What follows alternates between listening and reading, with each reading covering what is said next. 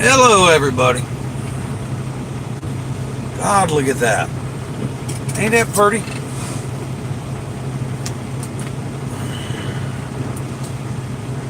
And if you listen closely, here, let me roll the windows down. I'm pretty sure they are tearing up the track over at the Talladega Dirt Track tonight.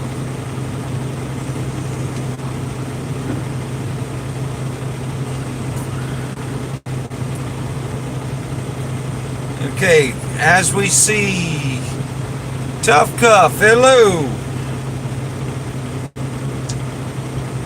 The white lights over on the left horizon. Those are the lights on top of the front stretch grandstands. Okay, we are positioned in the Talladega Airport at the moment. Okay, the road we're on is actually a taxiway, I guess, or maybe it's just a road that fuel trucks use or something. Now that I think about it, it ain't got no lights on it. I guess it's not a taxiway. But yeah, that's where we're at.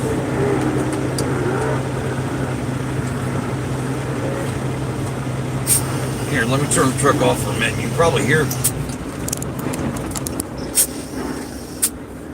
the race cars. They're, let's see, Talladega Short Track, which is a high bank dirt track, is only about a quarter mile directly to our left.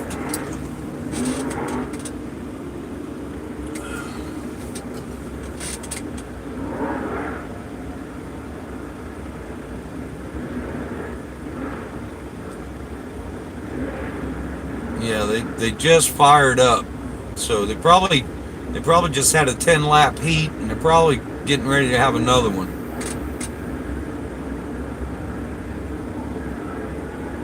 But you can hear them rumbling. It sounds like a fair field just idling around the track right now.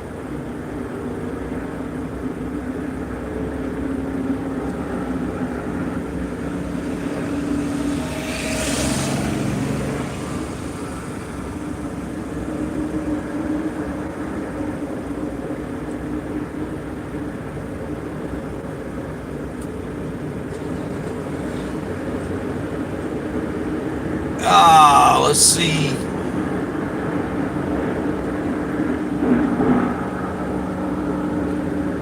We're following the 96 eventually. It's dark. I don't know where he's at. But the 15 is behind us, and because of the geometry of the garage, they will actually be in front of us in line. And so I'm going to wait for the 15 to come by, and then we'll just start keeping an eye out for Turtle into the 96. We'll latch on to the 15, but we'll just, hang back, and then eventually either Turtle will jump in front of us or come screaming up by us or whatever.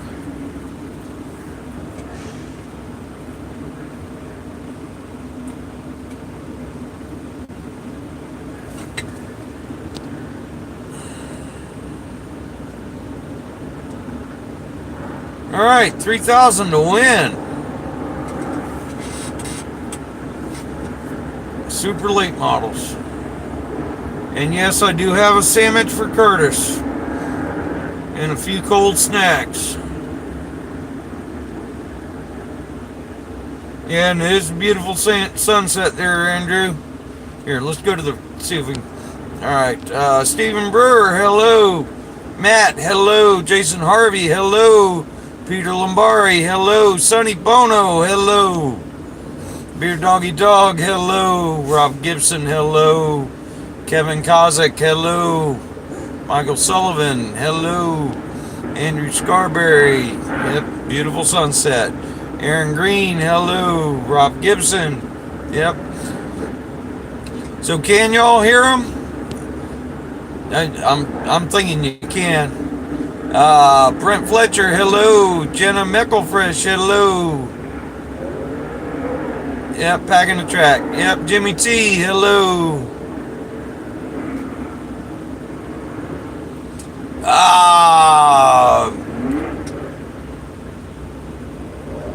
Constant dew drinker. Lights at the racetrack is always a good thing. And I already described what we're following there, Brent. And Billy's figuring on the schedule of the track. Tech and Gaming, hello. And yep, we got a sandwich. Rob Gibson, 3,000 to win. Oh, damn it, Dale. Okay. Yeah, alright, it's my fault. Brent Fletcher. Alright, 10-4, Brent. 10-4, and there's Miss Meg. Hey, darling, how you doing? Mark Teal, hello. Billy Goodman.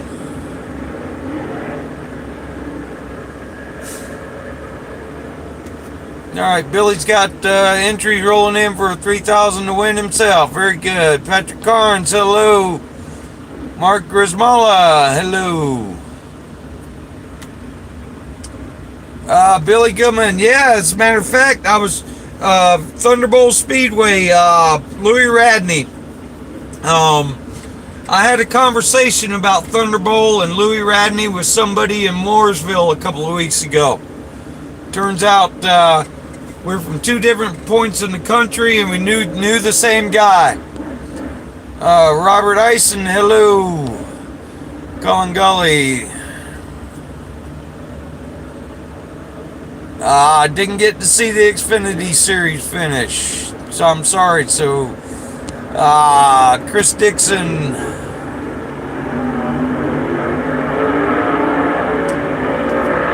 Chris Dixon.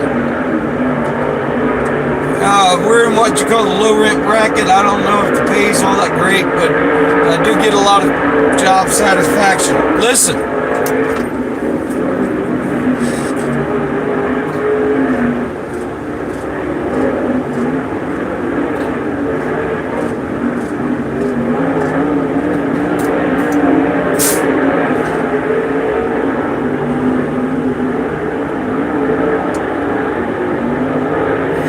Tearing it up out there. Alright, so let's see.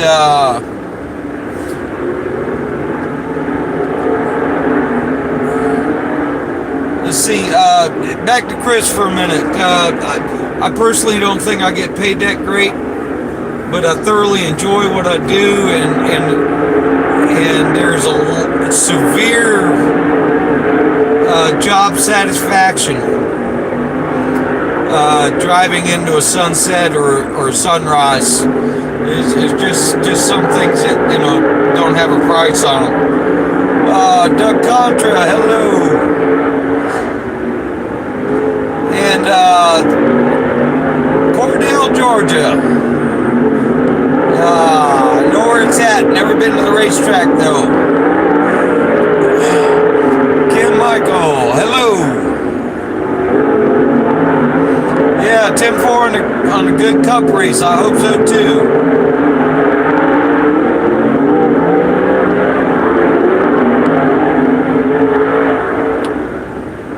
Yeah, it is sweet music. I love the sound of a unrestrained V8. Patrick Carnes, what's wrong with Red? Okay, I was just getting ready to say I expect Red's out there. Is he having issues? Colin, and guys, I got to tell you, Red Farmer is an amazing individual.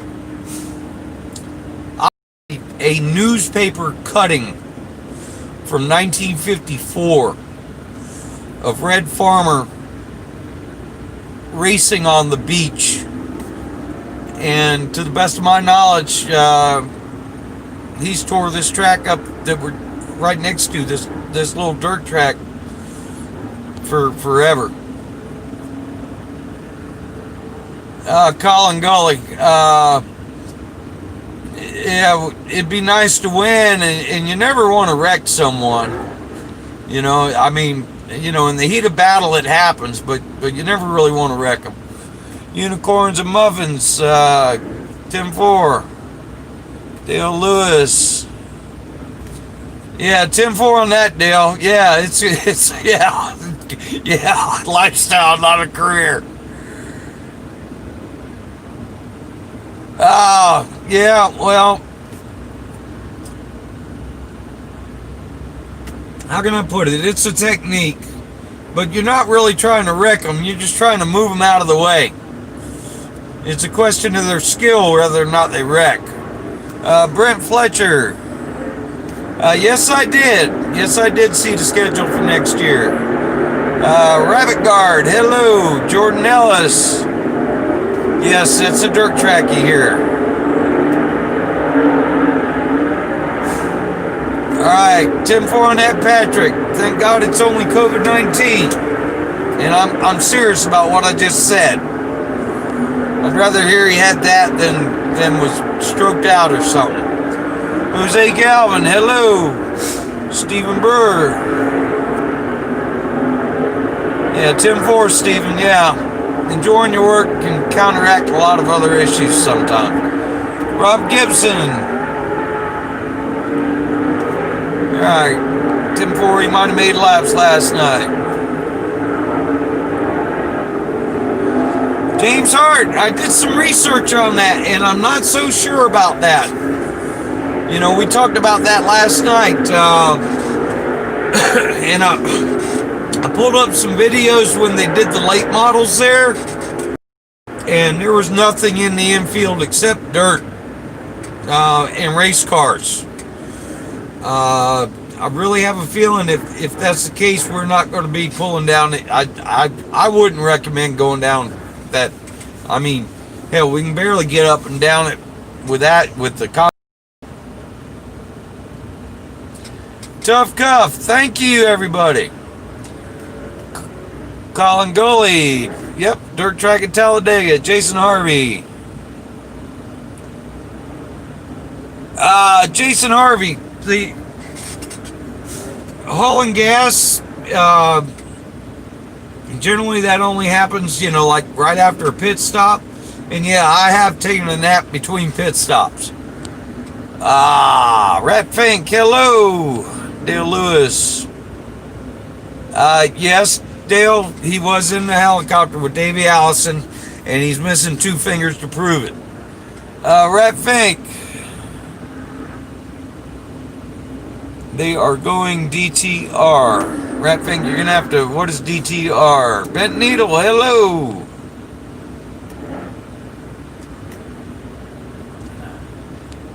James Cantonese, hello. Alright, that's the bottom of the list there. Alright, everybody's kind of starting to move.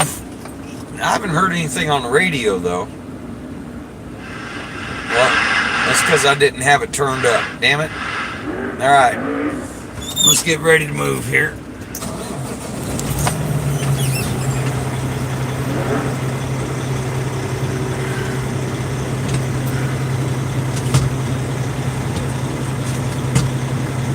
Oh, and I had to kick the damn show car off in somebody's front yard today.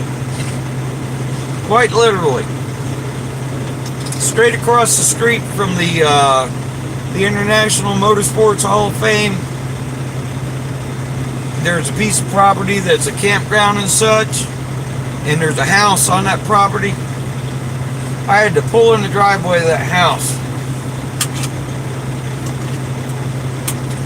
kick the damn show car out. Hey David, you got a copy of the 38. This is John with Champion with the Kip Colby bring the 51 hauler in. Behind you. Yeah, it's David at 38.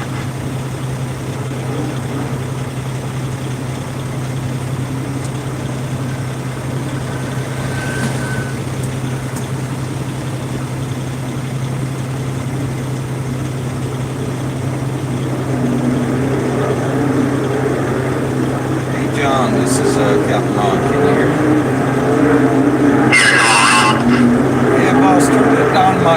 about 2 clicks here, please.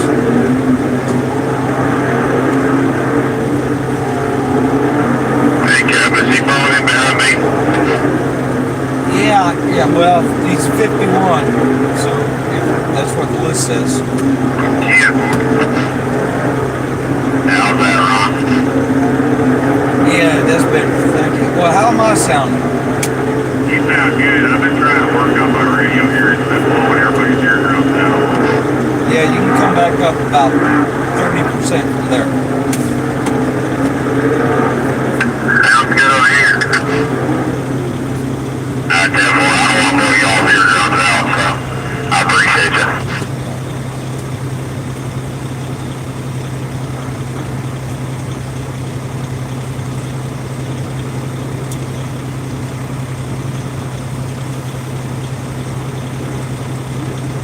Everybody, that 51, that's John. That's behind the checkered flag and such. Yeah, he called me earlier today. The 15's tractor blew up. Yeah. And I talked to Jeff, who's kind of in charge of that deal now, the director of transportation, and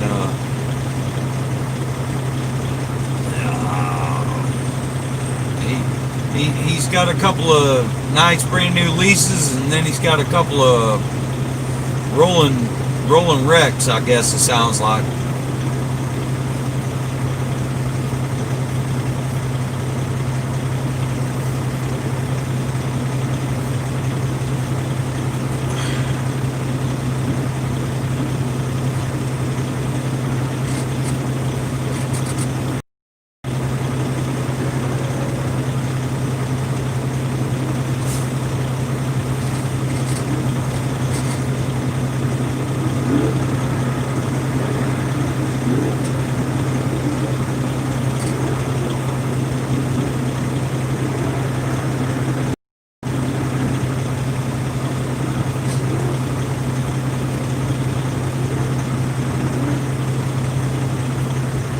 John?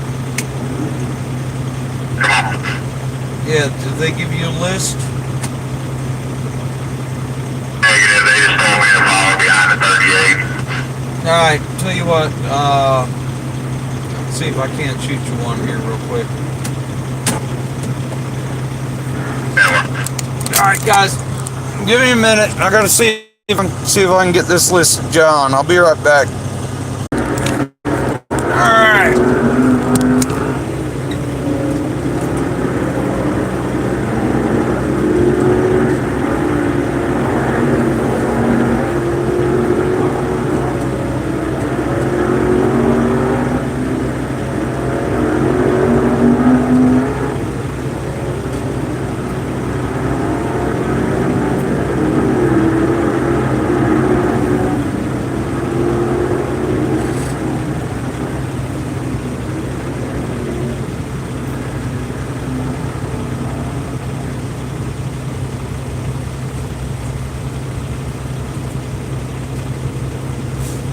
Alright, so we got John on the list.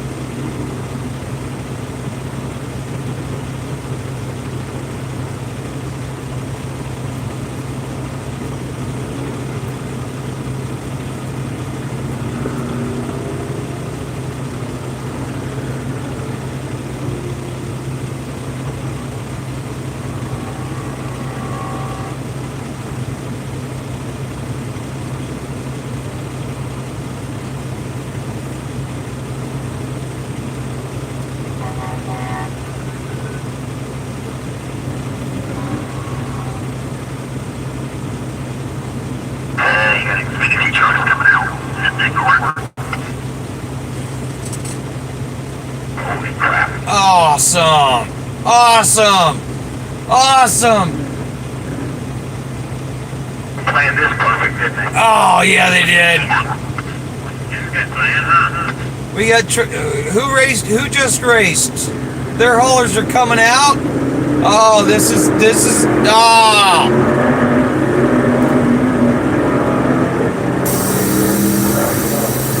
Dale, you gotta come back because you got room. We're off to the right. You need to back up, though. Got 100 trucks trying to enter. Oh, this is great. This is great. Please don't get out of the way, buddy. You want me to stay down here in the tunnel? I'm the last one. I'm sitting in the middle of the tunnel. I'd say clear the tunnel out. Come on out. Okay. Sitting in the tunnel like a mole. Just stay down there a minute. Unless you want to get stuck on this hill. Yeah, 10-4. Warren, you got room back there? Yeah, I think so. Mitchell, can you slide up just a little bit? Here, let's see if we can.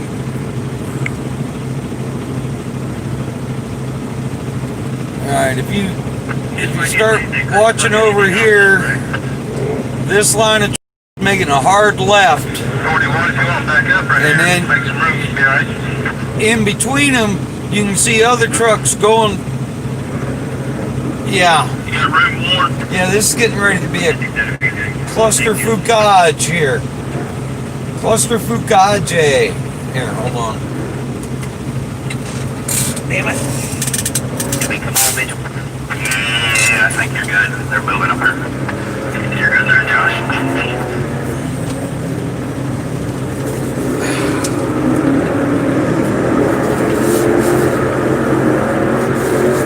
And everybody coming out, or just y'all three? Everybody. No, I'm the last one. They stopped the one truck. I'm the last one. Oh, God. Oh, God. Good job, Bossy. Good Had a job. couple cars get out of here, so we can move again. Good job, Bossy. Yeah, buddy. Here, hold on. I'm all bigger for you. Sorry. Yeah? Way to go, Bugsy. Bugsy. Yeah. Ain't talked to Bugsy in a while. Yeah, be careful. The scary part is that's Clinton, Alabama's finest. You won't see from Alabama. Ah, sure, that's where I had it, Clinton, Alabama, come on. Looking good, Bugsy. Thank you, buddy. Y'all too, good luck to everybody tomorrow. Y'all be careful.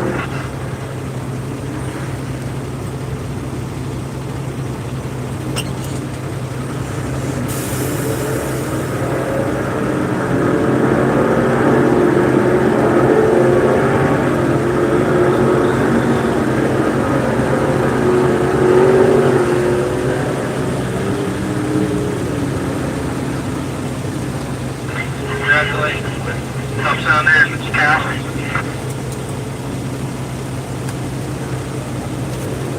Right there, Leonard. Surprised you're able to keep quiet during that whole ordeal. Congratulations.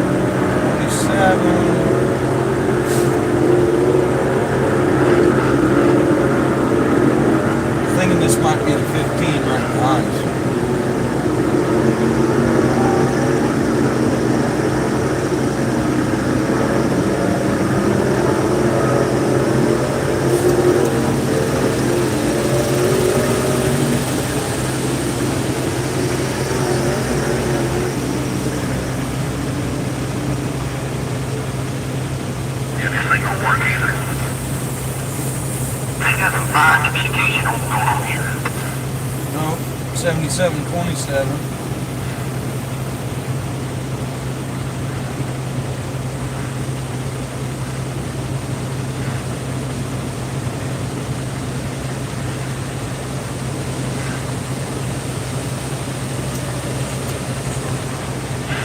Sorry, you got 2 cars coming out.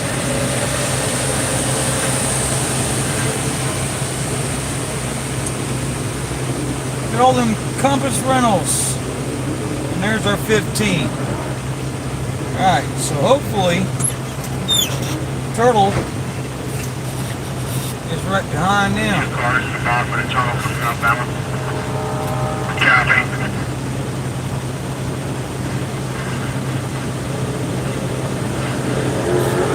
Can't tell if that's Turtle, yeah? Yep, that's Turtle. Alright. Here we go.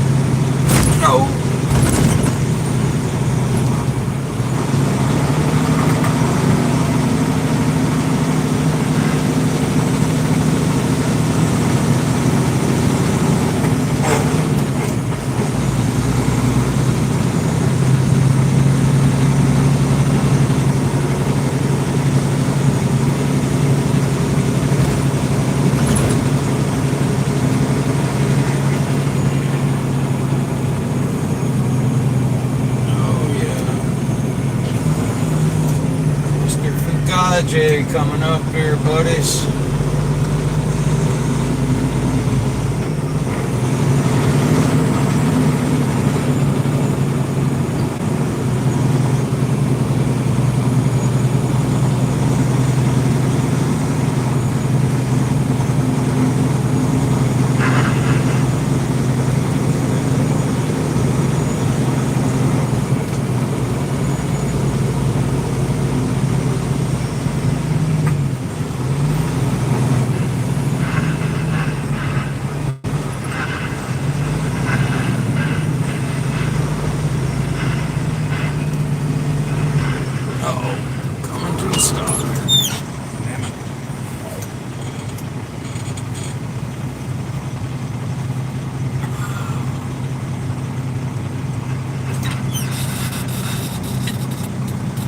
Nobody's stepping out and telling me not to block this intersection. Here we go. They're moving. Anyway, all the trucks trying to get out are to our right here at this intersection.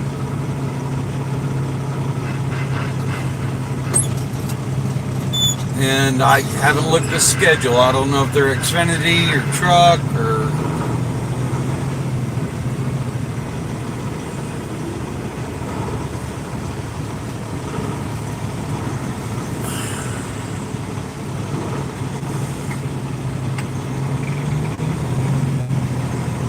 Car coming up when you got the flag.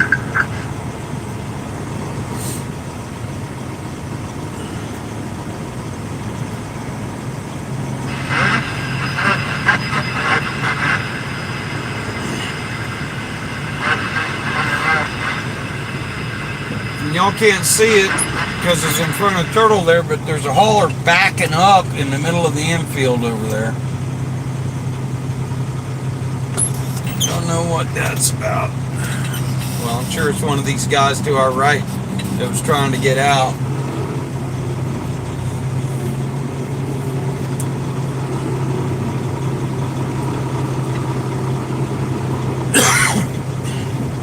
And they're tearing it up again at the short track.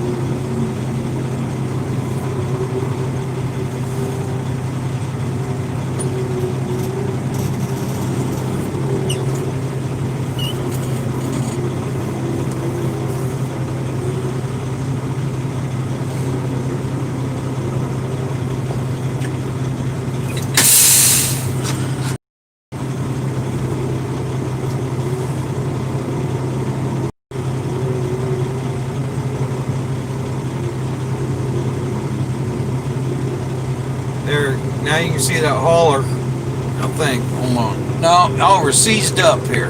Damn it. Hold on.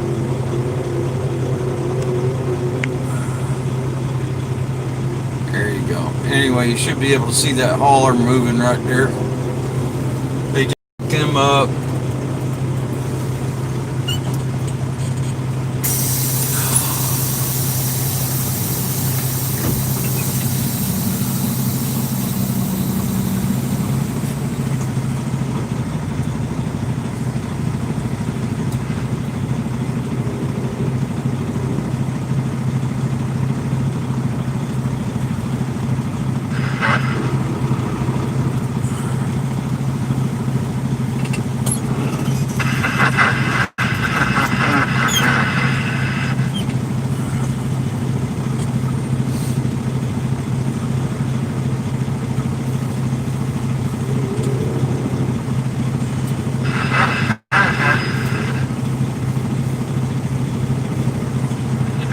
Down your left side, you can't get to it.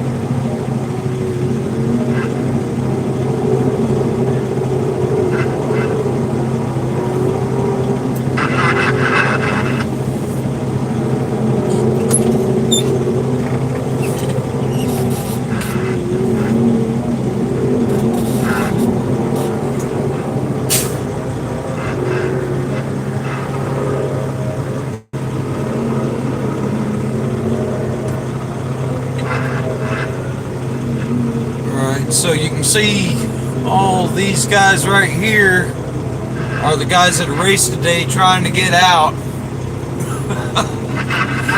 Yeah, whoever scheduled this messed up. Okay, but this is a prime example. Every once in a while, you'll see us at some tracks.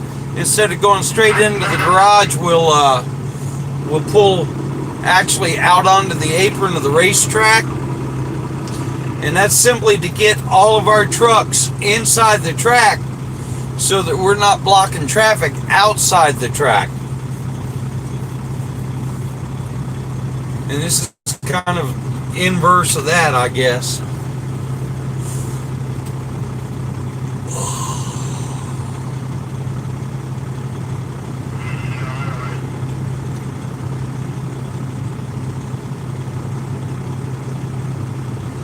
Tell you what, I need something to drink, and it's in the back. We get stopped here. I'm gonna step out and get me a soda.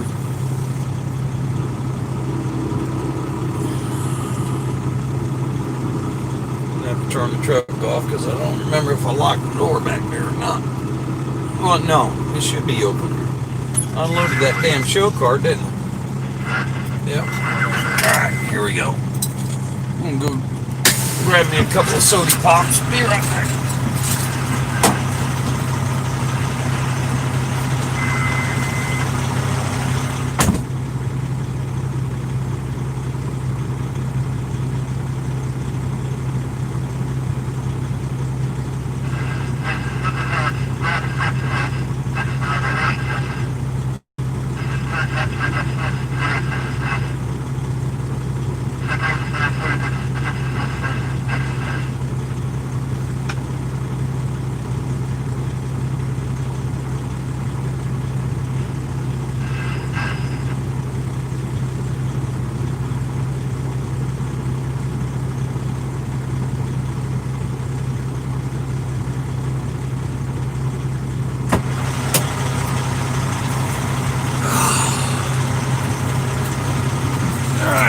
And yes, I have a fridge, but it's very small and it's full of Subway sandwiches.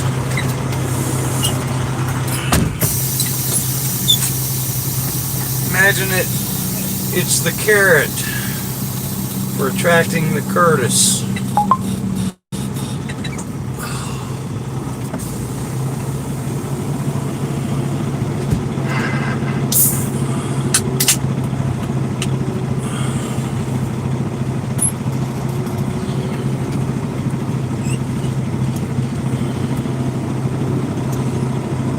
Is Meg still here by chance?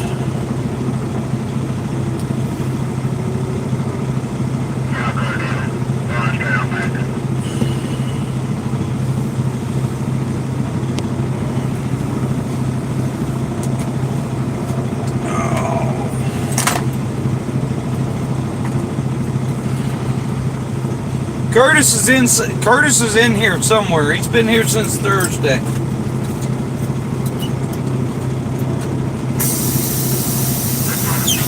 Alright. Meg, did you get the picture?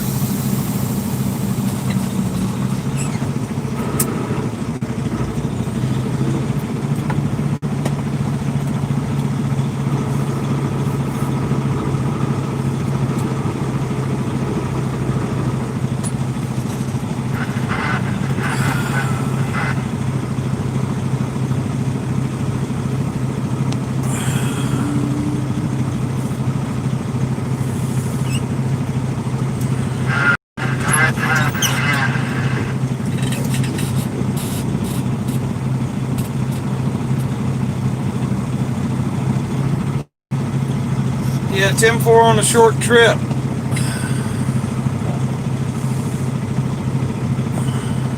Actually got to take the truck in for service.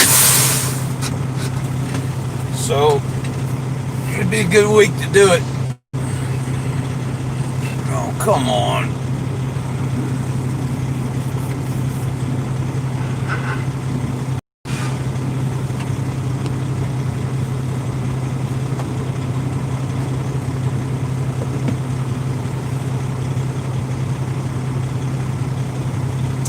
10-4 on that, Meg. Got to remember, though. How's that go? I don't... for each sunny day, a little rain must fall.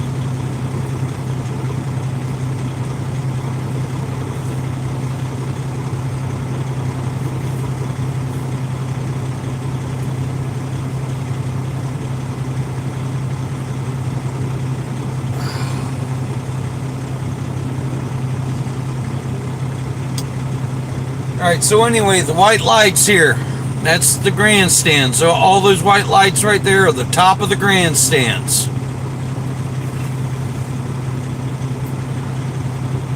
Just trying to get y'all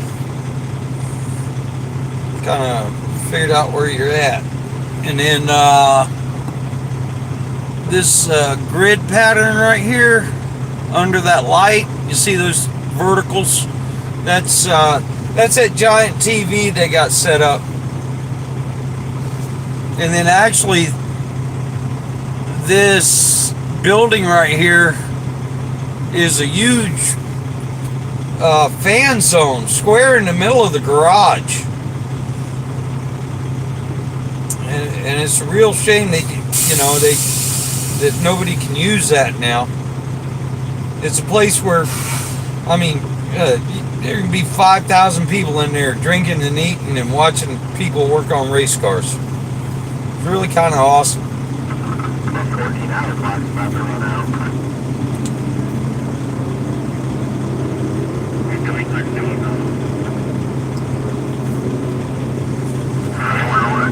Oh, why'd you have to mention that? Damn log. Yeah. Well, I started my break like 10 hours ago. So I should be driving. Let's see what this thing.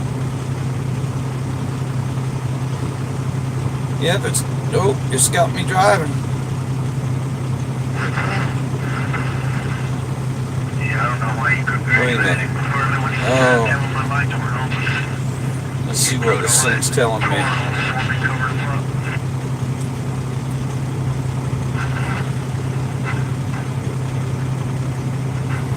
Nope, that's the wrong day. Hold on.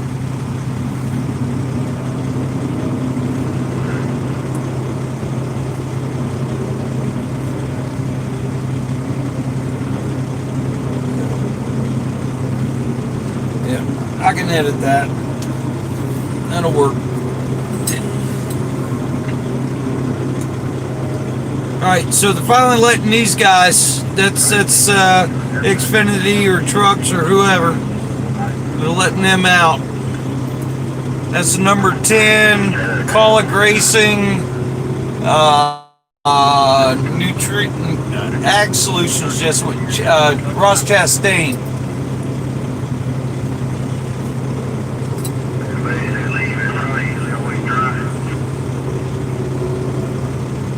Looks like Xfinity haulers.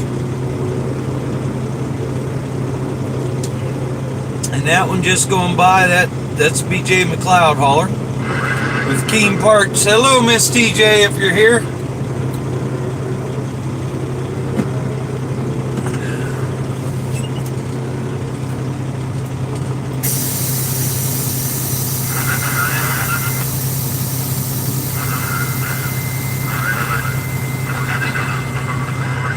Gilla Gorilla, good evening to you.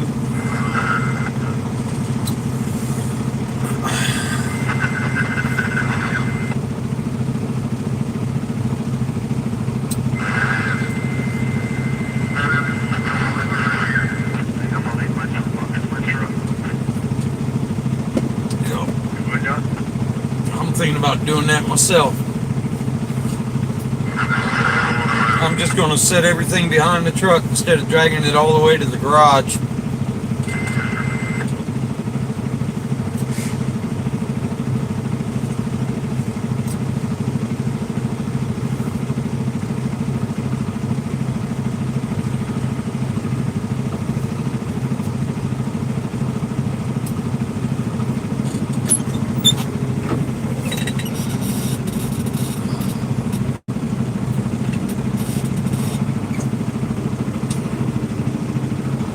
Come on, why does this thing keep...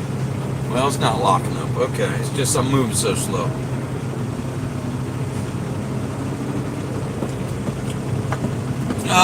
Gerald, I slept in the truck last night.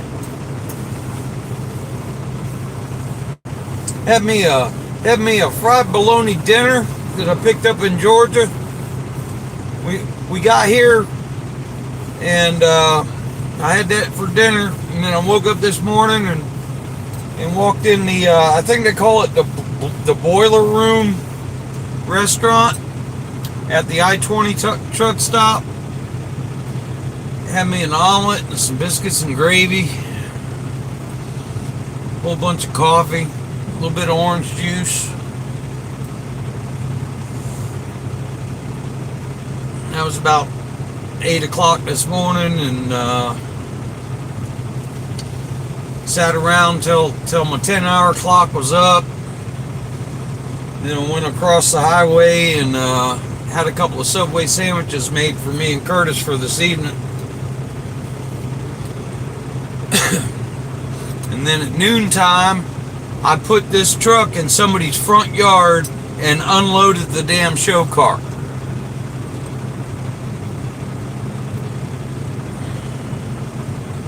Whoa, whoa.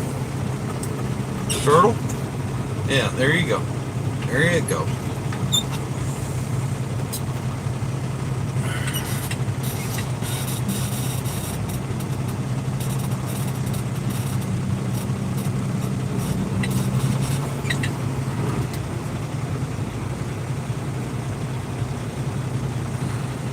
Yep, between the ditches. Yes, ma'am.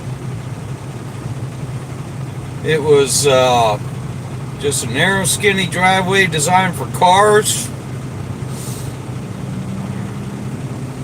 Initially, I was worried about possibly cracking the concrete, but considering my options, I finally said, "This here we go."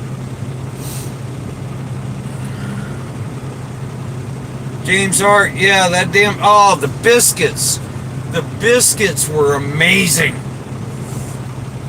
And they were really behind the ball. It took them an hour to bring me my breakfast. But I wasn't about to complain because COVID's got that place so screwed up. There's only so many seats. You was lined up with that pole the last time. And actually the only seat they had when I got there was the bar, and they only had one seat at the bar. Okay, and I'm talking a 12-foot long bar. And so yeah, I was proud when they brought me that breakfast. Yeah. Yeah, and the biscuits were just amazing. They were just, they were right there. Flaky and fresh and crumbly and just awesome biscuits. A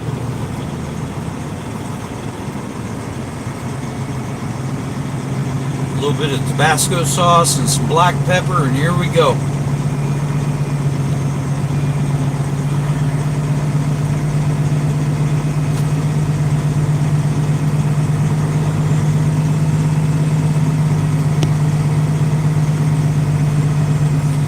Yeah, there's a couple. And actually, Talladega Boulevard from here, I wouldn't use the term well populated, but there's more than I would expect there.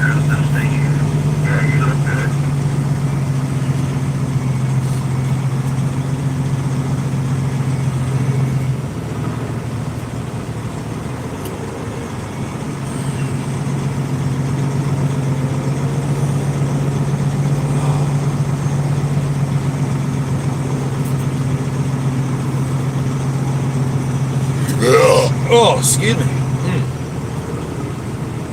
Coke does that to me.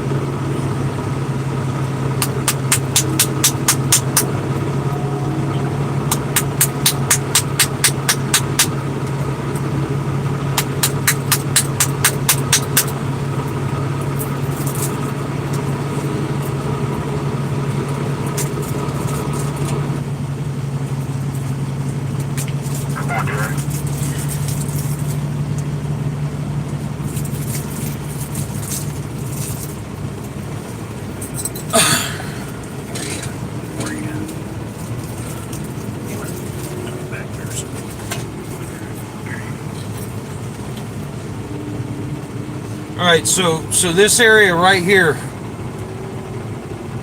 I guess you'd call it the horizon right now. That's Talladega Boulevard.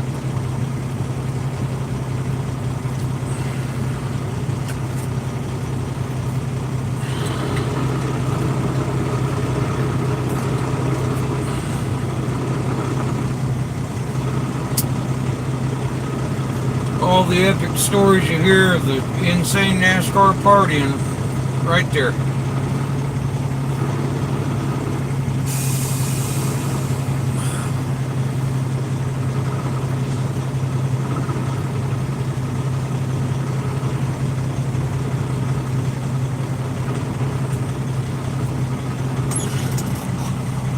Who was it?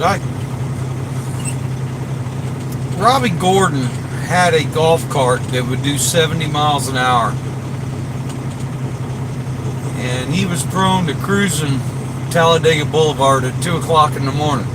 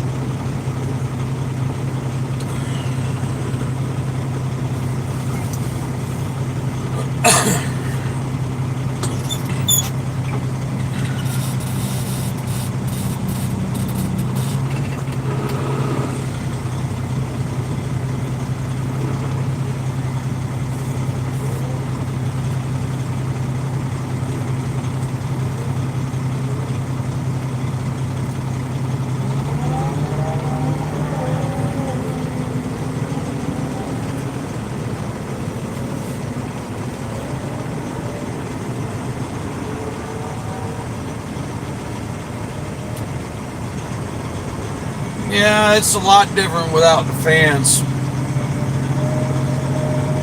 I'll be honest with you, I miss tripping over them in the garage.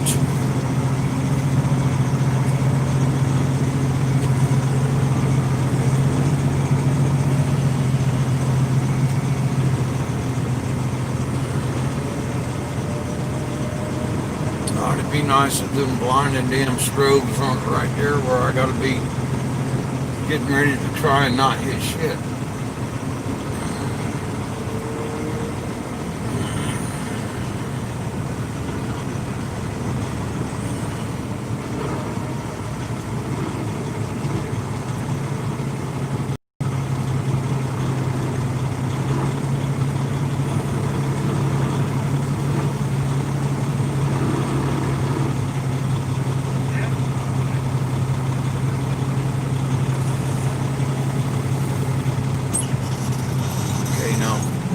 Say somebody was just parked in here. Alright. You see all the porta-johns lined up on the fence there. And then there's a bunch of porta-johns lined up on the fence here. Those Xfinity guys probably just pulled out of this lot right here.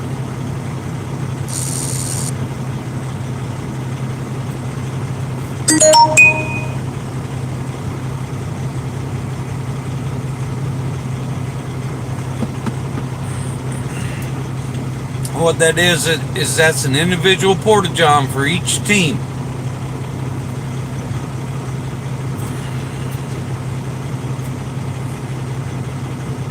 When we get inside here, we'll probably see the same thing for us.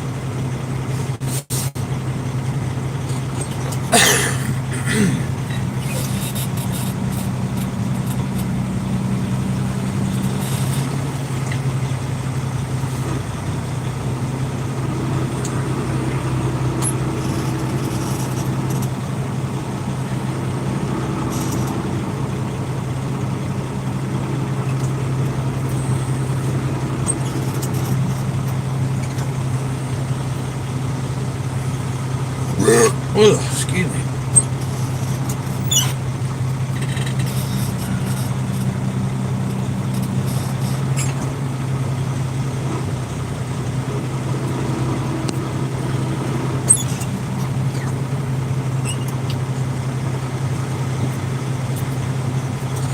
Blue Peterbilt behind me. Now I see the 13 behind me. Okay, you're talking about John, probably. Yeah, he's. I don't have the list in front of me, so. And actually, he's probably not behind me. He's probably. I'm going to say. He's ahead of us. Because he was supposed to be behind the 38.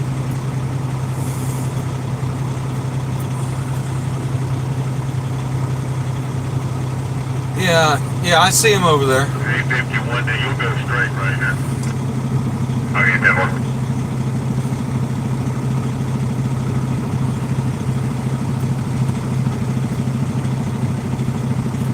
This is probably John's first. How can I put it? He's been striving to get on with the team, and I actually I got him and Jeff together. Jeff's in charge of Rick Ware's stuff, so they've got each other's phone numbers.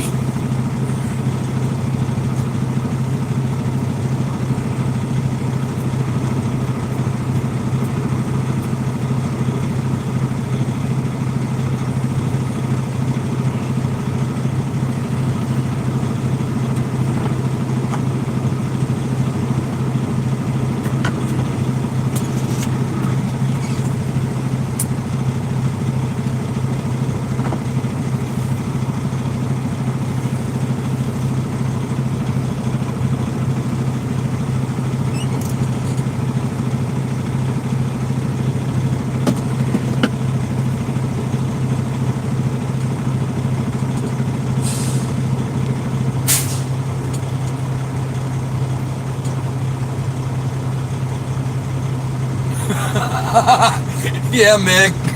If they leave a mess, I got you. And yes, ma'am, the lights are shining tonight. Man, Curtis is probably, well, it's late in the evening. He probably found a place to hide. Plans with me. He wants me to follow around. I'm thinking if anywhere, he's probably hanging out at the Goodyear trailer drinking coffee.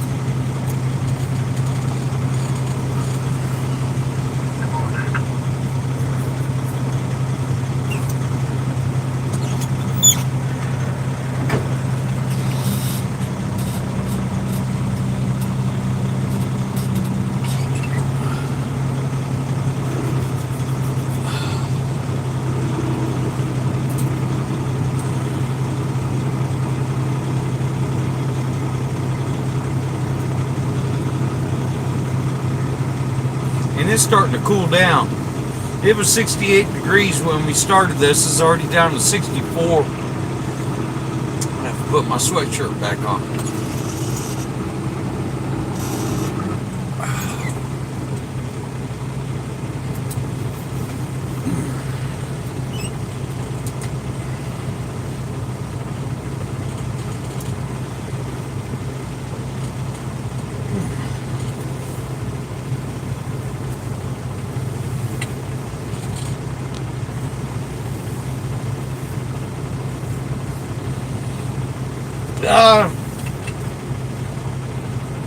Now, Curtis, how can I put it?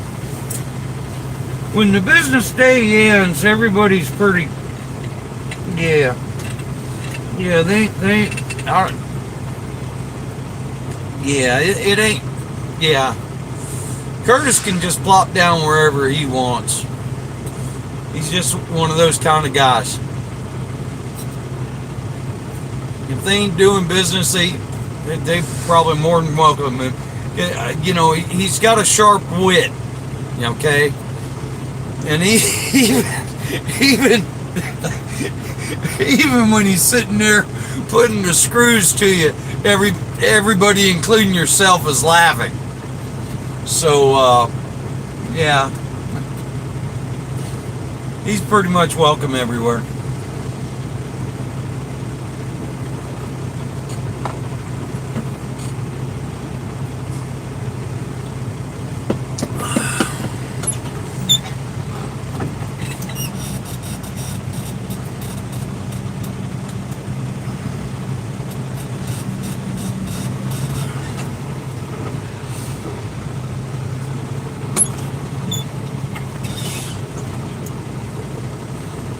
you doing this evening? All right, how you doing? Oh, we're getting there. I heard that, yeah. Yeah. You got 3 minutes. Sir, You ready to go to bed, ain't you? we gotta unload these things first. What? Yeah. Yeah. Dang. Yeah, you hang around and watch.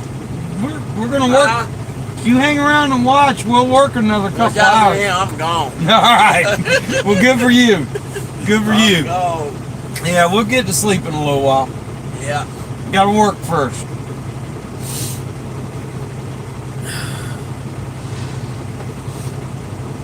Y'all sleep all day tomorrow while the race going against you. No, I gotta work during the race. Oh, yeah? Yeah, I run fuel.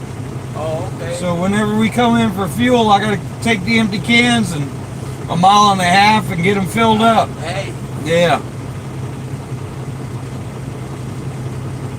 We'll get it done though. Oh, yeah. Yep.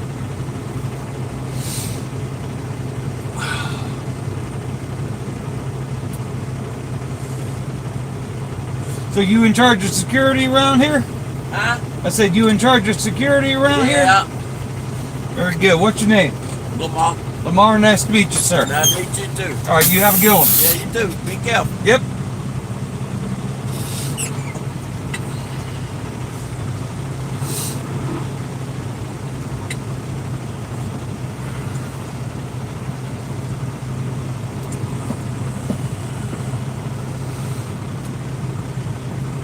Always good to put it, how can I put it?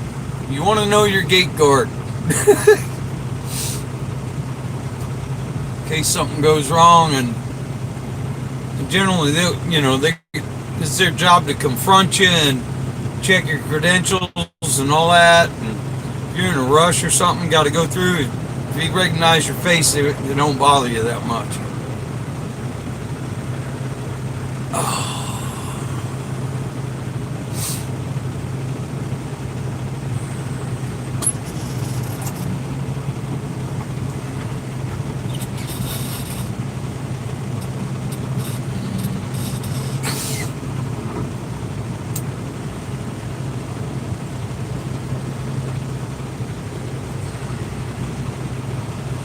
Alright, so this is a deal where they've got trucks parking between the lines, and then every other truck straddles the line.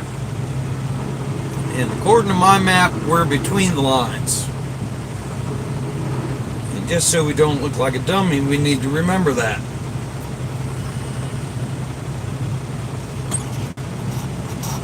Even got a text pointing out we need to remember that.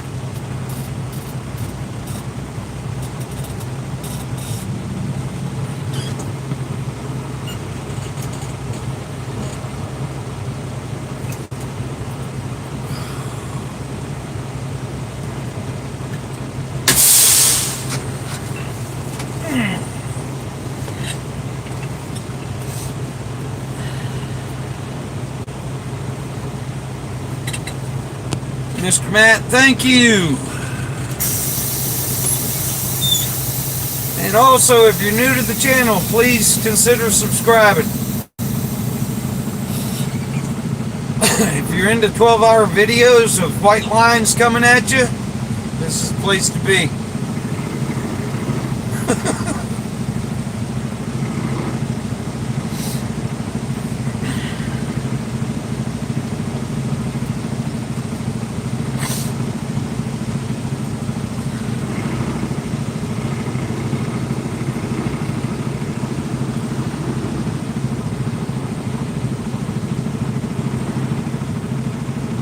Jason Harvey, thank you.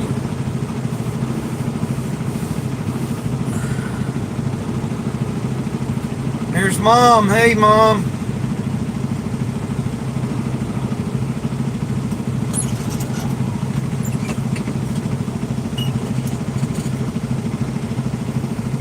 Yep, don't forget John's channel.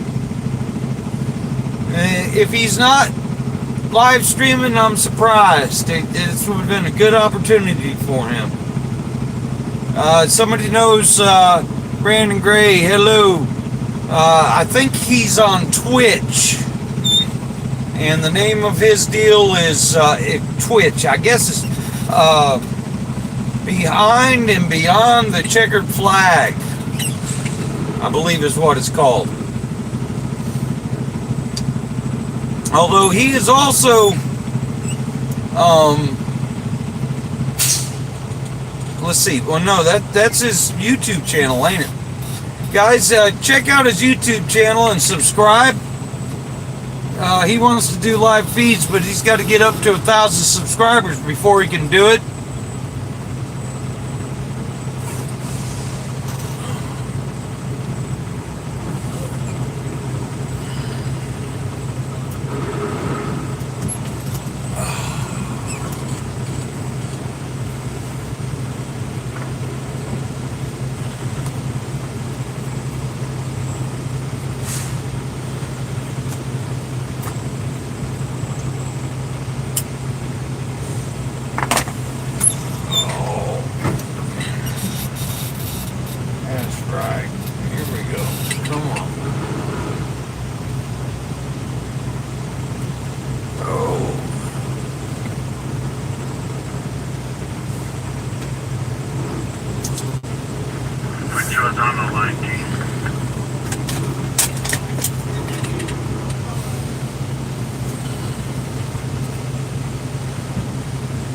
Hey, John!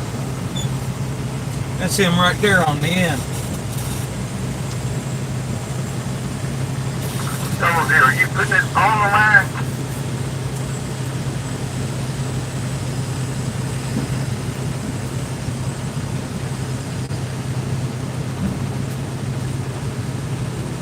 Yeah, that was John right there on the end there. Over here.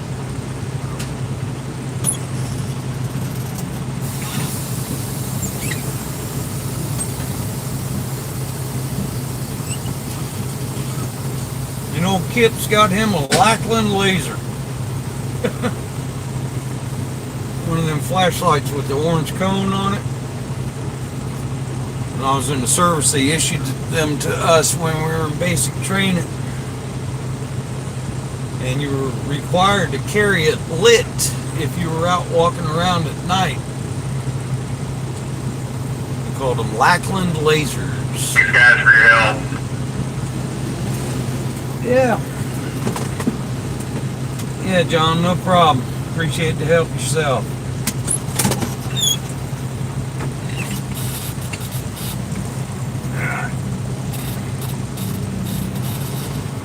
He's already out from underneath that trailer and gone.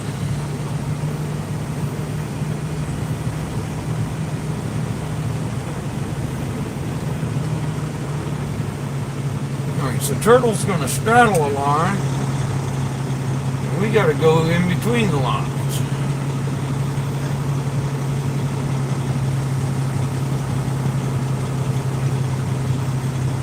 Here's Mr. Kid.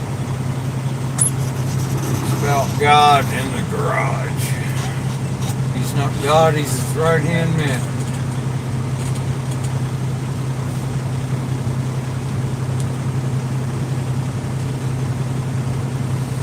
What you call him? The garage steward, I guess you would call him.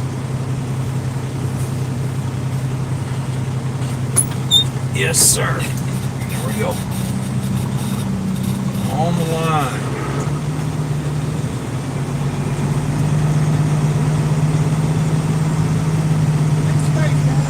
Between the lines. Between the lines. Yes, sir.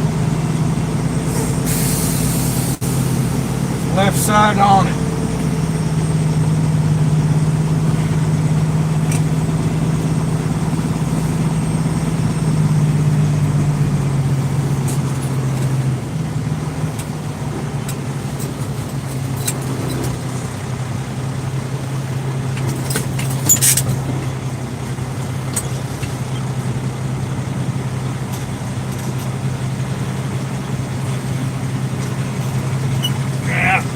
Take another bite.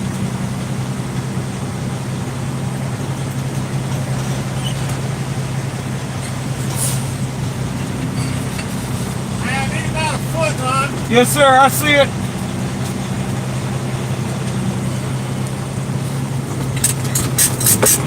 Come All on. right, chase it. That's all I got. That's all I got.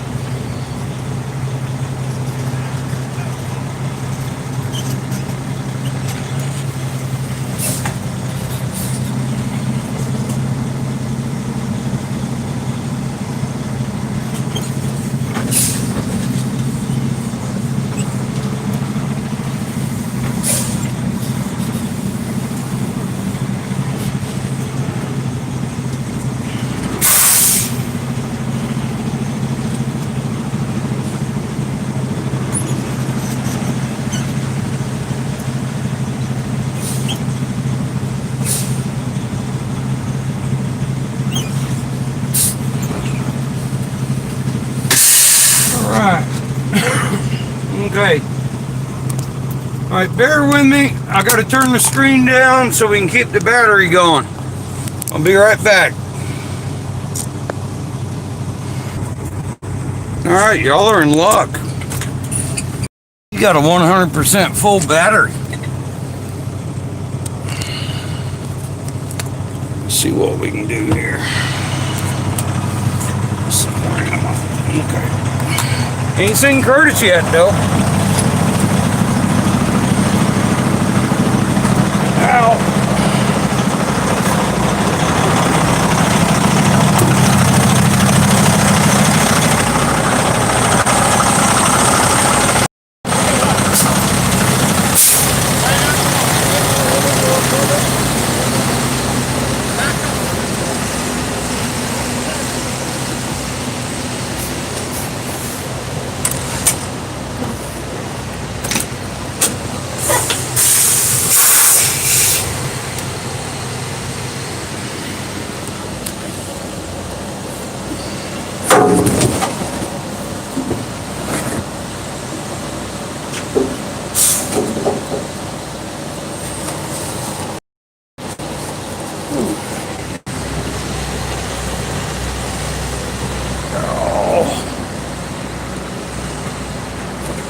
Curtis! Curtis! Where are you, Curtis?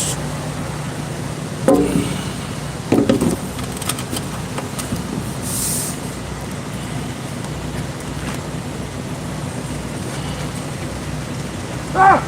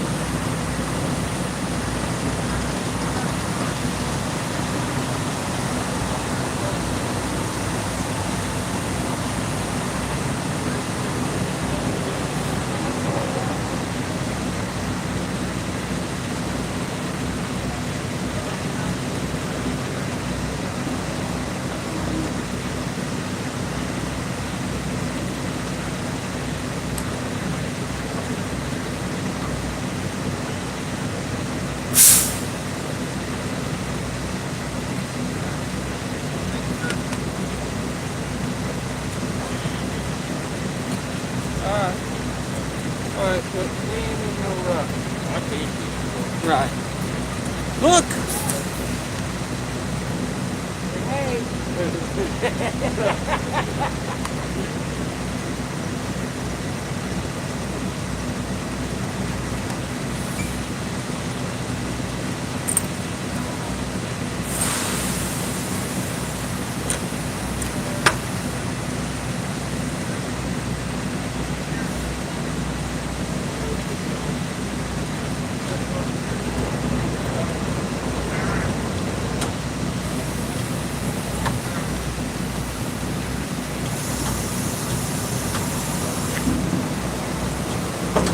What are you doing, Randy? Work, sleep, work. Wait a minute, hold on. Yeah, hold on. I got the wrong steps here. Cowboy gets parked, I'll go ahead and start. All right, thank you.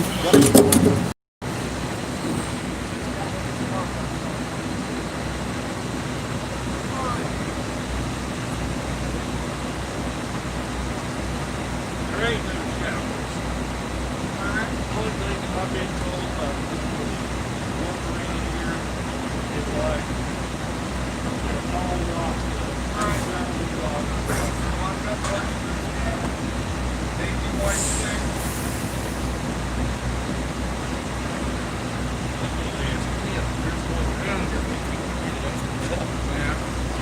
He just went this way. Okay, and towards that end, probably out in that back hole parking. Yeah. Yeah.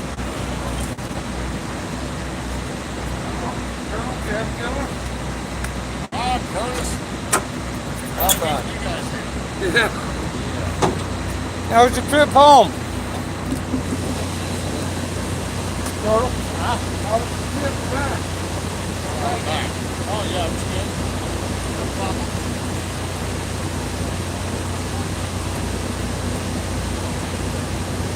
You hit a haboo. Bottom.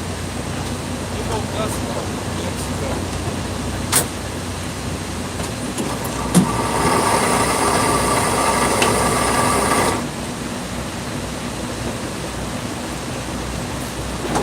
Let me go get my goddamn mask.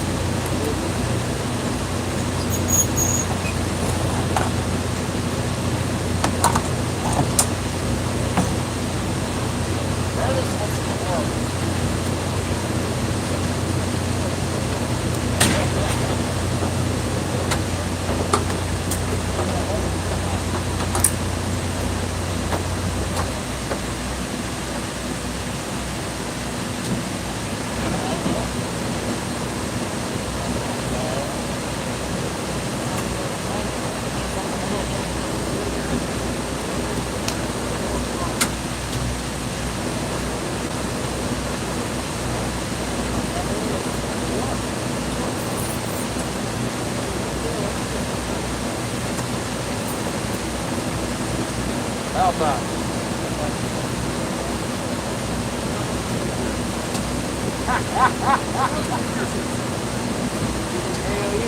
Hey, I set the show car down in somebody's front yard. Good. Yeah.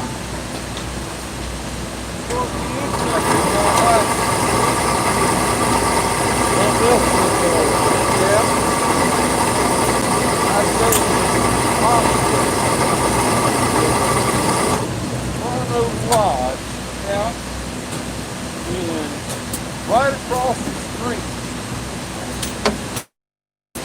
there's a liquor store. Oh, hell yeah! Well, guess what's parked out in front of the liquor store? Great big huge truck, 20 bucks.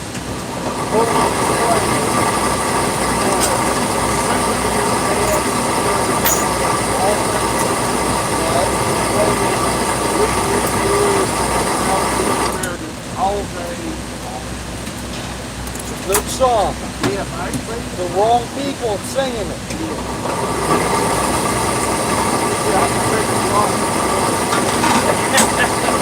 I walked down there and looked for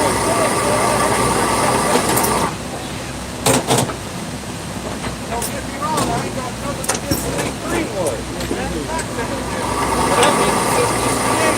I figured the show car might show up there.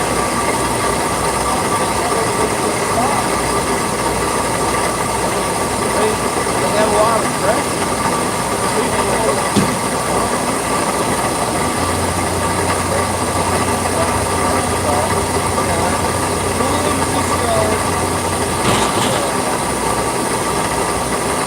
The driveway beside my car, and there's a ditch.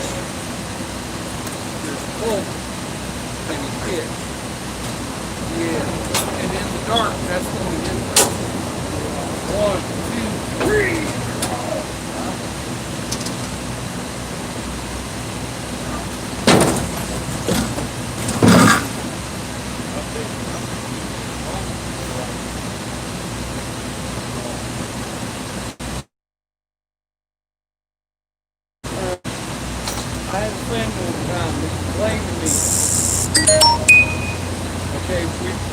mechanics.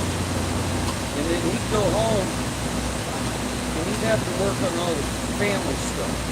You know, extended family, cousins, sister-in-law, neighbors. And I told him, I said, are you charging them any money? He goes, yeah. I said, raise your rates. About a month later, he come back. He goes, Ron, I got to go fishing last week. And I'm like, yeah. He goes, I did what you said. Raise the damn rates.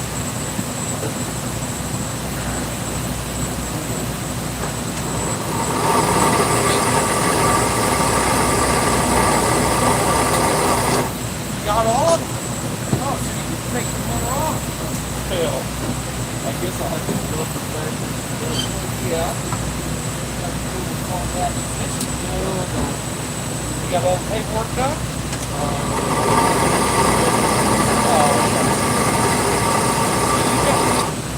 Yeah. Except for a little bit of extra charge tomorrow. You didn't have to do that.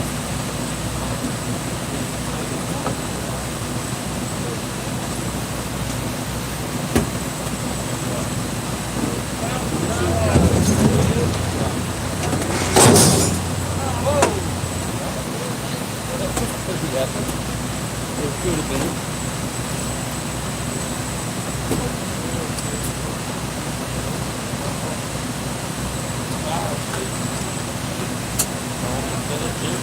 It wasn't easy.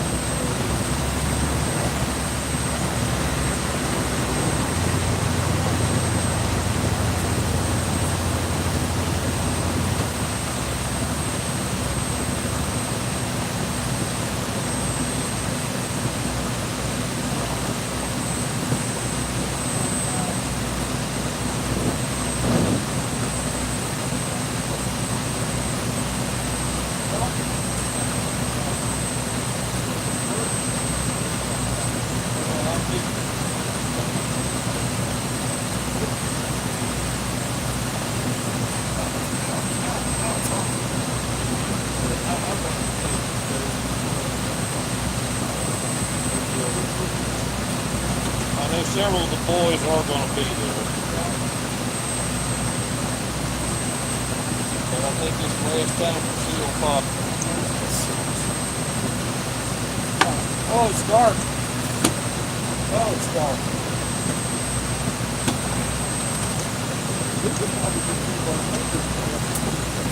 Okay, all right, whatever.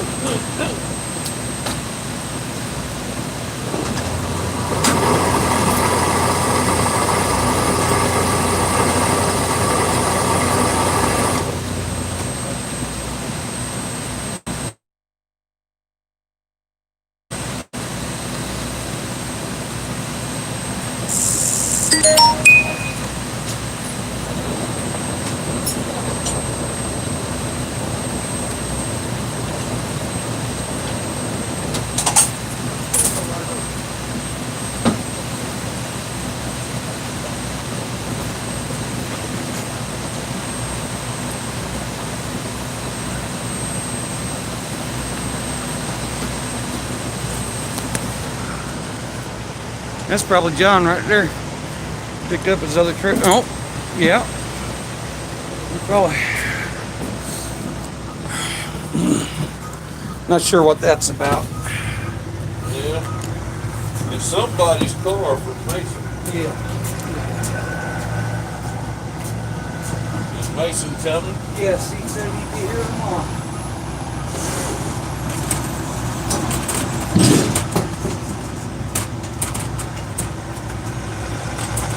Ow! Damn it!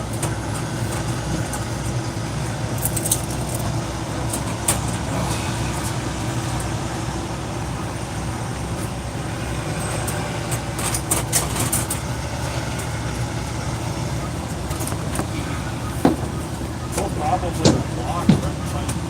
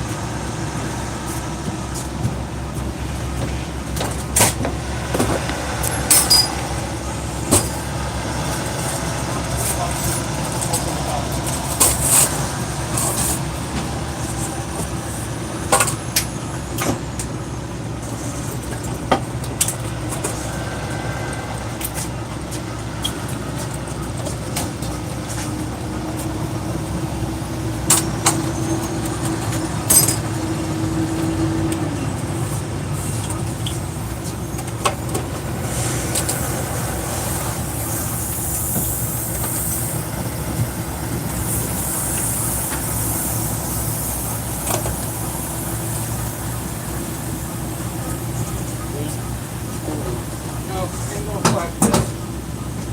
Let me dump the suspension. Good idea. Yeah.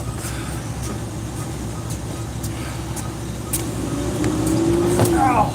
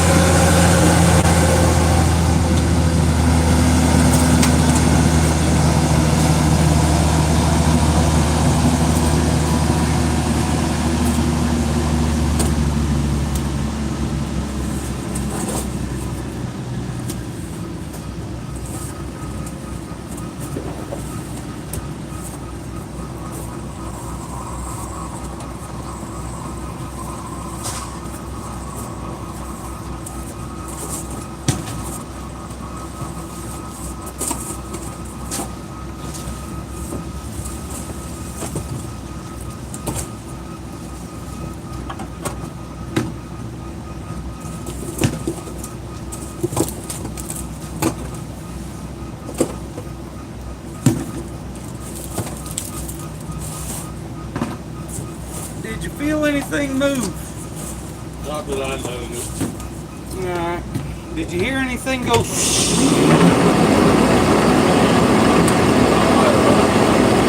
Huh? Might have hurt.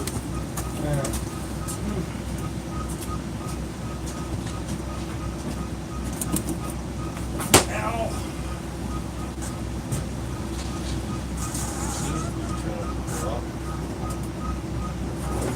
Thank you for the end, George.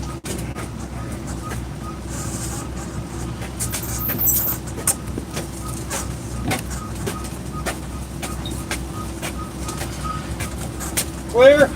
Yeah, come on. Alright.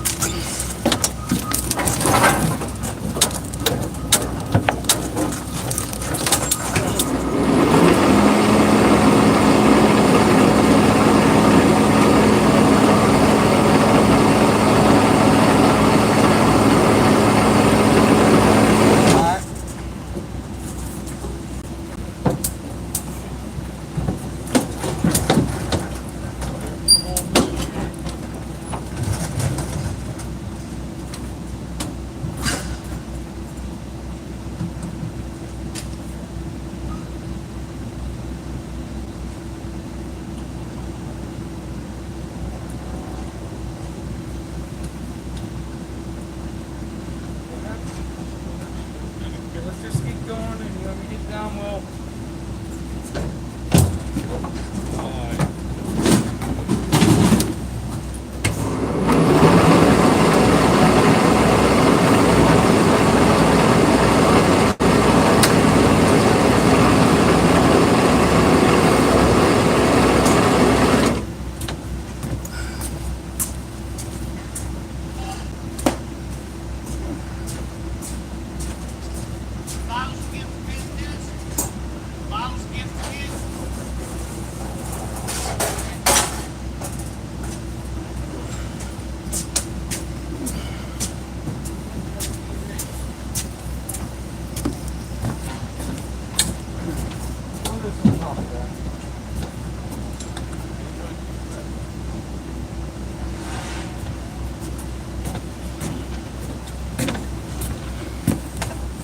Did you make some coffee? You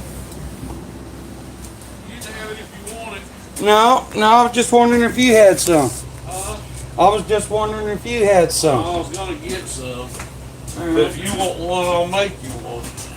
Yeah, might as well. Alright. Got to be awake to enjoy the beer, right? Yeah. But I guess I ain't had a coffee and I don't know when today. And you got a pot of the Goodyear kit? I didn't hit them up. Yeah. They got it. Yeah. Hell, I was too damn busy to get it. Yeah.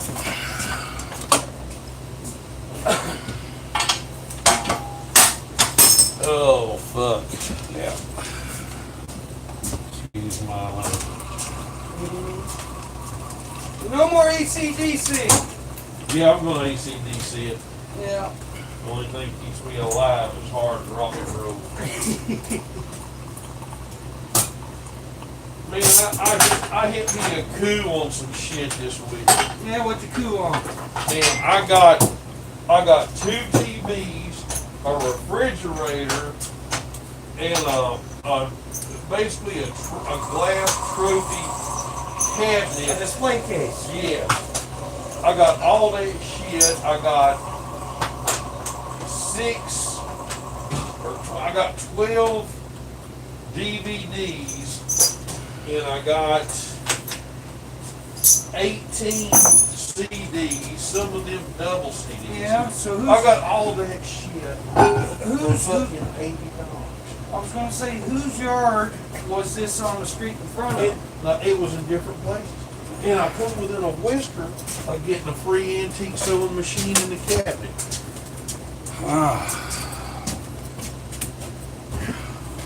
Did you put my sugar in there? I did. I Thank did. I was ready. Thank you. Man, I was a madman. I was turning out. Yeah. So what, were you at the swap meet or what? I was just at different places. Yeah. All right, they're still here. You know, we got this radio show down there in Monroe. Oh, your swap meet show? Yeah. Yeah. And I picked up the TVs on there. A woman called. She said, we just got some new flat screens. And she said, I got a couple of TVs, and they're free. And I called them. Free? They were Wingate. They were right around the corner. Free? Yeah. I got a 36-inch. Yeah. And I got another one. I don't know what it is, a smaller unit. But yeah, I'll take those. So I picked those Did you up. flip them yet? I might keep them. Yeah. I might keep them. And then I got a refrigerator. Guy he calls up and he's like, he's on the same show. He's got a refrigerator that he just needs gone. He said he said it's a nice one, but it's in my shop, and I'm cleaning out everything in my shop, getting rid of it. Does it work? Yes, he said works good, looks good. He said I'll take $30 for it. I called him up. I said I'm on my way. Hold it. $30. $30. Yeah. Well, then the Habitat store, they get all these cabinets and hutches and stuff. Yeah. Well, they got one that I liked, and it was way too high. The display case? Yeah, it was $175. Right. And I said, no, that's way too much. I said, Right. I told the old lady, I said, they'll come down. Mm-hmm. Well, then they come down to $145. Mm-hmm. Well, then they come down again. Well, I happened to be in there, and they had a sign up. All that stuff was 65% off. I got it for $45. I said, Alright. I'll take it. Score! So yeah, man, I've been hitting deals like crazy. The thing is, like, and of course, I ain't strong enough to do it because the huts, the display on about killed me. It's heavy. But they had probably 9 or 10 things like that for china cabinets or displays. Cheap money. I mean, if you was stout enough and had a truck and move all that, you could open a furniture store. Yeah, yeah. But they got a truckload of office furniture coming in, and they had to clear out that section. Man. So they just chopped it down. Yeah. I'm like, yeah, I'll do that. Very good. I got my old handyman came over and helped me unload it. Yeah. The refrigerator. Does it get light in it and all that? Yeah. Now, is it a corner piece or? No, it's a big. So it's like a big china display cabinet. Everything's glass, and then down here, the bottom is glass on each side. Is it like wood or Yes. chrome? It's or wood. Wood. It's a heavy son of a gun. Mm-hmm. Mm-hmm. So you can put all your trophies in there? I'm gonna put some in there. I hadn't decided how I'm gonna do it yet, but yeah, I'm gonna do some stuff with it. Your doll collection and Yeah, all put that? my dog collection in there. Yeah, there you go. Yeah. You know, I could have had a dog collection. My grandmother was they were in the antique business. Yeah. And her thing was dolls. Oh, okay. And she had a boatload of antique collectible dolls. Yeah. It just wasn't my thing. Mm-hmm. Grandpa specialized in clocks, Yeah. which I got one of his clocks. Yeah.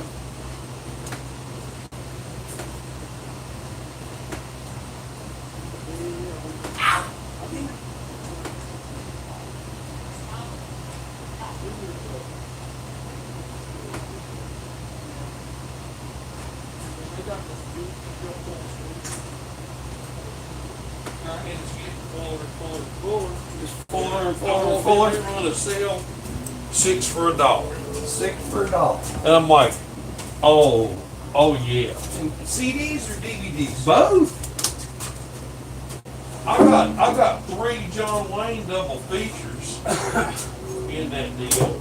Yeah. I got 12 movies and got 18 CDs. But see, a lot of that I'm going to sell as well. All right, were those double features, were they like movies or the serials? They were movies. Because he did serials to begin with. Yes. These are movies he did probably in the mid-30s to the early 40s. Yeah. I got those. I got some Clint Eastwood. Which, like I said, I'm going to sell that. I'll put that on the table with some stuff I got. Yeah. Because it'll bring a buck. Yeah.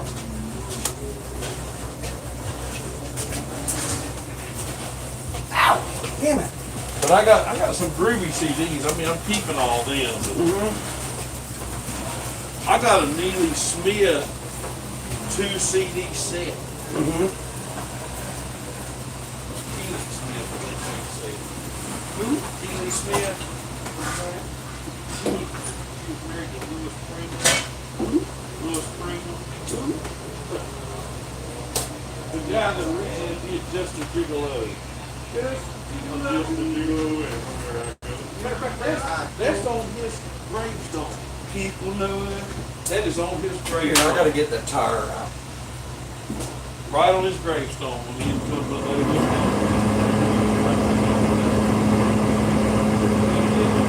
He's married like 6 times. He got divorced every time.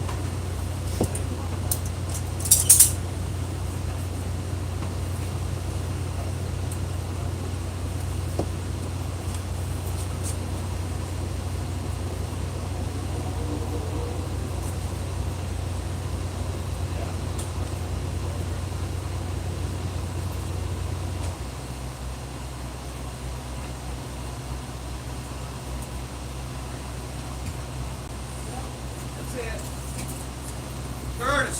Yo. Oh.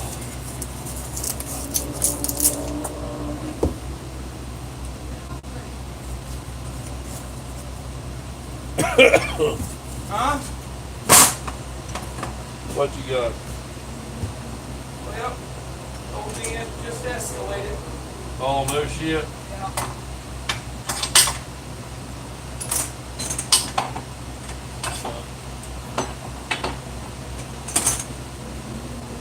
It's probably gonna be you, Randy, and John.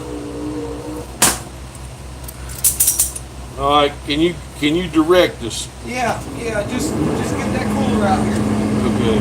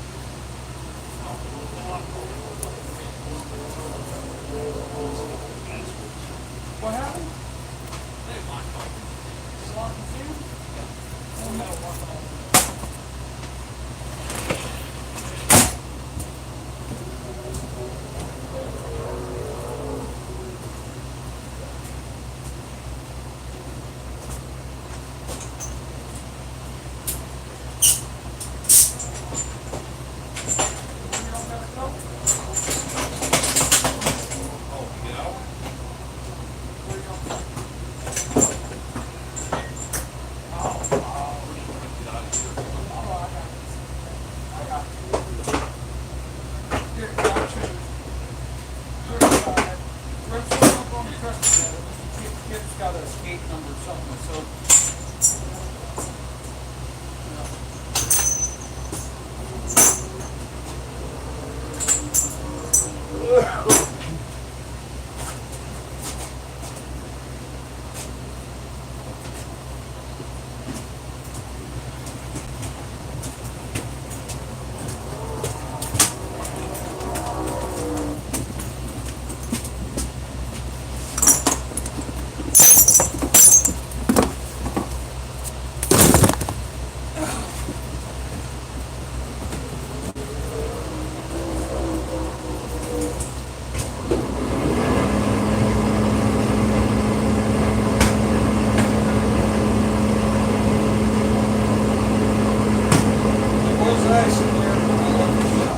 Yep.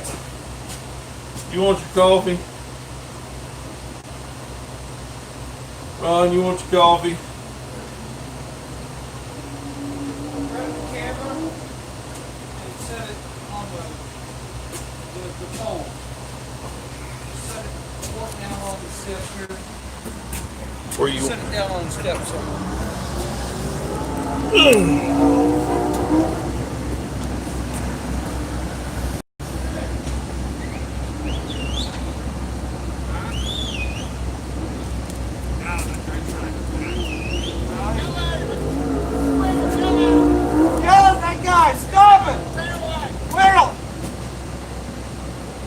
Nobody hear nothing. What are you trying to stop? The stealth bomber there. Yeah.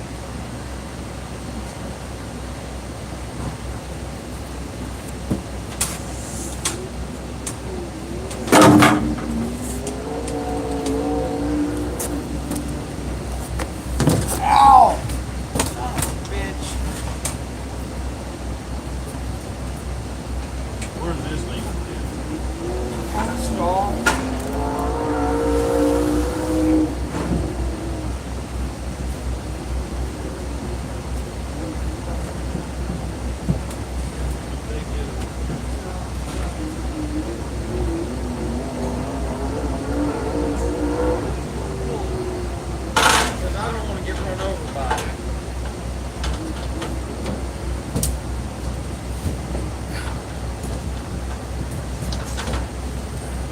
Have a call. Yeah, where is it? Alright. What have you done to your knee? Oh, it's God Almighty. I fell off a set of stairs in the dark when I lived in Valdosta. And I was 3 days into a 6-week grace period with a new job. And so I just kept going to work. And anyway, guys, bear with me. I gotta check something on the interweb, and then we'll be right back. It won't be 3 minutes. Sorry about that, guys. Anyway.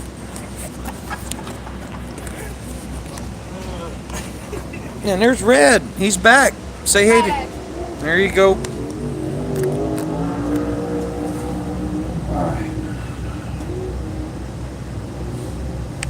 Me and Curtis have swapped positions for the evening, I think. Curtis is gonna schlep stuff out, and I'm gonna do some of his stuff around here. My knee's bugging the hell out of me.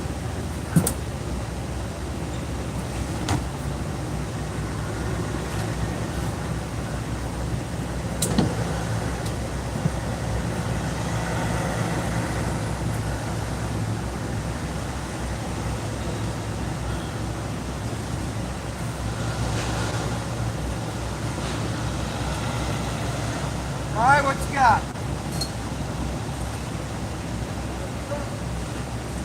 On the Chevy? All right, come over here so I don't have to yell at you.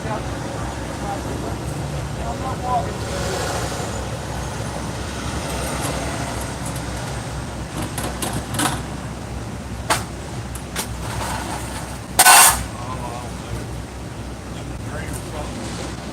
So, you know where Millbridge is, Here, right? hold on. I'm doing a live feed. You mind telling your story on the live feed? Sure, I do live feed. Okay, here, hold on. Hey, live feed. Live feed. Yeah, yeah. Here we go. JR is going to tell us a story. All right. Live feed here, baby. All right. So you know where Millbridge go-kart track Yeah. is there, right? Yeah, they're on 150. 150, yeah. So Yeah. me and my lovely wife went to watch my son's race. Okay. How many Monday, boys you got? 2 stepsons. Okay, how old are you? One's 30, other's 28, I think. Oh, so grown men racing go-karts. That's right. Okay, So- that's cool. That's cool. So I took my old C10 out, 70 C10. Right. Had a nice evening, watched the race, got in the truck, headed home. About half a mile from the racetrack, I hit the high beam switch and all the lights went off. So I drove 11 and a half miles with no lights, and I kept digging. Wife was just terrified. Okay, so you kicked it again and it didn't come back I on. was wearing the floorboard out. I was pulling the switch, hitting the switch, turning the switch. The little fuse on the switch. I don't know. Okay, I hadn't looked at it yet. I ain't had time to look at it. Is it an original truck? Yeah, that's the original switch. Okay, so So let me finish my story the though. fuse is on the switch Okay. up there under the dash. So I'm driving down the road and the parking lights are on, so that lit up enough of the white lines I could see. So I'm driving. So I come around the turn there where what's that farmer's market there? There's a elementary school right there. You headed towards Mooresville or Yeah, where? headed towards Mooresville. Okay. Anyway, there's an intersection there, Wiggins Road and 150. Okay. All right. Well, I come around the turn, still no lights, and there was a policeman sitting at the stop sign. Woo! So I said, Kathy, I said, we're gonna get pulled over. Yeah. I went right past him. He went across the intersection, went down Wiggins Road, and I just kept driving. So He was probably busy texting. So we got the 150 and 801. Yeah. I made a right, and everybody's flashing the lights at me like, you don't have no lights on. I said, duh, yeah. So thanks for your help. So another 2 miles up the road, I'm getting ready to turn into my lane to head to the house. And my wife said, "You got hazards that work on this truck?" And I said, "Sure do. Let me turn them on." I turned them on right at the driveway. I said, "Man, I wish I did that a long time ago. They're a lot brighter." Yeah. So, It's amazing when things go wrong how your brains just fall out of your ears. But I never slowed down. I was like, "She's going, we need to stop." I said, "Hon, I can't see the streets. I don't know where to stop." I mean, it was pitch black dark out there in the country. See, that's one of the neat things about old cars is the freaking stories. Oh yeah. Yeah. So now I gotta fix something there. Yeah. So Right. right. So like I said, the whole C10, if I'm not mistaken. Yeah. All right. That's still on the left, right? Right. The difference with the actual headlights. Oh.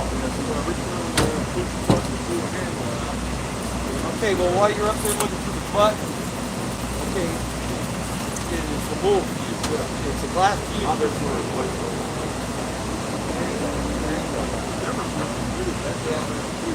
Now, while you're at it, you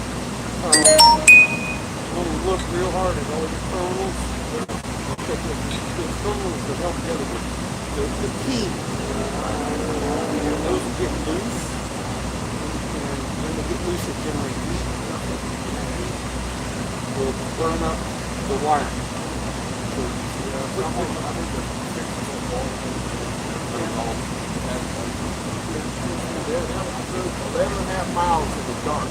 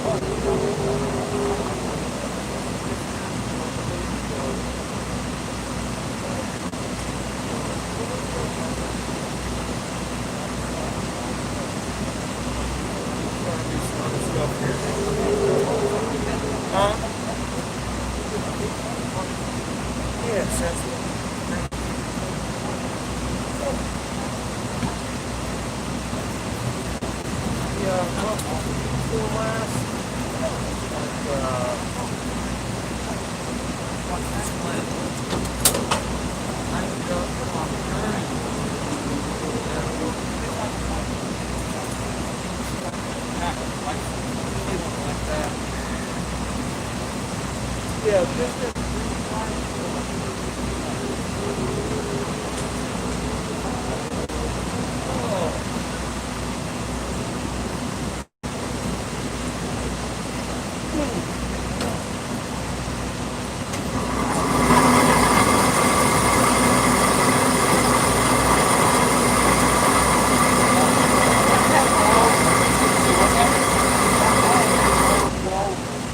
yeah. Well, hopefully. I'm still gonna pick up a show car. You need show car, Dude, man. I kicked the show car out this morning. I don't Davis. Right, and right here across the street in somebody's front yard. Oh, damn. Yeah. You good? Yeah, I got it. Yeah. Man, every week you go to show car. Yeah, here lately, and yes, until the election, show car every week. Oh, yeah, for Trump. Yeah. Yeah, I see you later out of the hospital. But the ones that are close, Yeah. like Charlotte, we have a quote unquote show car arm. So Mr. Jesse can take care of the damn show car. He's our post race disassembly and inspection guy.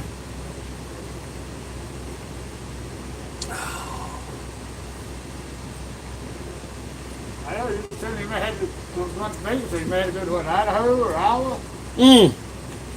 Well, we dodged that bullet. Yeah, y'all talk about that. They initially were talking about Boise. Where did Curtis go? Well, he needs to come on. Alright. Oh, dude, I'm telling you right now. It's hard now. Oh, it's hard. Oh, I know they were. Yeah. They made a fucking burn out there like, oh my God. Well, he did come and get the damn school box. I didn't realize that. Okay, so he's going to shoot for it.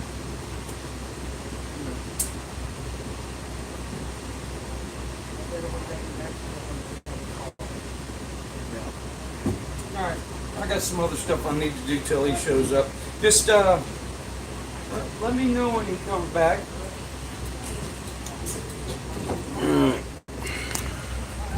Alright. Y'all still here? Yeah, y'all still here. Ow. I'm getting old sucks. Ow. Damn it. Here.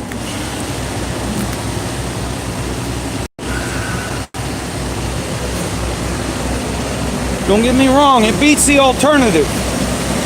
Getting old sucks. Ow.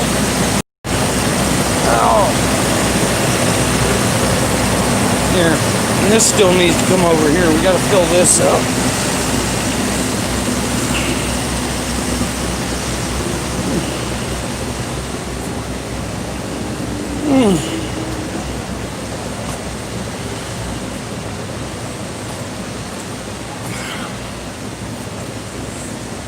Oh, I got some icy hot and some damn ace bandage I'll put on it here in a little while.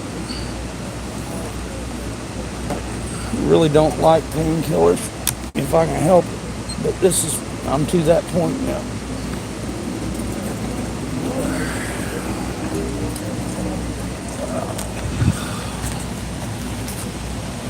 Ow. The thing is you mask the pain, and the next time you hurt it, you don't know it. And you're going to be that much deeper. Ow. Ow.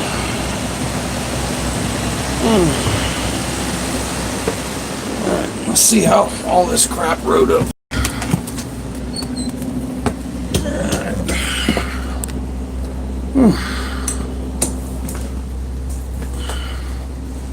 That don't look too bad. Drawer popped open.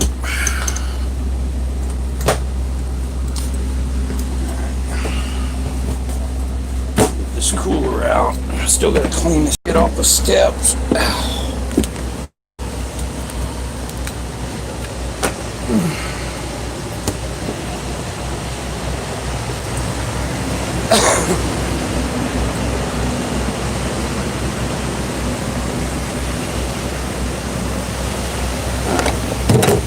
There he is.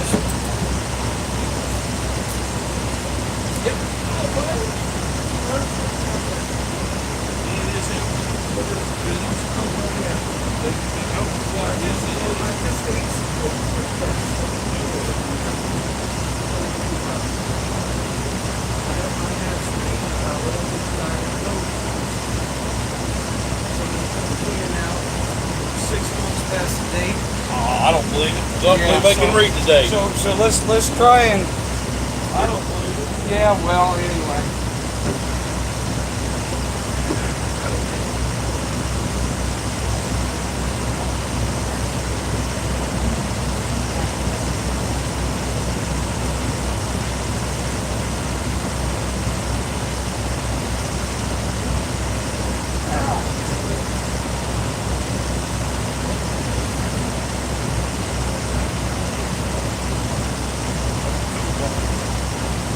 Are you ready for let's go that way with the toolbox? What? Are you ready to go that way with I can't hear you. Hold on. What? Are you ready to go that way with the toolbox? Y'all are going that way. I ain't. Are you coming with us? Ain't you? Nope. You're not even gonna tell us how you want it? I'll just look at how everybody else has got it. Okay. Okay. Just I mean, I don't do none of that. right. You ain't got to bust it open. All you got to do is park it and plug it in. Plug it. Yeah. Okay. Just make sure that the work opening.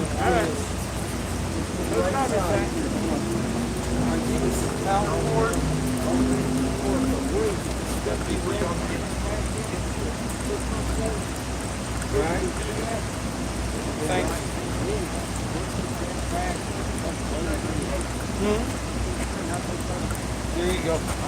Thank you, Randy. Oh.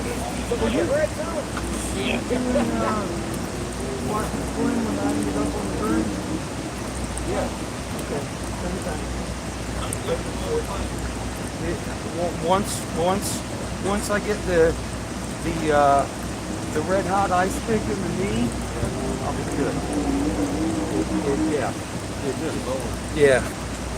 Anyway, I'm just waiting for. Huh? I hope you get better. I hope you get better. Yeah, well, that's what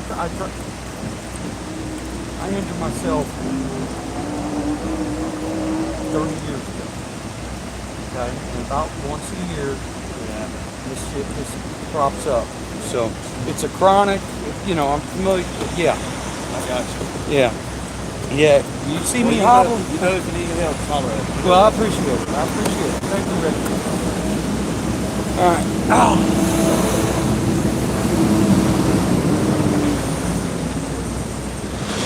All right.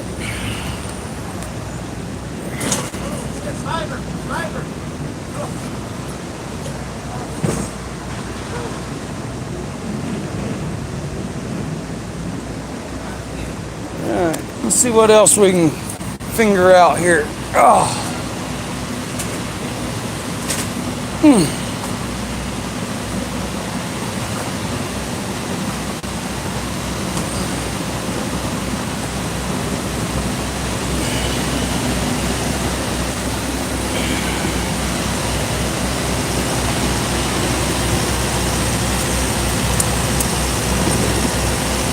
Ow.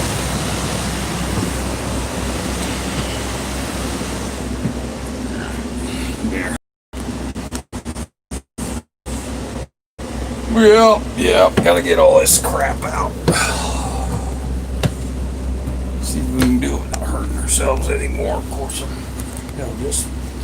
just breathing anymore.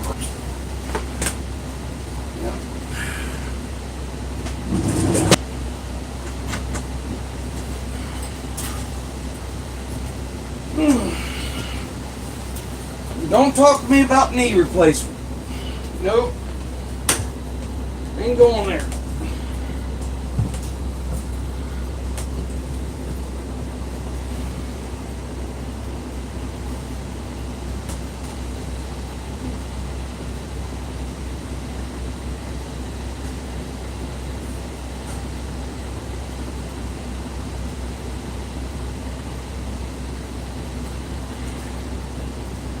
It's not the knee replacement that scares me, it's a freaking anesthetic.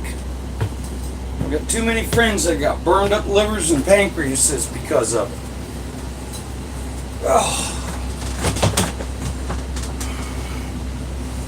Put me out on the table, I wake up with freaking burned up guts. I don't need that shit.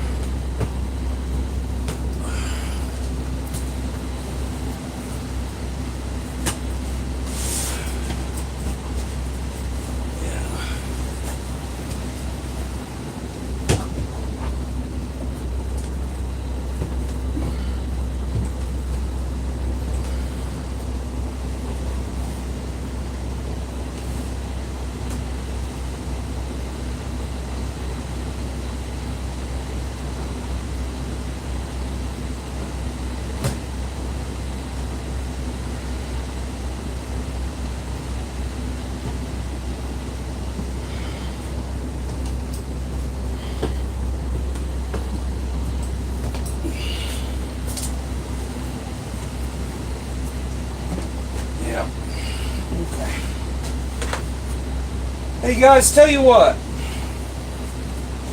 I need to make a phone call for a minute.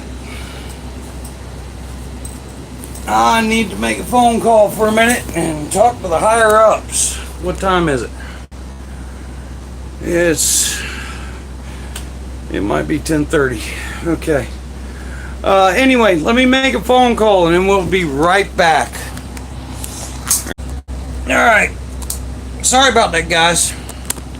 Well, it's a good thing I didn't give. Yeah, Carl Long's guys are wearing different shirts.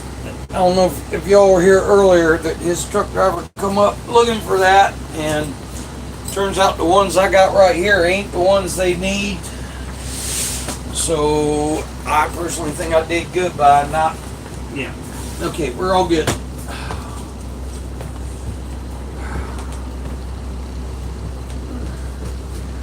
But I did wake the boss up, and I apologize for that.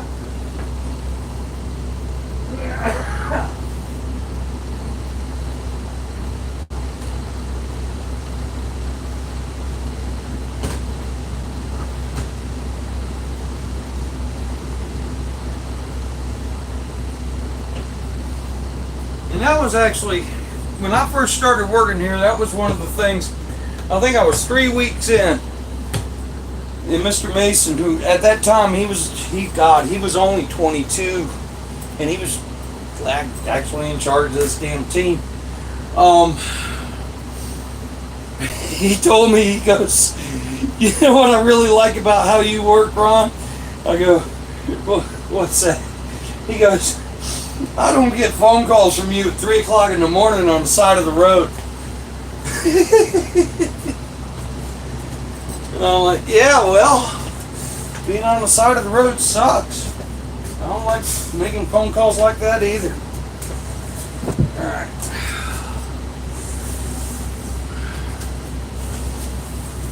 Well, I try my damnedest not to make them. Check my tires, check my oil, check the temperature in my hubs when I'm stopped.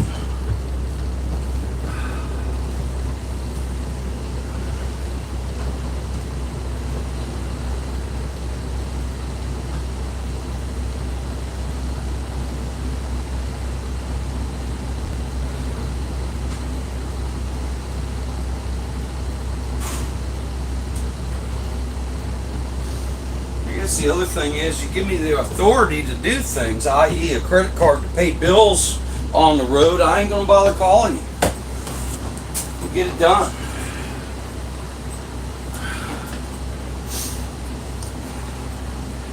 Unless, and knock on wood, as long as nobody gets hurt, I can tell the boss about it when he gets here.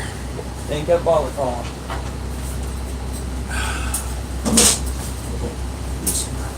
Tell him the story and hand him the paid bill. Yeah. This is the TV that we use on the pit box.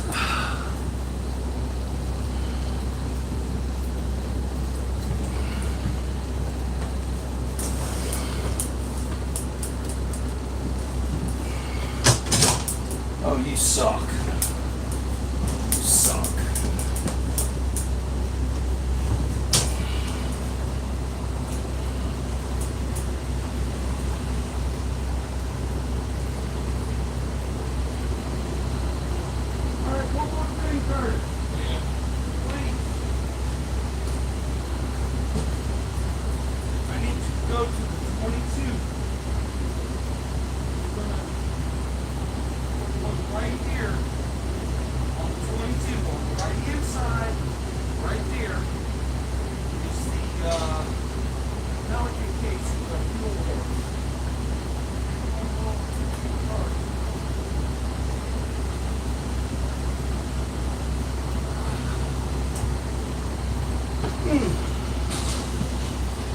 Alright, so Curtis is back.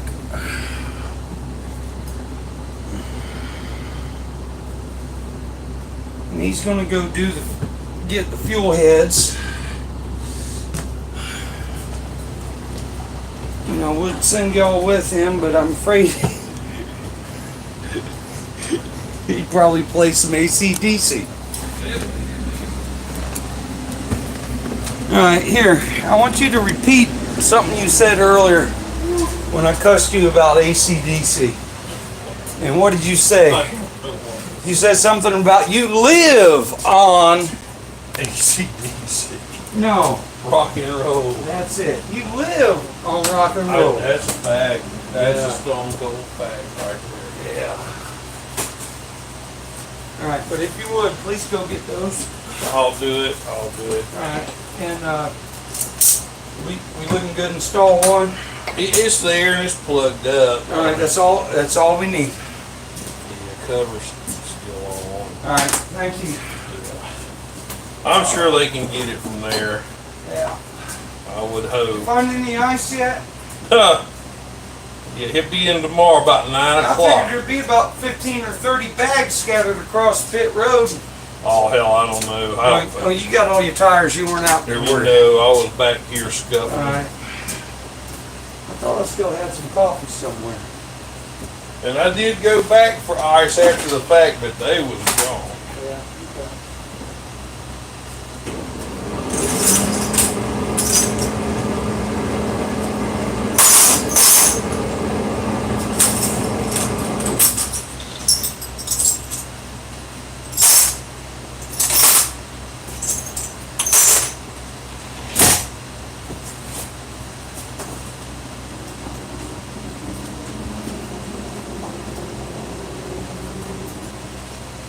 There's your coffee cup. You finished. Oh, they want yours? No. Okay. So I heard Red Farmer got COVID splashed on. Yeah. Of course, now that's just a rumor.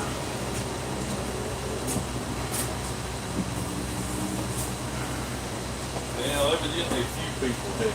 Yeah. Well, I was 94.3 before we pulled in, so. You're dead. Yeah.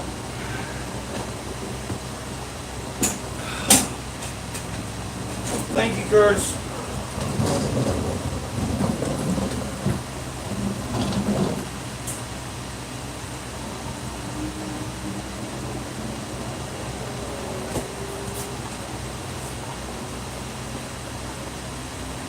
Here, hold on.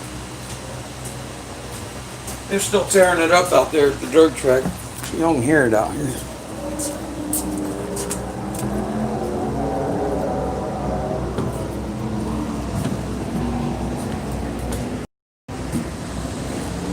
I love the sound of a race car on dirt. Hey, can you see the dirt track from there? Oh, but I can see the haze from. Yeah. Hell, I passed it last night, and that shit was all the way out on 20. Yeah. Yeah.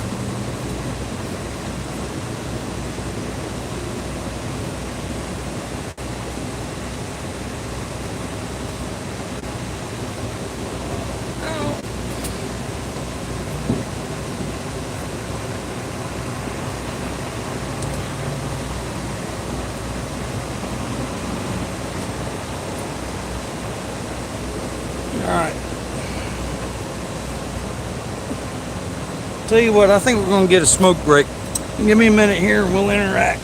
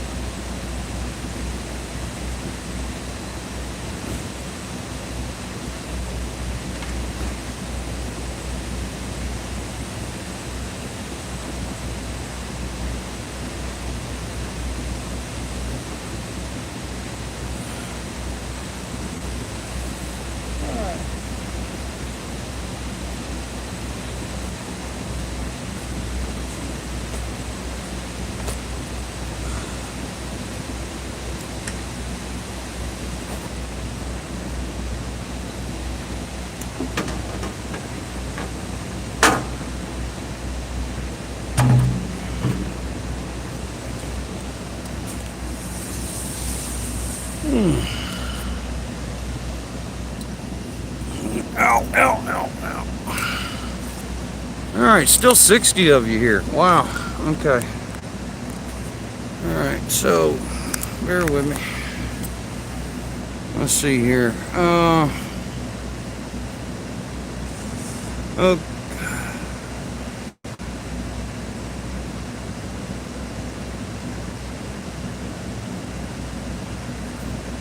all right, there, what is DT dirt? Okay, DTR dirt, yeah, well, okay. All right, hold on. Oh, DTR, dirt track racing. Okay, I got you. Let me scroll back here a little bit. Time off. Yeah, all right, Matt says time off. Hell yeah, okay. Bent needle. Yeah, a couple of weeks on the beach wouldn't hurt. Truck driver.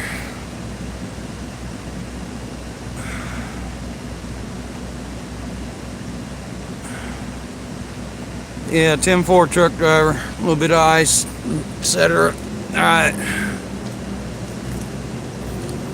Patrick Carnes, back injury. Mom's dealing with a back injury from an accident she had a couple of years ago. All right, Patrick Carnes, count yourself blessed there, buddy, on your back.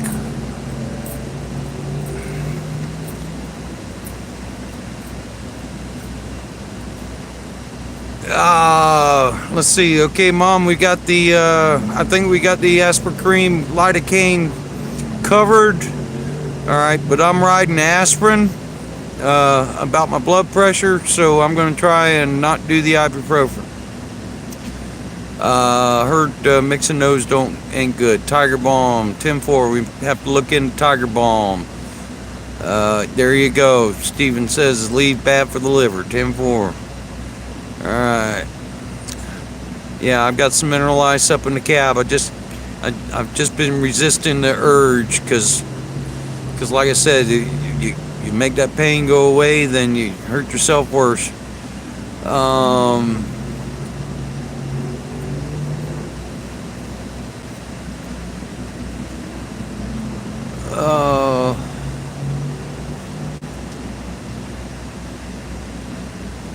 All right, and the TENS unit, I have to research that.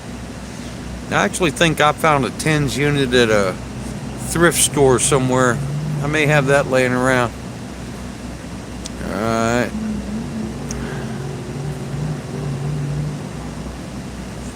And somebody loves Curtis. Block party Ron. Yeah, 10-4. I'll tell him that when you get back. Yeah, 10-4 on the Bristol on the dirt. Yep. Dale Lewis. Yeah, 10-4 on the upwind.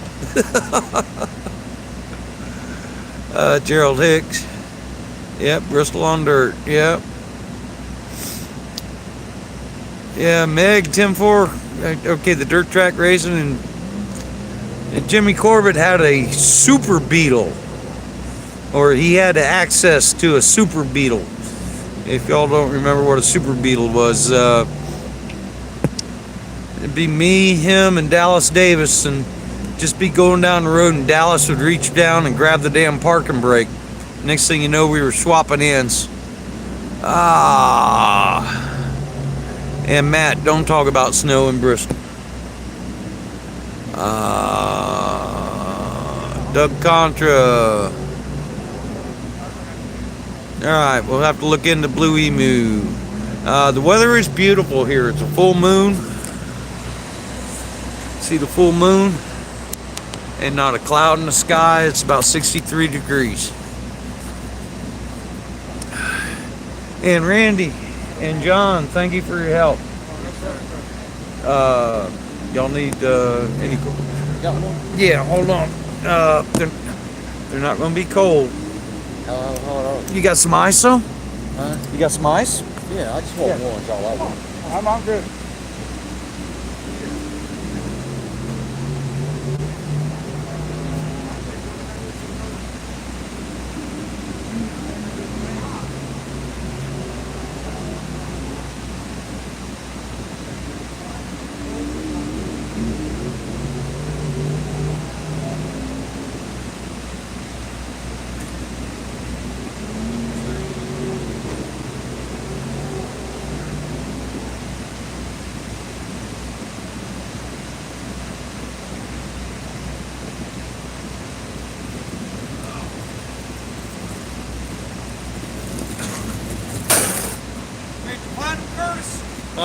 Set them over there next to the fuel cans, please. Appreciate it. Thank you. That does say 32 on it, right? All right.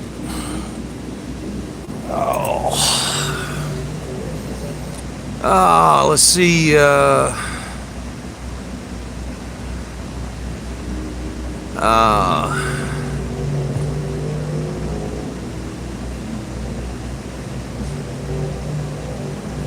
right. Doug plugged something. Doug, I gotta look back at what Doug plugged. Oh, the Emu, yeah, 10-4. Constant dew drinker. Okay, Curtis. Hey. I'm gonna ask you. Do I have a job for next year? Yeah. There you go. All right. Yeah. Meg. All right, 10-4, Meg. Thank you.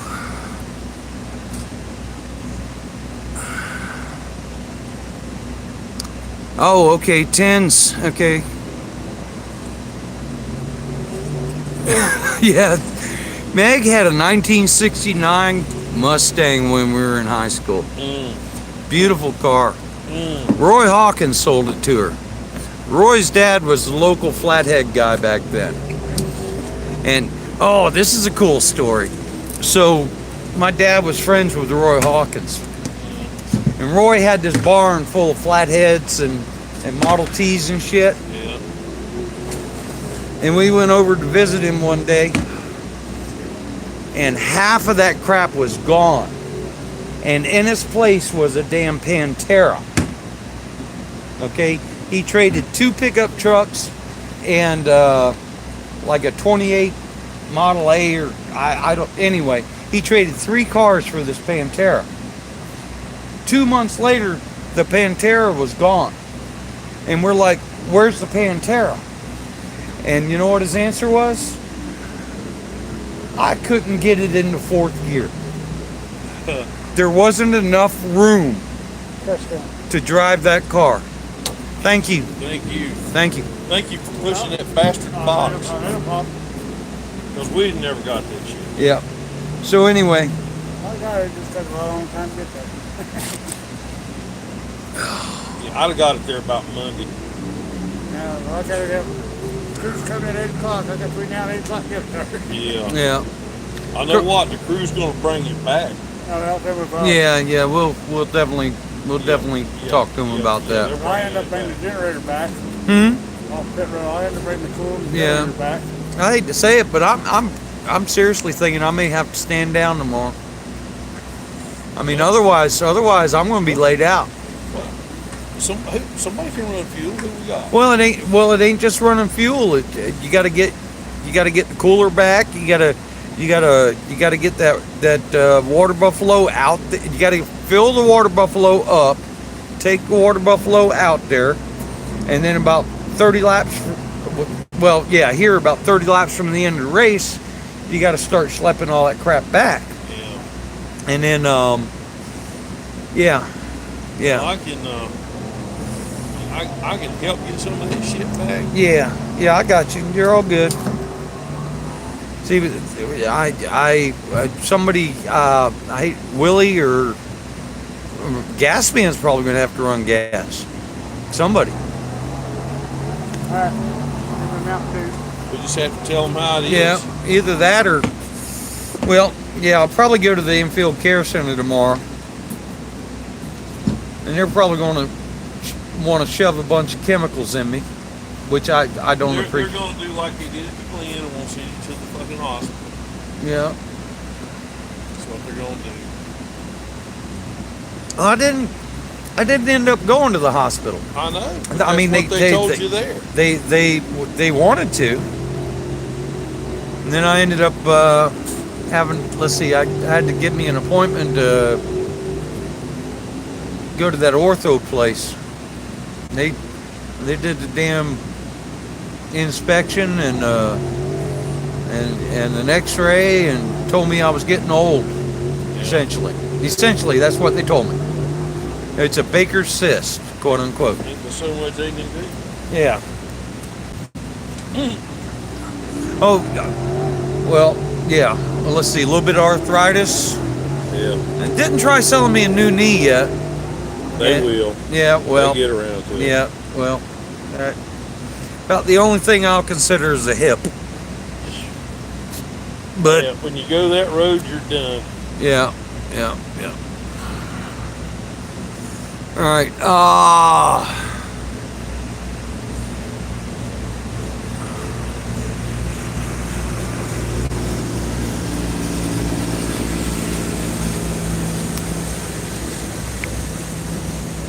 Oh, no, don't want to do that.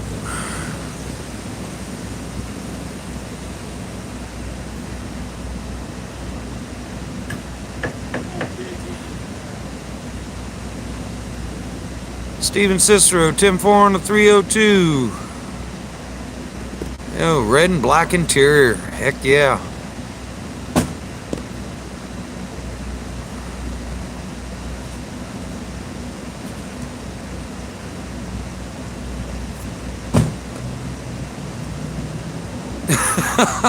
I don't remember the Pinto that well there, Meg.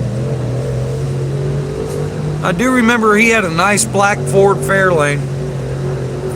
He had one of those, what was it, a 66 that was black with a 390 or something. It was a nice car.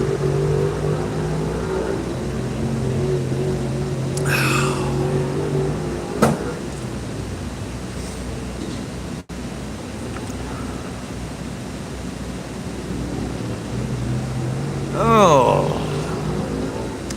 hope y'all can hear the dirt track. It's, if you look around the base of that telephone pole right there, you can see the haze in the air. That's actually, here, let's do this for a second. Here, tell you what, let me go get another cigarette. We'll go up and see.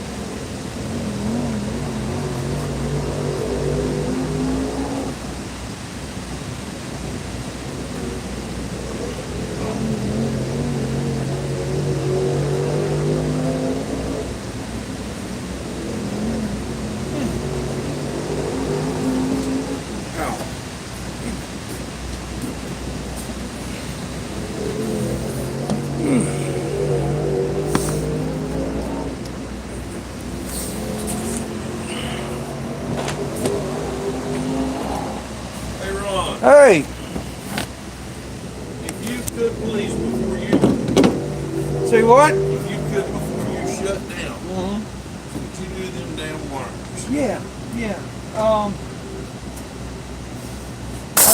Oh, you just did that. Here, hold on. You just did that. Well, they're garbage now. There, what was that? Your niece when the Yeah. when the damn coffee pot exploded? Yeah. And you that was the funniest thing. Back in the day we had an old style coffee pot and Curtis dropped the filter and the carafe all over the counter. And his niece was standing right there, and instead of helping clean the mess up, she pulled her phone out and started videoing. Yeah. Anyway, our sandwiches are in the fridge too.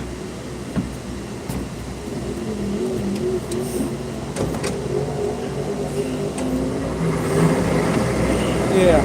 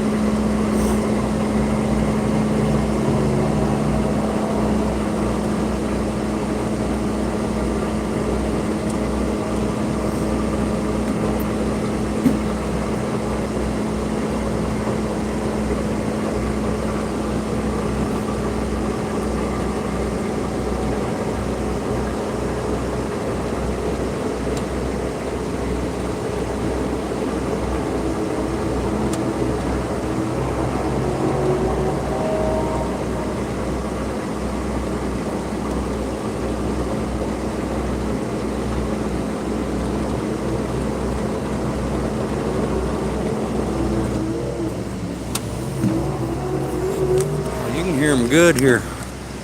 But anyway, just on the horizon, you can see the dust from the dirt track over there.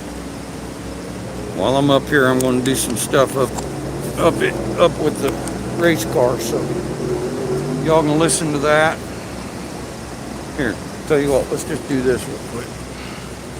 Give y'all a 360 degree from up here. You see all the rest of the haulers, how we're parked kind of nose to nose. That's on this side. You go on the other side of that building right there, and there's about 20 more of us. And there's grandstands, and that tall structure right there is one of those monstrous TVs. That's all the front stretch stands. Another one of those monstrous TVs. And then all those motorhomes over there, that's the driver owner lot. So anyway, let me crawl up in here and bust the straps loose on the race car while I'm up here.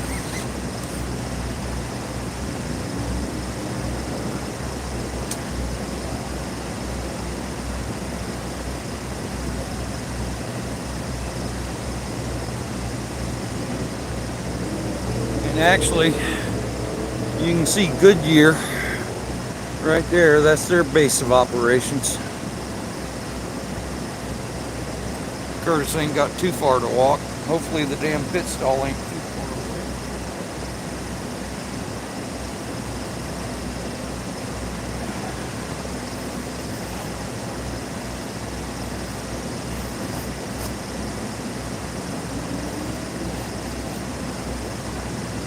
Come on, you piece of shit. Damn it.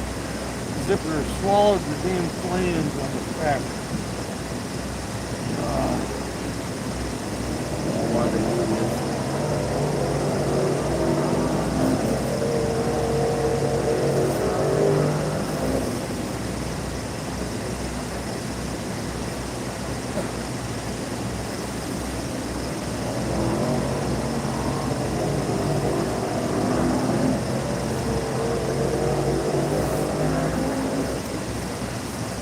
Hell, it almost sounds like you're qualifying over there. Only one car running.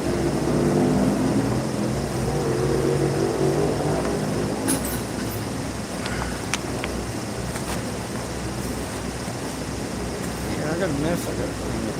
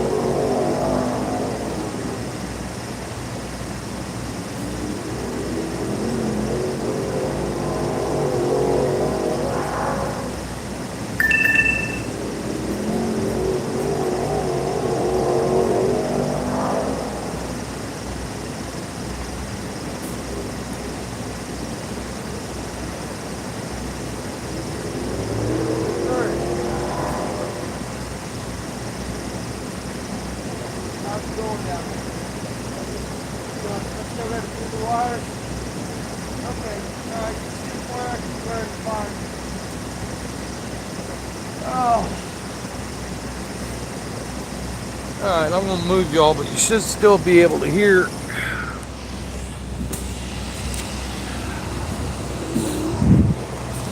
And once again, if y'all are new, please consider subscribing.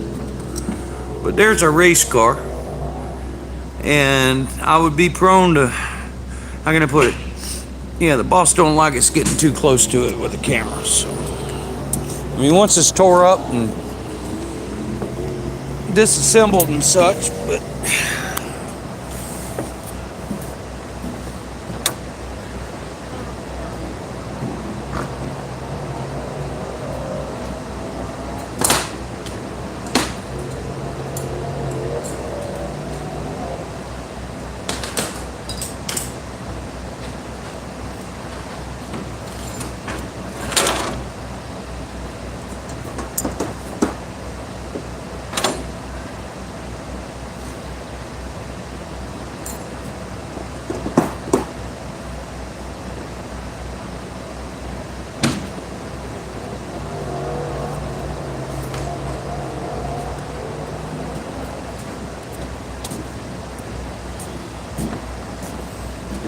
There's a third roll of wire up there. Say what? There's a third roll of wire. What's that? Okay, hold on. So you got the two on the orange. Yeah, All right. One of those is a white flat one. yeah, The other one is a black. yeah. All right. What is the third one? It's a black one, similar to the other black one, rolled up in a spool. In a spool. Yeah, it's just like that. I mean, is it just the wire or is it some kind of spool? No, it's just a wire. Okay, that's probably just a backup or something. All right. Ow! Ow!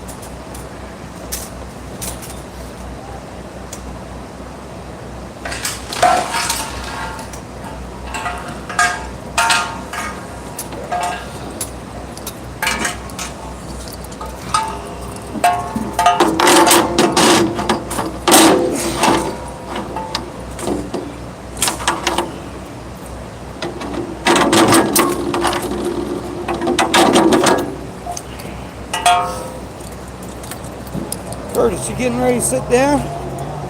Very good. You mind, maybe we'll do a story time with Curtis here. We'll talk bullshit. Yeah, there you go. They're still in the bag together in the bottom.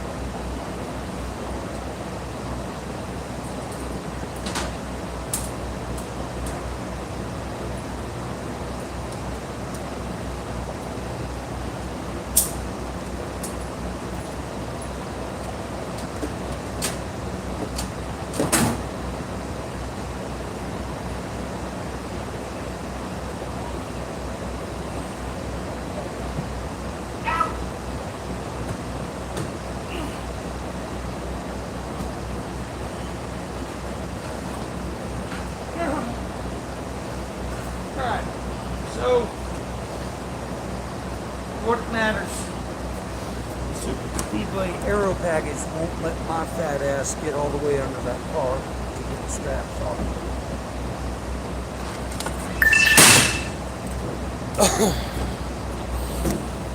But something I did want to point out.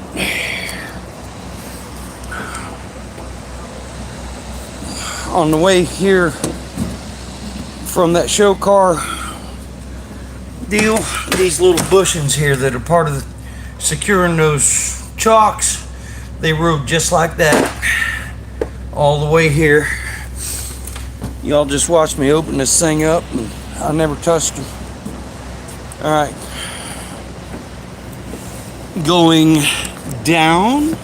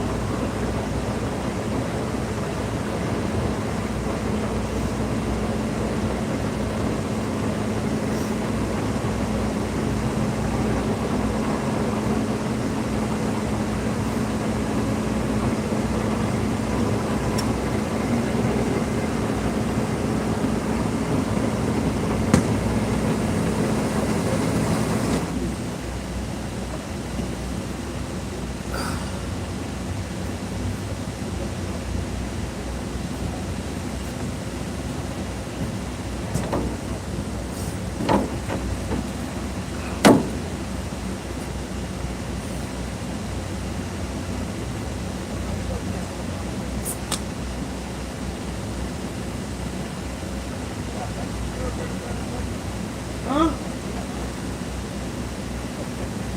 No, I sure don't. I usually do. But, you could bother me. That ain't happening. All right. I'll tell you what. What? Day before yesterday, I did put something in here. Before yesterday? Well, yeah. Actually, no, it would have been yesterday, yeah, it was yesterday.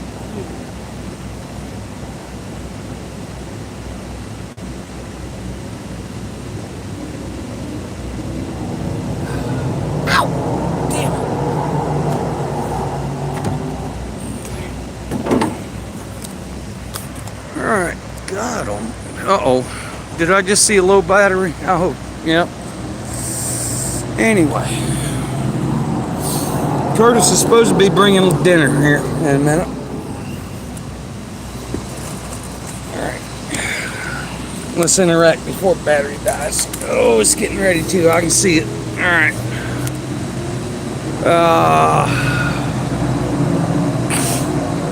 Yep, okay, 10%. 10, alright, 10-4, guys.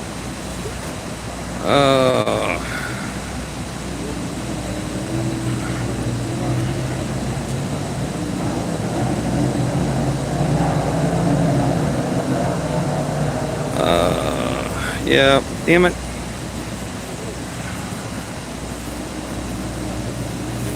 Did you ever find out about that Vegas per diem? Yeah, it's in your envelope. Well, it was in. Say what? There you are.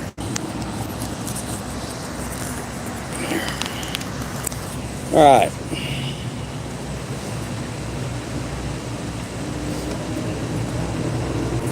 That way you can hear. Alright. What would you care to talk about, or would you rather eat? I'm gonna eat for a little bit. Okay. Alright. I think I will too then. But I heard Fred Farmer's okay. Oh, okay. That Corona tried to get him, but he couldn't catch him and choked on the dust. Well, good for Red. So it's a false positive, probably? I just made that up. No.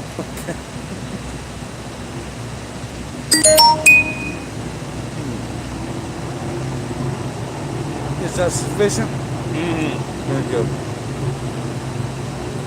Food rations ain't real good around here.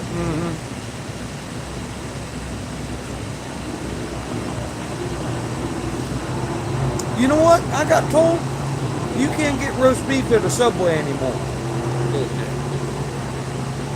I'm one of the Subway club. They wouldn't give it to me because they didn't have no roast beef. Wasn't gonna have no roast beef. Yeah. That's sad. Yeah. It's probably the Democrats because they're trying to cut down on the cows because they're releasing all that gas into the atmosphere. Yeah.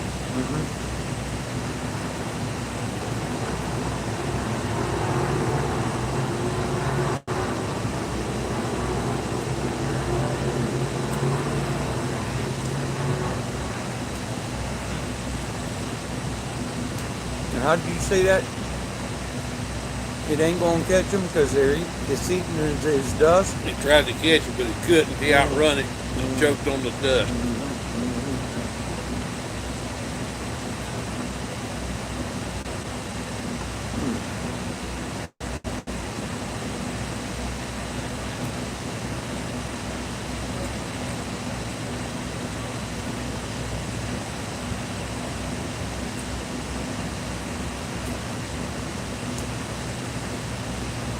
Before I started seeing, well, let's see, was it Indy?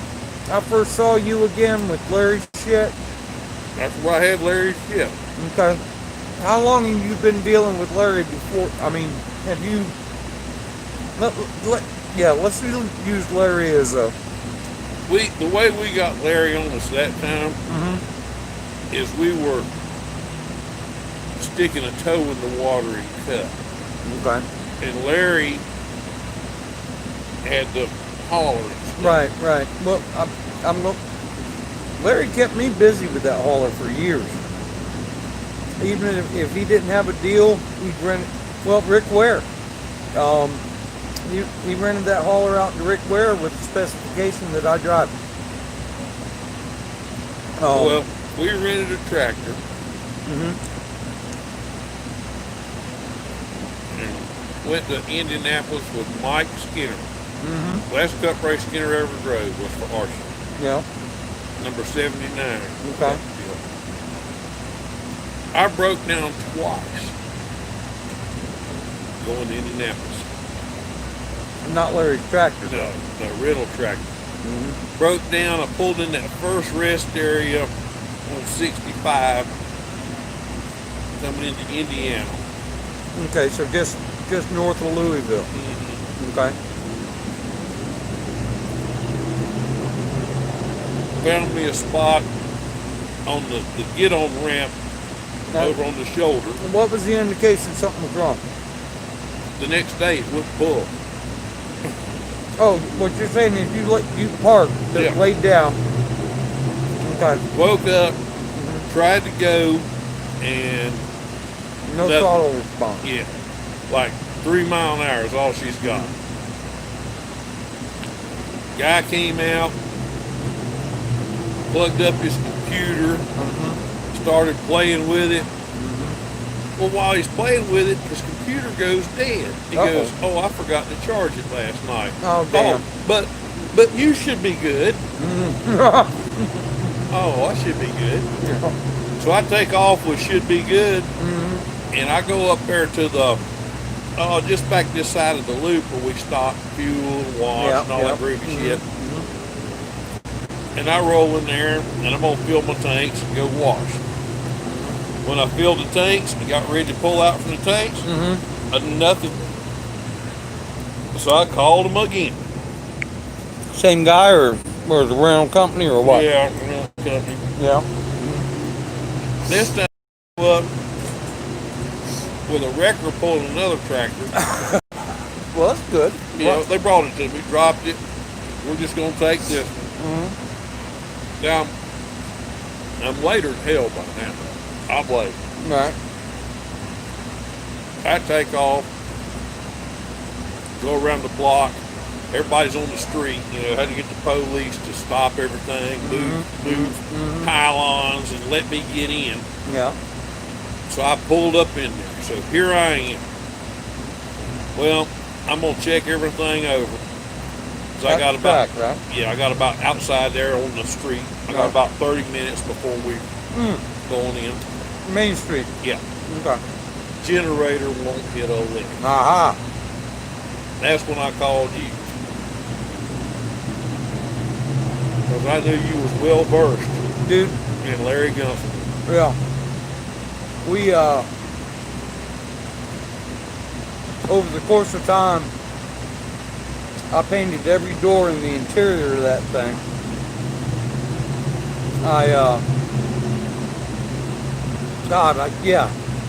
Yeah, service the generator, took care of all that crap. But I took a drop cord and run it over to Garlic Garage so I could work my lift. Got everything going. Yeah. My backup car was a golf cart. Oh, well that's It was in the back. Yeah. And you know Indianapolis, it's a half a mile down to the garage. Right, but the thing is a hand truck needs to be documented. You gotta have paper, you gotta have a damn sticker or something. So I'm like, well, hell, I ain't got no damn help. I just got some straps and hooked up my damn toolbox and took off on the golf cart. Right. And the yellow shirts was not happy. Oh, yeah. Not with me. Yeah, You don't want to piss off a yellow shirt. They ate my ass. Yeah. Get that shit out of here. Well. And what did I do? I went back and got another load. The second time they did go ape shit. Yeah. But I accomplished what I needed to do. Yep. You came and worked on that generator for a little bit. Then Archie came the next day and climbed up in there like a spider monkey. Just went Now, down. see, that's one. Archie will not. The owner of our team will not hesitate to just jump head first. And I'd never experienced that with him before. And he's like, Yep. you know, give me 2.5 inches. I need a 9/16. You know, and he's just going to town. Yep. Well, he grew up working on garbage and sewer trucks.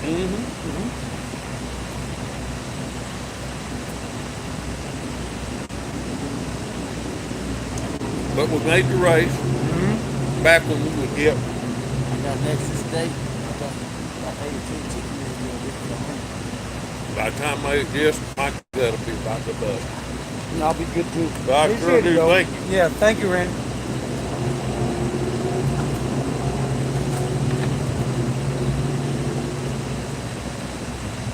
Yeah, that's back when they was sending about 7, 8 cars home, Yeah.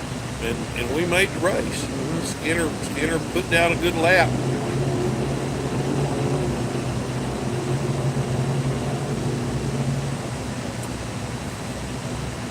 But I drove the truck, I spotted the race, and I got the sponsor. Yep. Homa Unwind.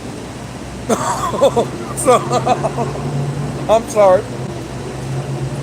You know, I still have some of those shooters. Don't touch it. What exactly is in that stuff? I don't know, But it's not good. it works, I'll say Oh that. yeah. Well, remember they sold it in a soda can, That's what I drank. and the soda can. My God, the dreams. I mean, you finish that can, and before you could get it down, you were down with it. I only drank it one time. Yeah. I carried some home, Well. and I threw it all away. I drank it. It was good. It was a good soda. It had that. I describe it as a fluorescent synthetic flavor, but it was good. It was good. But apparently there was something in there that NASCAR didn't approve of. It wasn't NASCAR, it was the FDA. Oh, okay. It was medicinal. Oh, It like he had all these natural ingredients and stuff. It turns No, out- there was some magic stuff in and there there. was some industrial waste in it. Uh-huh. But I had a great big old mug, and I poured 2 cans in my mug over ice.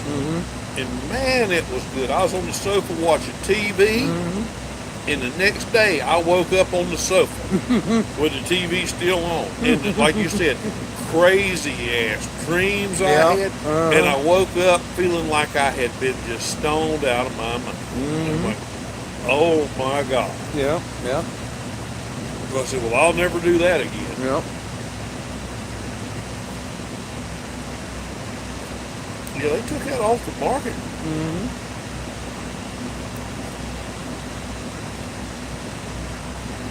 All right, so what kind of a time frame between that Indy deal and where I ended up there? How much of a time frame was there between that? See, we had Eloy then, and then I was, if I wasn't helping Eloy, I was taking the Cup truck. All right. Because we were just hitting, Right. the Cup race was like, every third one we got. It wasn't anything huge. And then Eloy moved on, and we got Frank Earnhardt. That was You gotta trip. love old Frank. Oh, he was a You trip. don't know who I am, do you? What does that say? Earnhardt! No, Frank's a good guy. He played that Earnhardt card, though, in a heartbeat. Oh, yeah. Yeah, well, you got it. You might as well play it. But it was right here. Right here. Yeah. Don't go into too many details. Well, We'll just say Frank stepped on his dick. right here. Yep. And the result was at Darlington. Yep.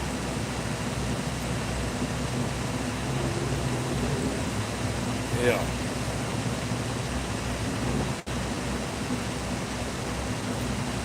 Let's see. That was next week Darlington won. And at some point, It wasn't next week, but it was about maybe the third race after. okay. Well, anyway, and so that's when my deal with Baldwin blew up. And it was through no fault of my own, I ended up on the street. Yep. You called me and told me to go talk to Mason. I want to say that was on a Tuesday you told me to go there. Maybe Monday. It was a Monday. You called me on a Monday. Okay. And then Because I saw Tommy probably Friday, and I was looking for you, and he told me that they had to lay you off. yeah. So I called you, and you said, "No, I'm not. I'm working." But nobody told me shit. Yeah, you was laid off and didn't know it. Yeah. So anyway.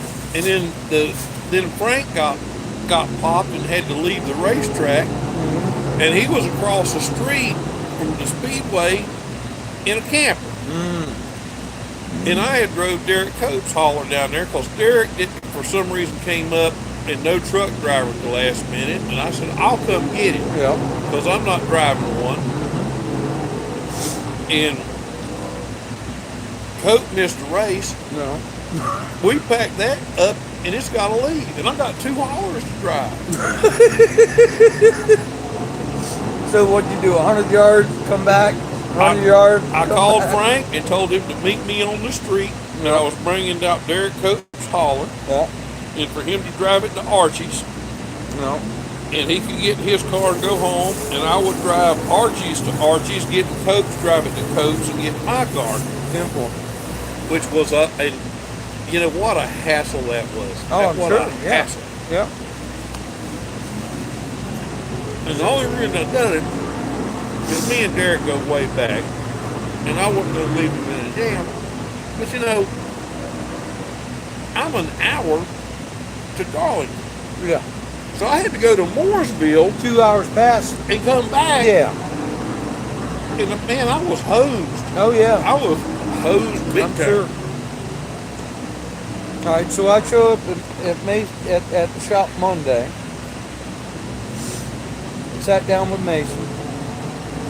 Turns out that Jeffrey had a test at Caraway. Mm-hmm. Was that on Wednesday, I guess? I think so.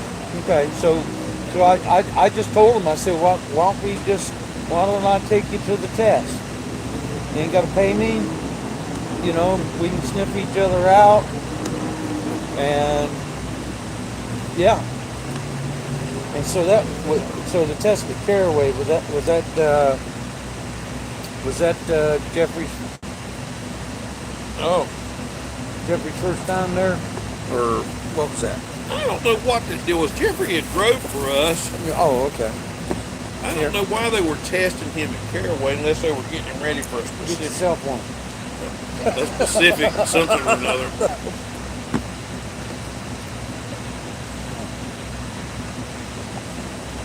Yeah, so, and actually now I think about it, it wasn't just Jeffrey. I think we had That Marie Laveau or whatever. you know, the Mary Eve or something. French Canadian model. Yeah, Mary Eve something. Yeah, I called her Marie Laveau. yeah. So let's see, that would have been Ben Leslie. Yeah, Ben was probably there. Ben, I think, was crew chief at that point. And I remember we took her somewhere, and somebody messed up, and she ended up out on the racetrack with no front shock absorbers. Dave Ingram. And Didn't even know it. she didn't know it. And was it no shock absorbers, or were they just not hooked up? They weren't hooked up. Yeah. All right. I'll be right back. Bear with me.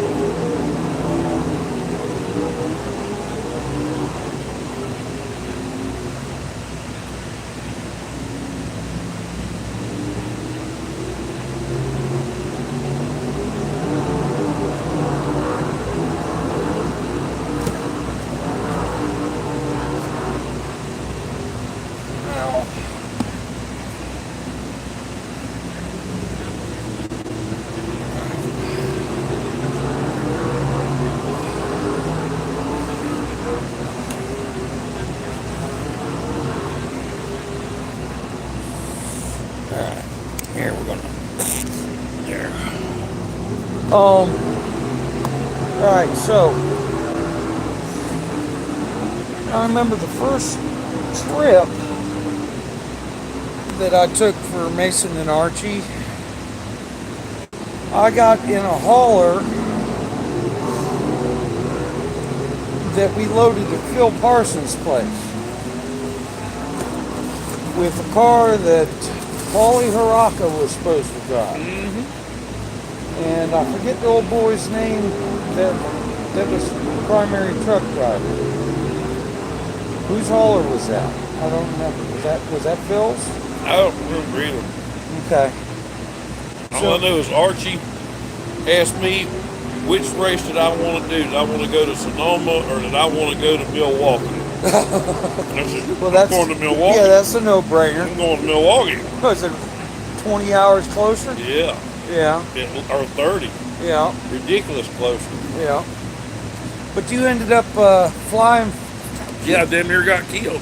You ended up like right up on the dashboard. Yeah. What happened there? We was going into traffic into Milwaukee, and he was doing maybe about 30 mile an hour, chugging along, and I woke up, and I'm like, okay, get up. All right. About the time I get to my feet, slammed on the brake. And you come flying through the curtains? Grabbed the curtains, spinning, backed up on the dash, ass packed up in the dash. I'm like, damn. Damn it. What in the hell? I think we're going to Road America. Yeah, next year, yeah. No, I mean then. Yeah. We're either going there or Milwaukee Mile. I think it was Road America. I think it was Road America you were talking. Yeah, there were only two things that happened on my trip, and I went to Sonoma that same weekend with Paulie. Well, and you had Tony the spotter. Yeah. Well, we wrecked the car before we even got out of the pits. Yeah, that sets a world record. And Ben was ready to just put it on the truck because the damn radiator was knocked out of it. Well, the thing was it wasn't leaking. And I took a cargo strap and strapped the damn thing down. I said, let's go. Now, we may have only made 10 laps after that, but yeah, I tied the damn radiator in with a cargo strap. Yeah, I talked to Tony. Might have been that same day. And after he done all that and he fixed it, his first lap on the track, he blew a corner and was off the track. Yeah. Couldn't even make 2 attempts. Couldn't leave pit road, and he couldn't make a lap. Man. Had a situation with Larry one. Was it Larry?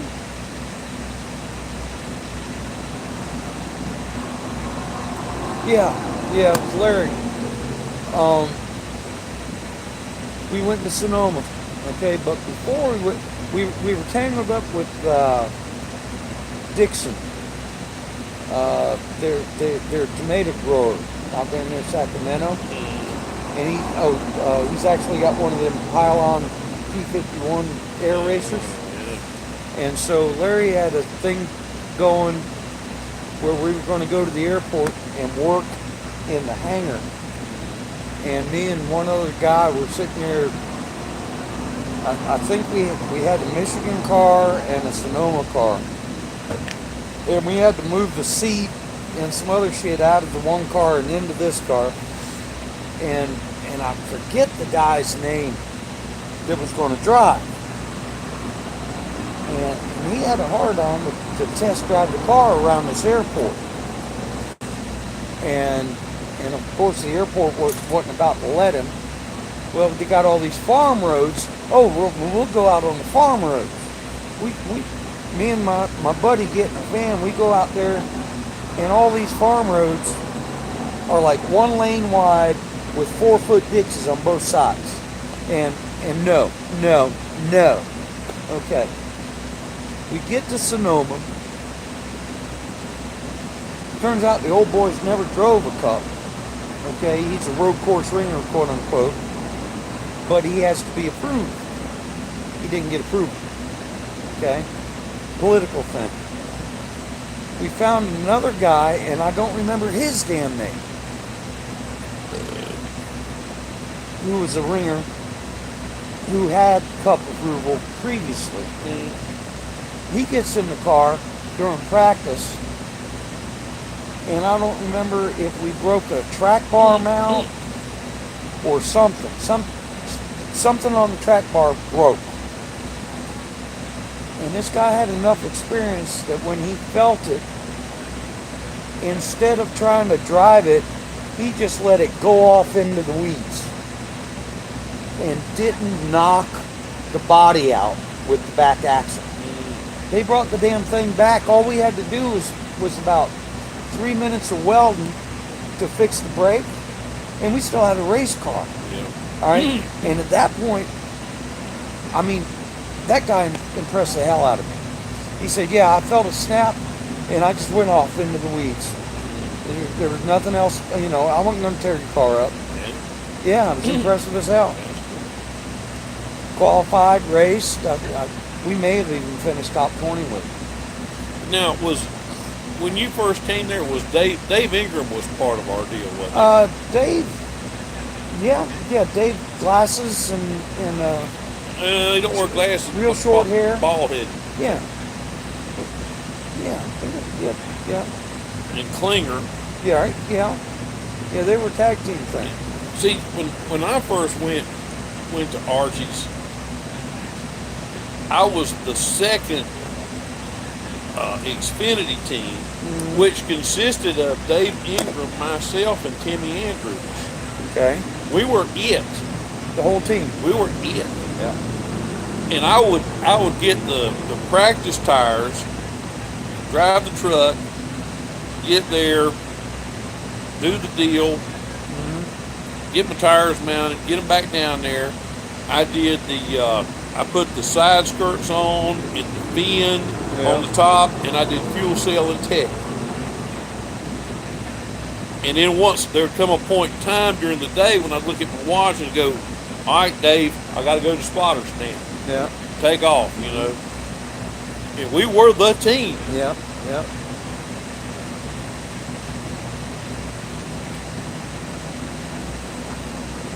Was it when I was with Pardis? It was me and one other guy. And then during the weekend, we had all this help, you know. We were the B team. Yeah. I'd be building cars during the week and helping Danny wreck them during the weekend. Durgan. Were you there when Durgan was there? Well, Durgan's probably the one I'm thinking about with the glasses. Maybe. He's kind of a stocky dude. Mark? Yeah. Mark Durgan. Yeah. We went through a few. Yeah. Oh. I talked to Ryan Southall today. Oh, what's he doing? He's hanging out. He's put his feelers out with a couple of folks that I'll mention later. Yeah. But he's good. He's sounding like he's doing good. Mike Harmon needs help. Okay. He really needs somebody that's got a clue. Right. Right now. Today. Okay. Where's this shop at? Damn if I know. Okay. I think he's around Denver. Mm-hmm. But if he'd call Harmon, Yeah. Mike was about to lose his mind today. Yeah. He's like, "Curtis, I got to get some help." He said, "I can't get nobody." Yeah. And I felt for him because it's like he's directing traffic. Nobody knows nothing. And he's getting upset. "Oh, you got to do this," you know. And it's like, Mike, chill. Yeah. And I'm like, you got no confidence in these people, but you're going to get in that damn thing and go 200 miles an hour. That's ballsy. Of course, now he is the Walking Dead. Yes, he is. He's cheated death. Yeah, He's yeah. cheated him. God Almighty. I was working for Pardis, and was up under a damn car, and Big Jim come out and said, "Ron, you got to come see this." All right, very rare that Jim interrupted anybody. You know, he's paying you. He wants you working. Yeah. Takes us in the office there at Bristol, Yeah. and apparently he'd already watched it like 5 or 6 times. He goes, "Watch this." And here's Mike going around the corner, and all of a sudden the car just explodes. And I'm like, "Oh, sweet Jesus." And Jim goes, "Wait." And then that other car coming, and oh my God. Johnny Salter. Yeah. Hit him, knocked the motor out. Yep. Yeah, well, who was it hit him in the oil tank? The only one that hit him was Sauter. All right, well, Sauter hit him in the oil tank. And knocked the motor out, took the steering wheel and dash, snatched it out of his hand. Yeah. All that. Okay, well, that was when he hit the damn gate. All right, when Sauter hit him, the right side of Sauter's car was this far from Mike's back. He put paint on Mike's seat. There you go.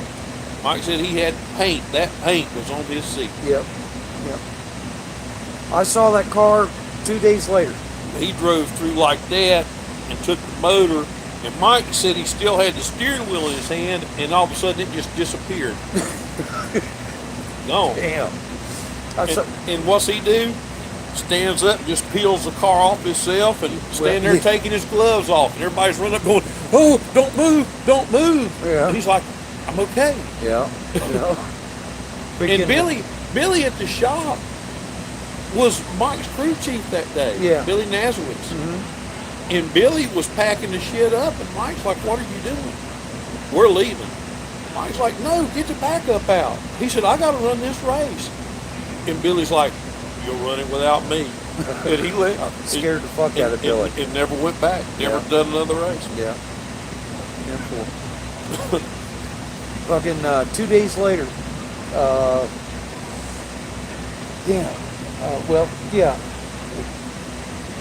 Let me think about this. So that had to have been Bush, right? Yeah. Okay, so Jim sent me over to Mike's shop. All right, and he was right at the entrance to our business park. Yeah. And the car was still on. They had it on a flatbed trailer. The left side of the car was towards the front of the trailer. The right side of the car was towards the back of the trailer. Mm-hmm. All right. The headers were still attached to the exhaust. It had ripped the flanges, where the flanges that are bolted to the engine, and then the tubes are welded to the flanges. The engine, it ripped. The header tubes were still in the wreckage. I couldn't believe it. And I stood there for about 15 minutes, and Mike's standing there. Mike is standing there next to me, and we're talking about it, and he's. Yeah. And that motor was at the end of the straightaway, still running, still thumping. and Johnny Sauter. That's nuts. And Johnny Sauter, although I didn't see it, but they said Johnny Sauter was in his car crying. Because he thought he'd go. And they asked him, "Are you all right?" He said, "I just killed him." Him. No way he should live. Yeah. I mean, not even a bruise. No. Just stood up. Yeah. So here I am. Maybe at least get a tear in his suit or something. Just amazing. Michael Waltrip did the same damn thing. Yeah. And Daryl, the story I hear is Daryl was like standing right there when it happened. Yeah. And Daryl was the first one to get to the wreckage and was digging through scrap metal looking for his brother. And picked up the roof, and Mikey's like, "Hey!"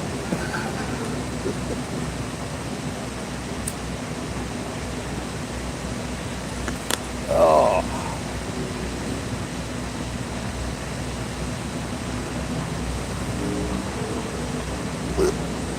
And you see some wrecks that don't look like they're shit you guys did. Yeah. Yeah.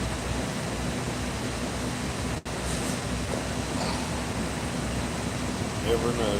Yeah.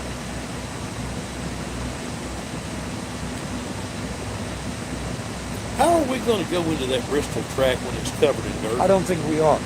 Then how are we going to get everything in? You got a pit. Shit's got to get in there. Valid point. I don't know. We got to have a toolbox. Well, unless they're gonna.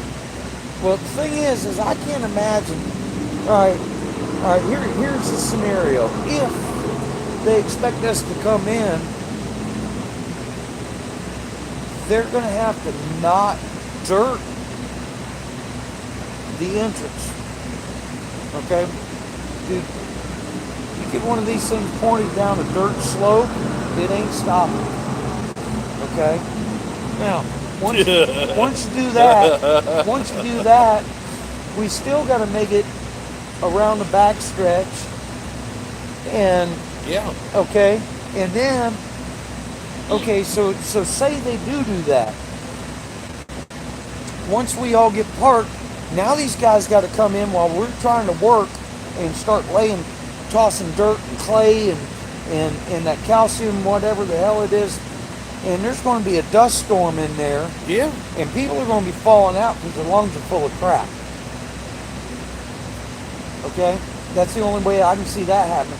And then after the race, if we're in there, they're going to have to sweep and clean it up because you ain't climbing that shit. Okay? It's going to be a mess. And what if it rains? Curtis. God almighty. Stop. Yeah. Just shut up. Rain.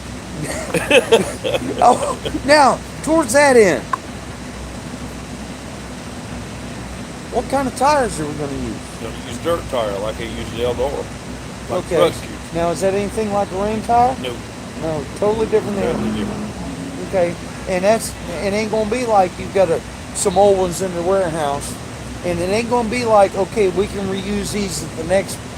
So that's really gonna put a crimp on your style, ain't it? Well, it depends on what support races are there. Yeah.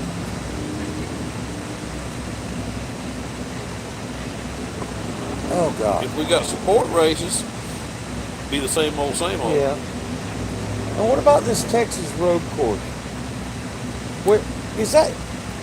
I've only seen like brief glimpses and photographs. Me too. Is it like in Houston? I don't know.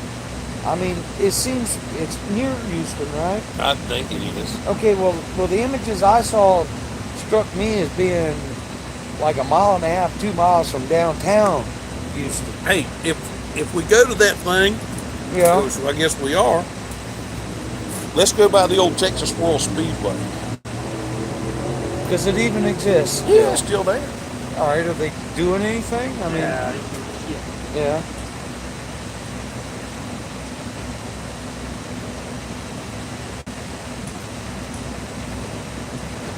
Oh.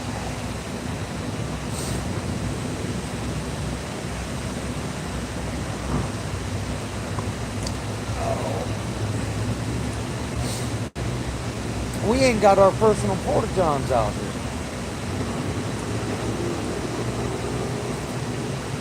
I'm gonna have to do something about that.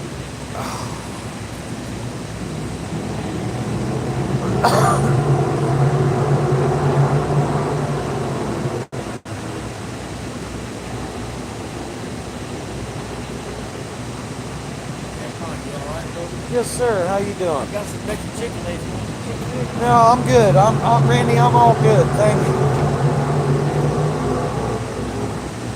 Have me a big old ham sandwich. Yeah.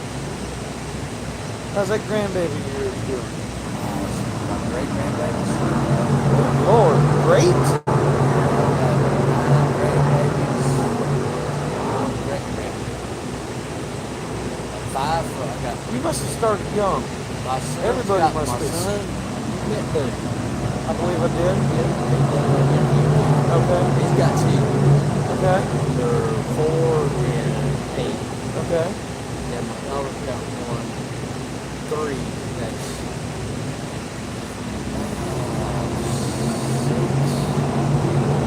5 and 8.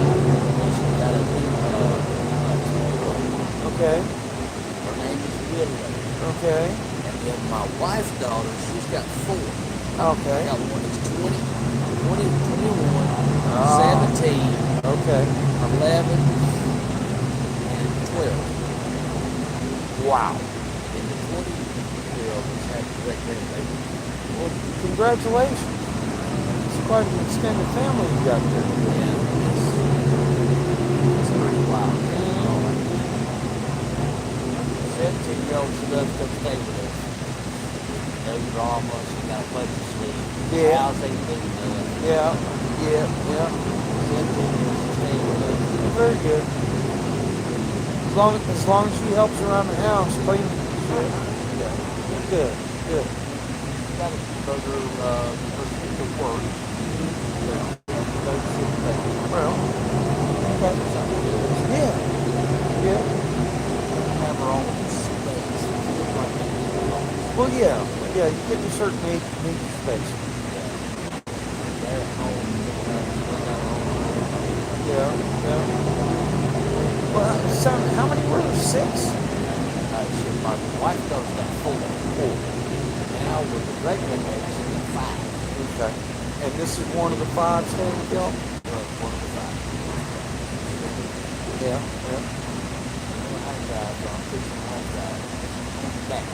Right. You got a standard transmission? You got to teach them the standard. I do got trucks, but I just bought my damn truck and kept on. I didn't want to drive up there. All right. You find a big empty parking lot. Take her out behind the damn Charlotte Speedway. Really? Yeah. Big empty parking lot. Yeah. Yes. I don't have no cones. Don't just. All you got to do is get the clutch in the bed. Yeah. Get the clutch and. That's, all right. When I was in the service, I had a '57 Chevy pickup truck, 3 on the tree. All right, and I was stationed in San Bernardino, right there next to Fontana. You go up 15 up through the Cajon Pass into Victorville, and there used to be vast expanses of dry lake bed, and I taught 5 or 6 people.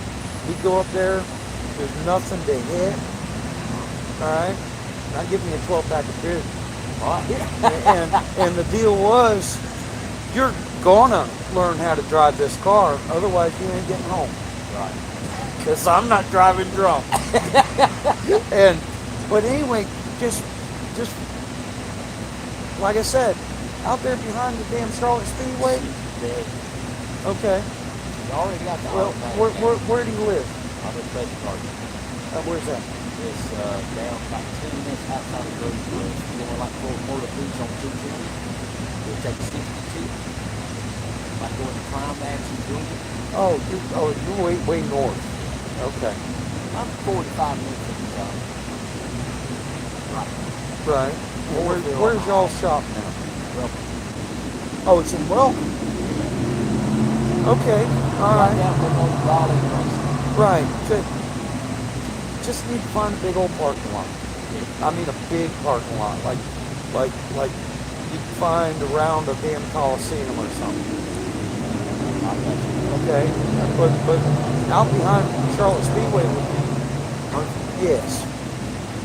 Yes. Just some place where there's You know no. about where the people park at the gravel? Like that? Yeah. Yeah. There's 40, 50 acres. Hell yeah. Yeah. And just get it in the middle. Let her have at it. Okay? Oh, it ain't that hard. It ain't that hard. Yeah, I know. All right, the only thing you really got to worry about is teaching them not to love the engine. Okay? Just nothing under idle. I need some fire. All right.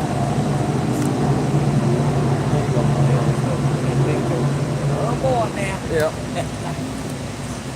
When I do, I'm gonna film it and I'll sing it to you. Yeah, hell yeah. Yeah, but yeah, you gotta give them kids how to, yeah.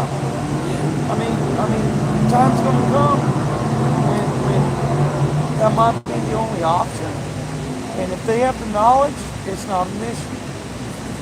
Yeah. I don't care. I don't care. Yep. Yeah. Yeah.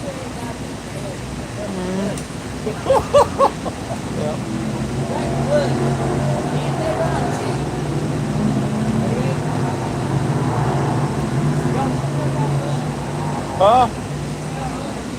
Man, I was about busted a gut eating that foot long. Yeah. All good.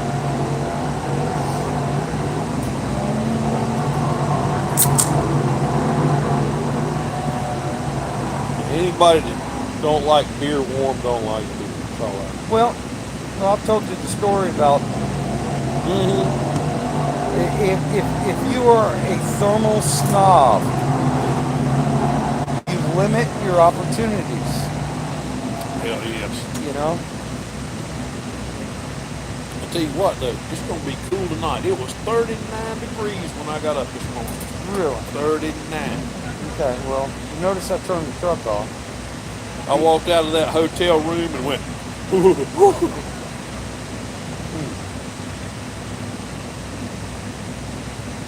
I jumped back in there and got my damn sweater. Let's see. I washed the truck last night there in Temple. Come on to. Hold on. I stopped at the 160, and Holly tackled me. Good. And she wants us to stop at the 149 on the way home. Okay? 149? 147. Wherever the TA is. I think it's 149. Maybe it is. 147 is where that Williams Pilot Loves thing is. Right. So anyway, she tackles me. We go inside, get a cup of coffee, look at the hot bar. They got fried bologna this thick. I got me a fried bologna meal with macaroni and cheese and green beans. Yeah. And carried it with me all the way to the turnip seat. Yeah. I find a nice, clean, dustless parking spot and ate that damn fried bologna and laid down. So where is the show car? All right, you know where the Hall of Fame? Yeah. Straight across the street. Yeah. Yeah.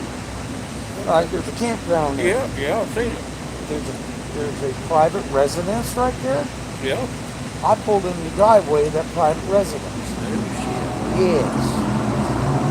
I'm almost, but I approached it. I was going this way, so I had 5 lanes to make that turn in there. We're probably going to have to make a lap, or actually, we could turn left, and you know that shower house that's down there on the left. We're going to have to pull in there, turn around, so that we can make 5 lanes again to get in there. Okay? And by the time we get loaded, it's going to be dark. Can we just pull up on the street in front of the place? Dude, I don't know. No.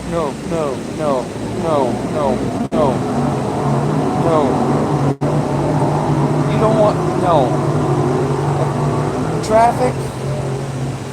Well, there ain't gonna be much traffic. Dude, all right, here's what I'm visualizing.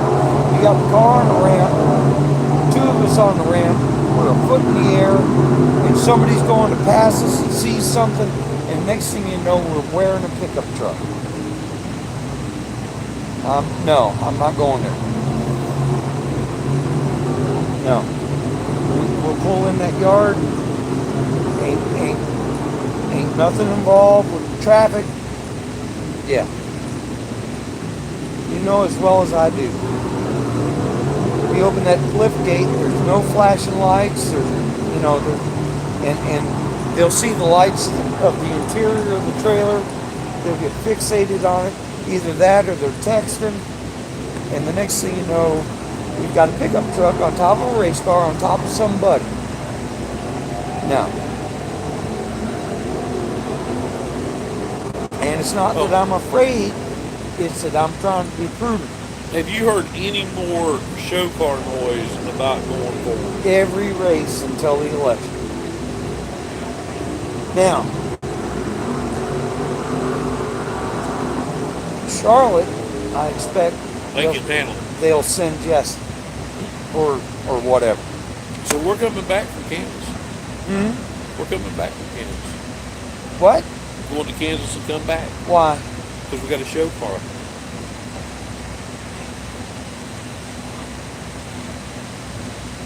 There's got to be a way around that shit. Don't sound like it.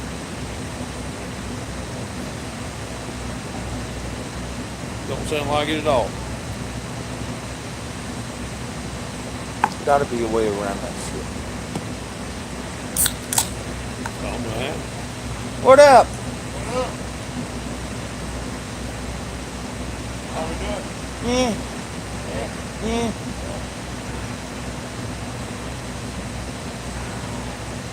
Hey, Jeff. Yeah. Did you get a chance to talk with John? Yes, I did. Okay, let me, all right. He's one of my viewers, Yeah. and he's been working for Champion for like the past 2 years now. Yeah. And he's looking for me. I know. Okay. I talked to him about building around Good, house. good. I wanted to make sure that y'all had touched base on that. Okay. And before you say anything, I'm doing a live feed in case you don't know. That was last weekend for me. That was before I came to, yeah. That's before I came to, Vegas. What is that? No, I mean, you said a couple cars. Yeah, it's a cup. What number is that? 45 for the 45th. For what? For the 45th. I went to a rally down in, Florida. 45th what? President. Oh! I was supposed to be on the White House lawn tomorrow No shit. with that car And? and at the Washington Monument with it, but we're postponing it. Because of the corona with the president. Ah. 10-4. So That's a Rick deal? it is a Eddie Ware deal. Eddie Ware. Yeah, that's he got a charter from Petty that he releases. The 51. 45. The 51 is Eddie Ware car. Yeah. Oh boy. Okay. Oh. Alright. Very good. But I'm supposed to be handling that for him. Good for you. Very good. But, okay, gentlemen, I'll see you in a bit. I gotta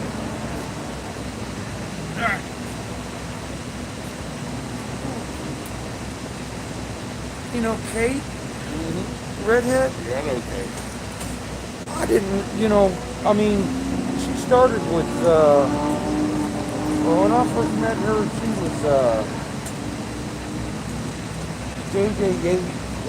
J.J. Yaley's PR guy. Yeah.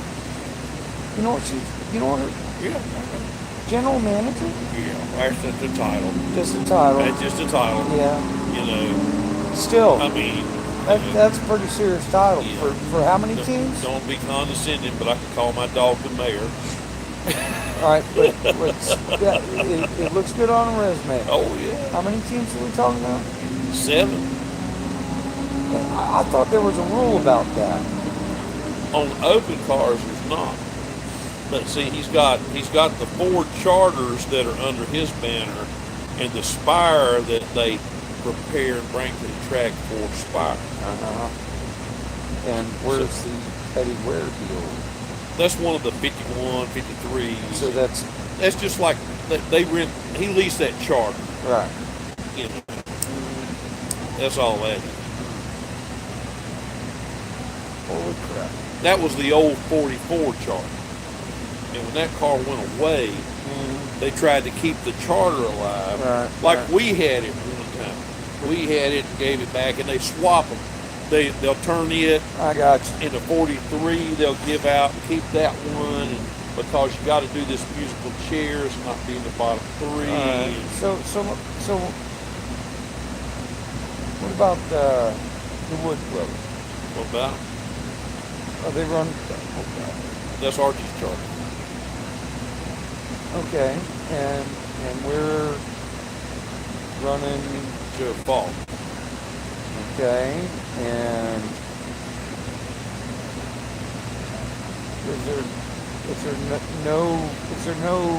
is there no advantage to the Wood Brothers pursuing obtaining their own?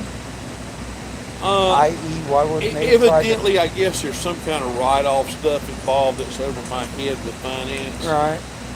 Okay, I mean, So they're happy leasing it from Archie. I got you. I'm just one. Okay, all right.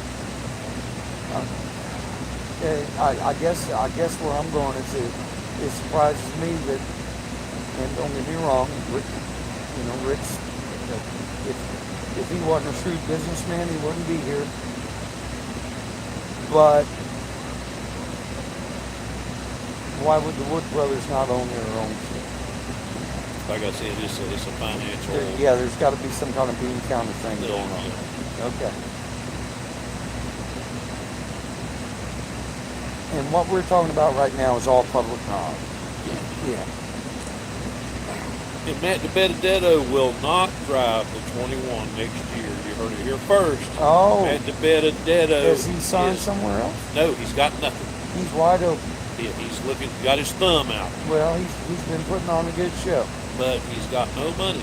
So he's bad. probably going to be, not good. Not good for Matt. But Austin Cedric to the 21. Austin Cedric. Now, is that in stone or is the ink dried? All right, the ink is dried. All right. That's a Ford decision. All right. He got the call. Well, Ford's invested a lot in him. He's a Ford guy. Yeah. Sometimes you got to watch out. So I'm afraid, I hope not, but I'm afraid that maybe Matt and Corey will be watching from home. Corey's looking at some options in Xfinity, but I guess he got sticker shock on how much it costs to get in one of those cars. Yeah. I got a little corporate story for you.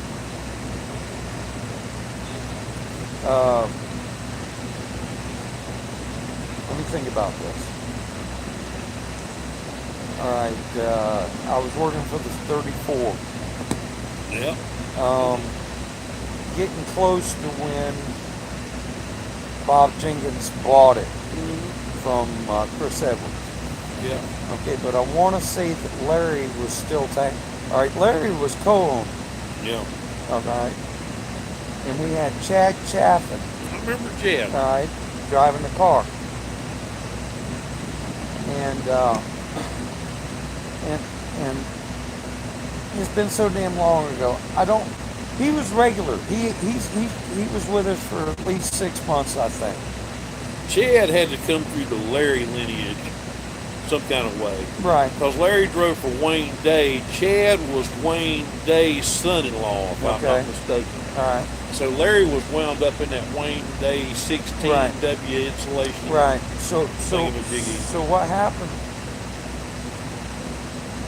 We showed up at Martinsville. All right. Chad was supposed to drive our car, and then he had a Mopar truck. He practiced our car. And then after practice, for some reason, we didn't have a driver. And it turns out that he got called into the Dodge Trail. And he had to drive a Dodge. Dodge explained to him that they didn't appreciate him driving a Ford. And he explained to Dodge that, well, y'all aren't providing me with any support. This is all my money. Mm-hmm. And then Dodge counters with, you don't understand. We let you drive a Dodge in the Truck Series. And for some reason, that, and we were out of driver just like that. You know, and I don't remember who got the car. And it was different times. Mm-hmm. But some of the high-handedness of Chrysler is what put Marvin Patch into retirement. Yeah. or it was Ford. No, it was Ford that Yeah. did it. Ford did it to Marvin. What happened? Ford boycott. Marvin Pants was the driver of the Woods Brothers. Right, right. He was Has the he been 64, 63? 5, 6, Yeah. about 6. Mhm. Marvin Pants is the guy, and I had him on the radio show when I said this to the nation. Marvin Pants was the driver that put the Woods Brothers on the map. That was the first time that they ever had a driver and a team that anytime they showed up, Everybody. they could win the race. Everybody knew they were badass. Yeah. And Ford boycotted because of a rules deal, and they thought Chrysler was getting an advantage. The engine wars. Yeah. Henry's Yeah. in the 429. So here's Marvin. Basically, he's out of work. Yeah. And he told Ford, he said, look, I got no income coming in. You know, can I go drive for somebody else? Right. Can I drive a different brand of car? Is basically what he said. And the response they gave him is yes, but it's got to be a competitive car. We can't have you be seen as a back of the packer. And he went to Petty's and was teammate to Richard and won races in the 42 car out of level cross. And when Ford came back and Marvin was ready to go back, Right. and they said, no, we can't have you back. And he says, drove a guy. yeah, because you want to race in Plymouth. He's like, you said I had to be in a competitive ride. Did you think I wouldn't win? Yeah, no doubt. And he got disgusted and retired. He said, I'm done with it all. No doubt. Yeah. Yeah. You know, kind of have to blame Marvin for me being here almost. Yeah, I know. Because Danny's sister was dating Richard. Yes, died in a plane crash. Yeah. You know, and I have met Richard Panch, and I have got his autograph. He drove the number 98 Gray Rock Blake brake winding Ford. You know, Marvin still had, at Big Jim's, we had gray rock fender covers. Yeah. Yeah. I mean, that many years later, because of Marvin.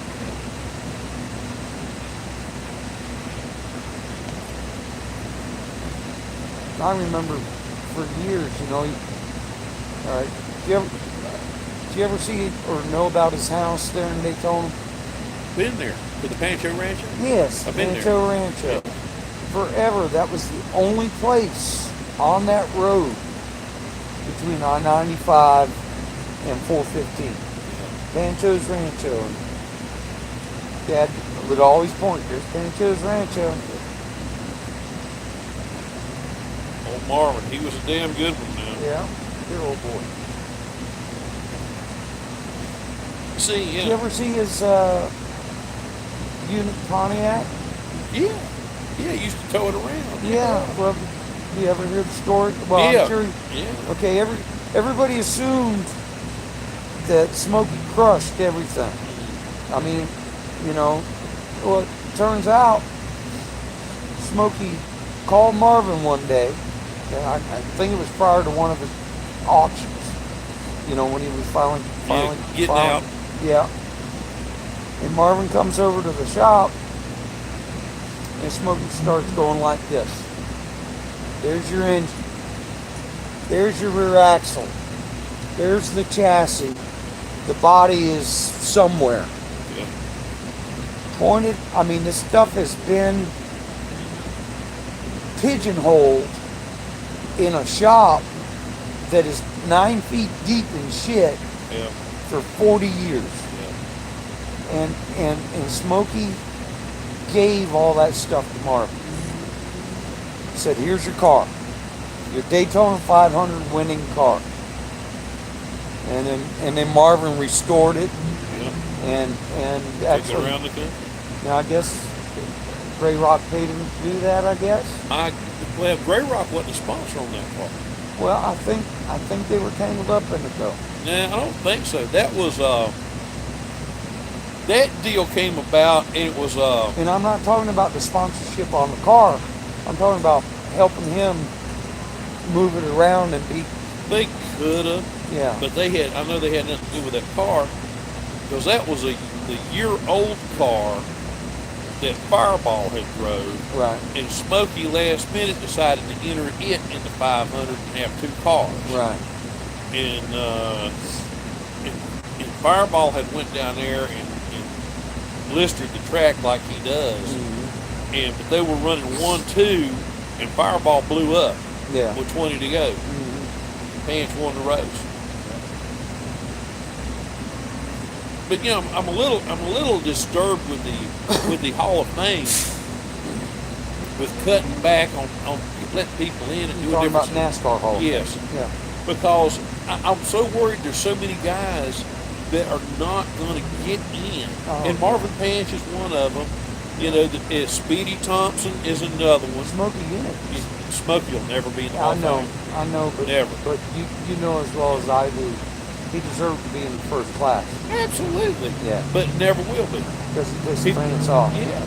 He was a thorn in France's side. I mean, he won't even come up for the ballot. Yeah. He ain't even one of the 50 you can pick to put on the ballot. He ain't even that. Yeah. He'll never be there. Well, maybe years later when enough people die off. It never dealt with Smokey. Smokey was a genius. Yeah, but Absolute And the thing with Smokey, and he would sit right there and he'd tell Bill France, "Well, you're full of fucking shit, Bill." Yeah. Yeah.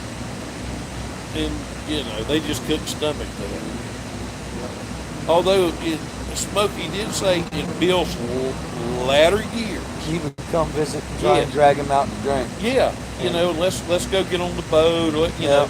And Yeah. Smokey never did. He said, I wish I had. Yeah. But there's so many guys, and I'm like, when are these guys going to get their shot Yeah. at the Hall of Fame? When are they going to recognize the greats of the West Coast, like Ray Eldon and Yeah. Jack McCoy? Absolutely. Ray Eldon. When are they going to recognize those guys? Yeah. The way they've done it, I'm afraid it's not going to happen. Well, we need to come up with at least some kind of a virtual Hall of Fame. Something you can go to on the computer. I mean, all right. So look at Daytona Speedway. All right. Back in the day, if you bought a ticket for the grandstands, you sat in the Fireball Roberts stands, Yes, yeah. or you sat in the Malcolm Campbell stands. Yeah. Or you sat in the Barney Oldfield stands. Now you sit in the 7-Up stands or the Yeah. Pepsi stands or they're erasing the history of the sport for Yeah. $1. And it's like I've had this conversation with Waddell Wilson, I like a Waddell. few others. Waddell's a good guy. And the guys that are coming up now that are voting on this stuff don't know these people. Oh, they have no concept. Got no idea who they are. No. So they're not going to vote for them. And it's a damn shame,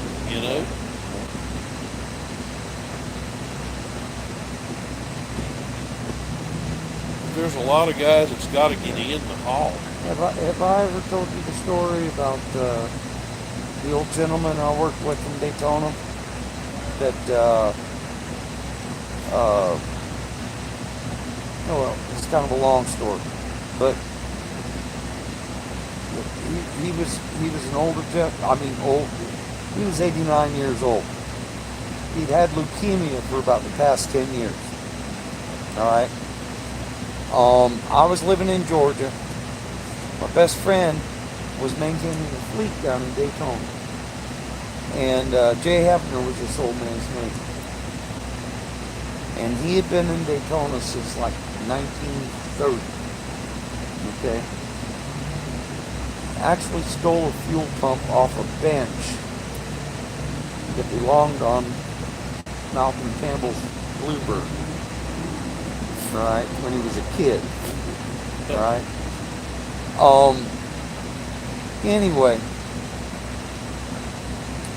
my buddy passed away. My marriage was going south up in Valdosta.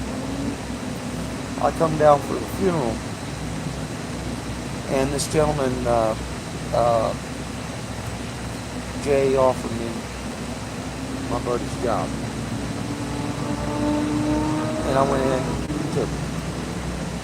Anyway, he had these incredible stories. All right, well, one of them was that he was the first man in Daytona Beach to extend credit to Smokey Yuma. Okay? And I was like, yeah, okay, never thought nothing about it. I mean, I did because, well, I mean, my father, did electrical work for Smokey.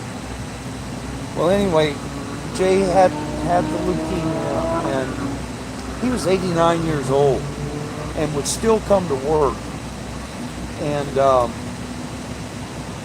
we'd be working. I never seen anybody change a starter on a Chevy small block as fast as this old man. I mean, yeah. And it turned out that the idea was, I'm in charge. I come and help. I mean, I'm in charge. He comes and helps.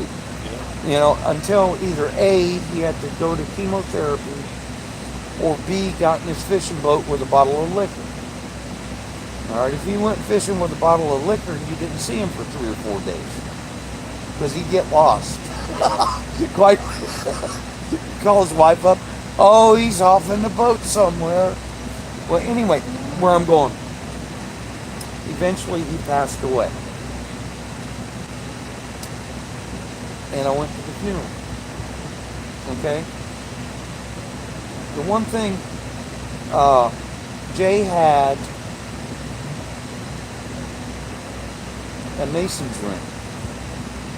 Okay? He never talked about the Masons. And I'm sitting there at the funeral, and it's full-on Scottish rites. Yeah. You ever been to a Masonic funeral? All right. 3 guys show up in tuxedos, wearing white aprons.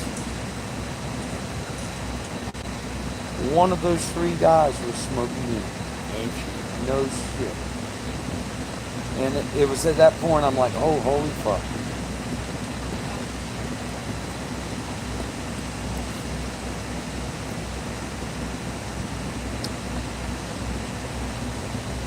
And Jay, he cut his finger off one time. I mean, 89 years old, he had all 10 of them. He cut his finger off, and I'm like, what? And he goes, yeah.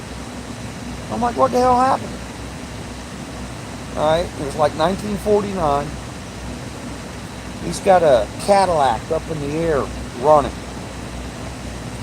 The flywheel, it was an automatic transmission, and the cover was off.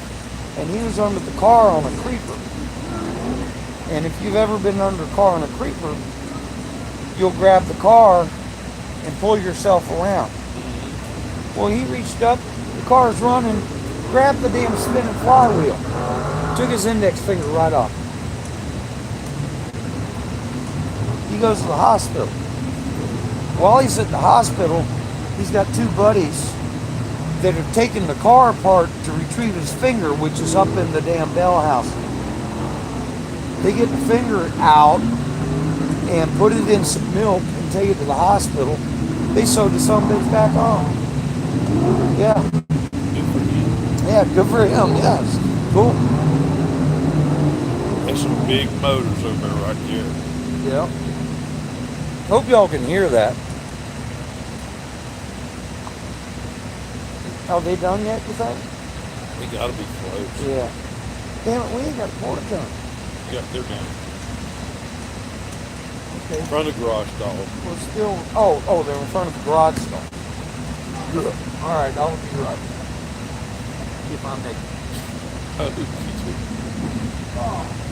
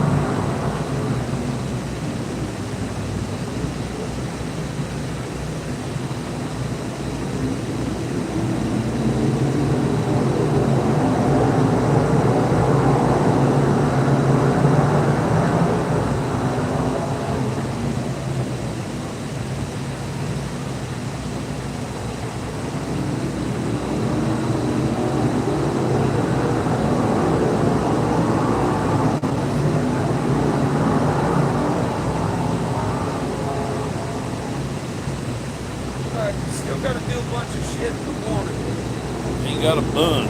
Huh? Get that last beer and let's split it. We ain't got a bunch. Well, in the lunch, I just don't want to forget to do it before the guys get here. What do you want to get done? Well, I need to do your wires, No, we and then, ow, I got to get the heads on the gas cans. I got to get the nitrogen, we got to get the nitrogen bottle. Actually, just get it out of the box, because they'll probably end up doing all the tires right here. I bet they will. Yeah. They're just right across the street. Okay. They might even go over there and do it, Alright, as opposed to moving all the tires. alright. But we got to get that nitrogen bottle out so they can use it. Um,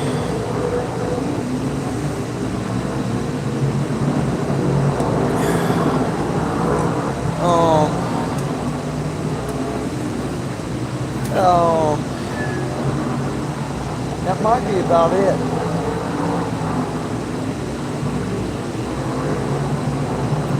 Maybe you can go over to the garage and check it, just look, make sure it looks right. Yeah.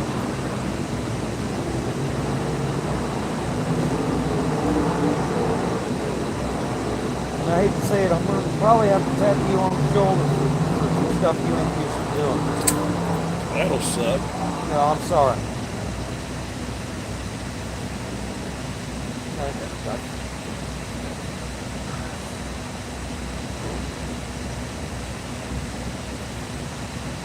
I need, how can I put it?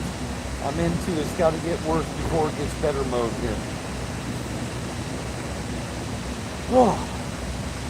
Ooh, I can see my breath. Yeah, no shit. It's chilly. It's getting chilly.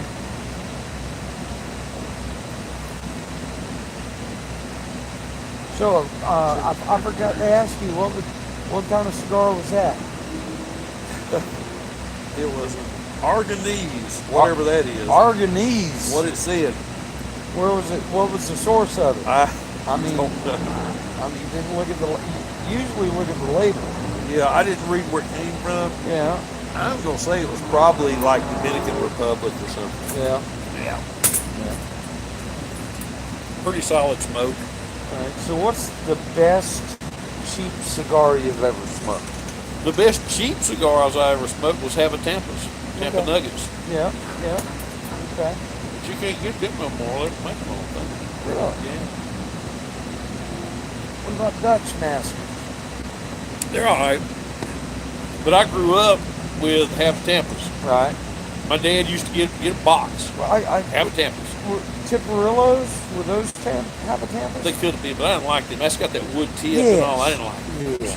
Okay. I I remember. like a cigar you could bite on. Yeah, I remember smoking Tiparillos. Cigarettes, Cigarillos.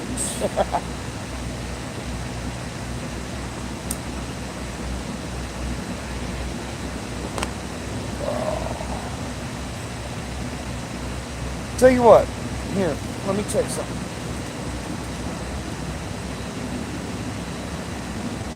Would you be willing to field some questions? Oh, I'll try. All right.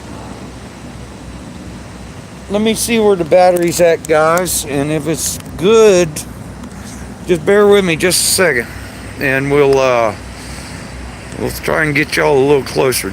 We'll be right back. Hold on just a second. Let me check the battery.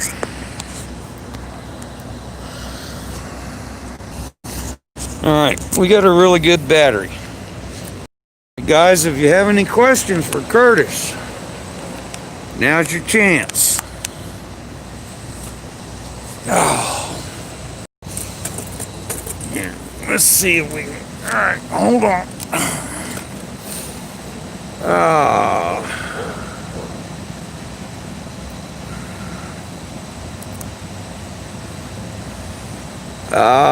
Let's see. What time was that? Are y'all here now? Can somebody throw up a fresh? I can barely see what time. Actually, okay. All right, hold on. Yeah. All right. So I see Matt there. Question for Curtis. Anybody got a question for Curtis? All right, Special K, John, Glenn, I see y'all. Anyone got some questions for Curtis?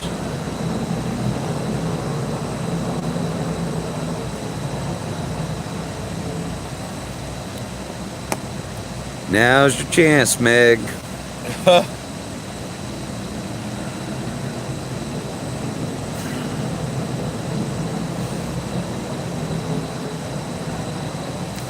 I see there's 47. Somebody's got to have a good question for Curtis. Even if it trivia, just ask him trivia. Curtis is an awesome trivia hound. All right, here we go. Here we go. Here we go. All right, let's see here. All right, if you weren't in NASCAR, what would you be doing? And that's Matt's question. I would be traveling with a rock and roll band. All right, 10-4.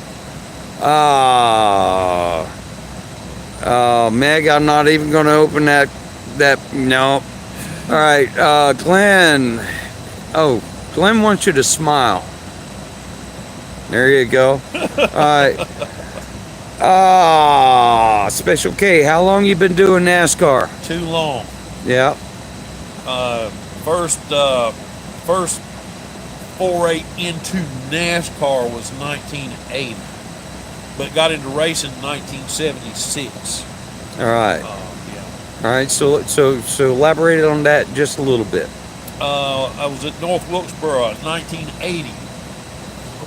I was racing myself, doing some racing, in one of the southeast great dirt track racers, a guy named Tommy Starnes, and y'all have probably never heard of him.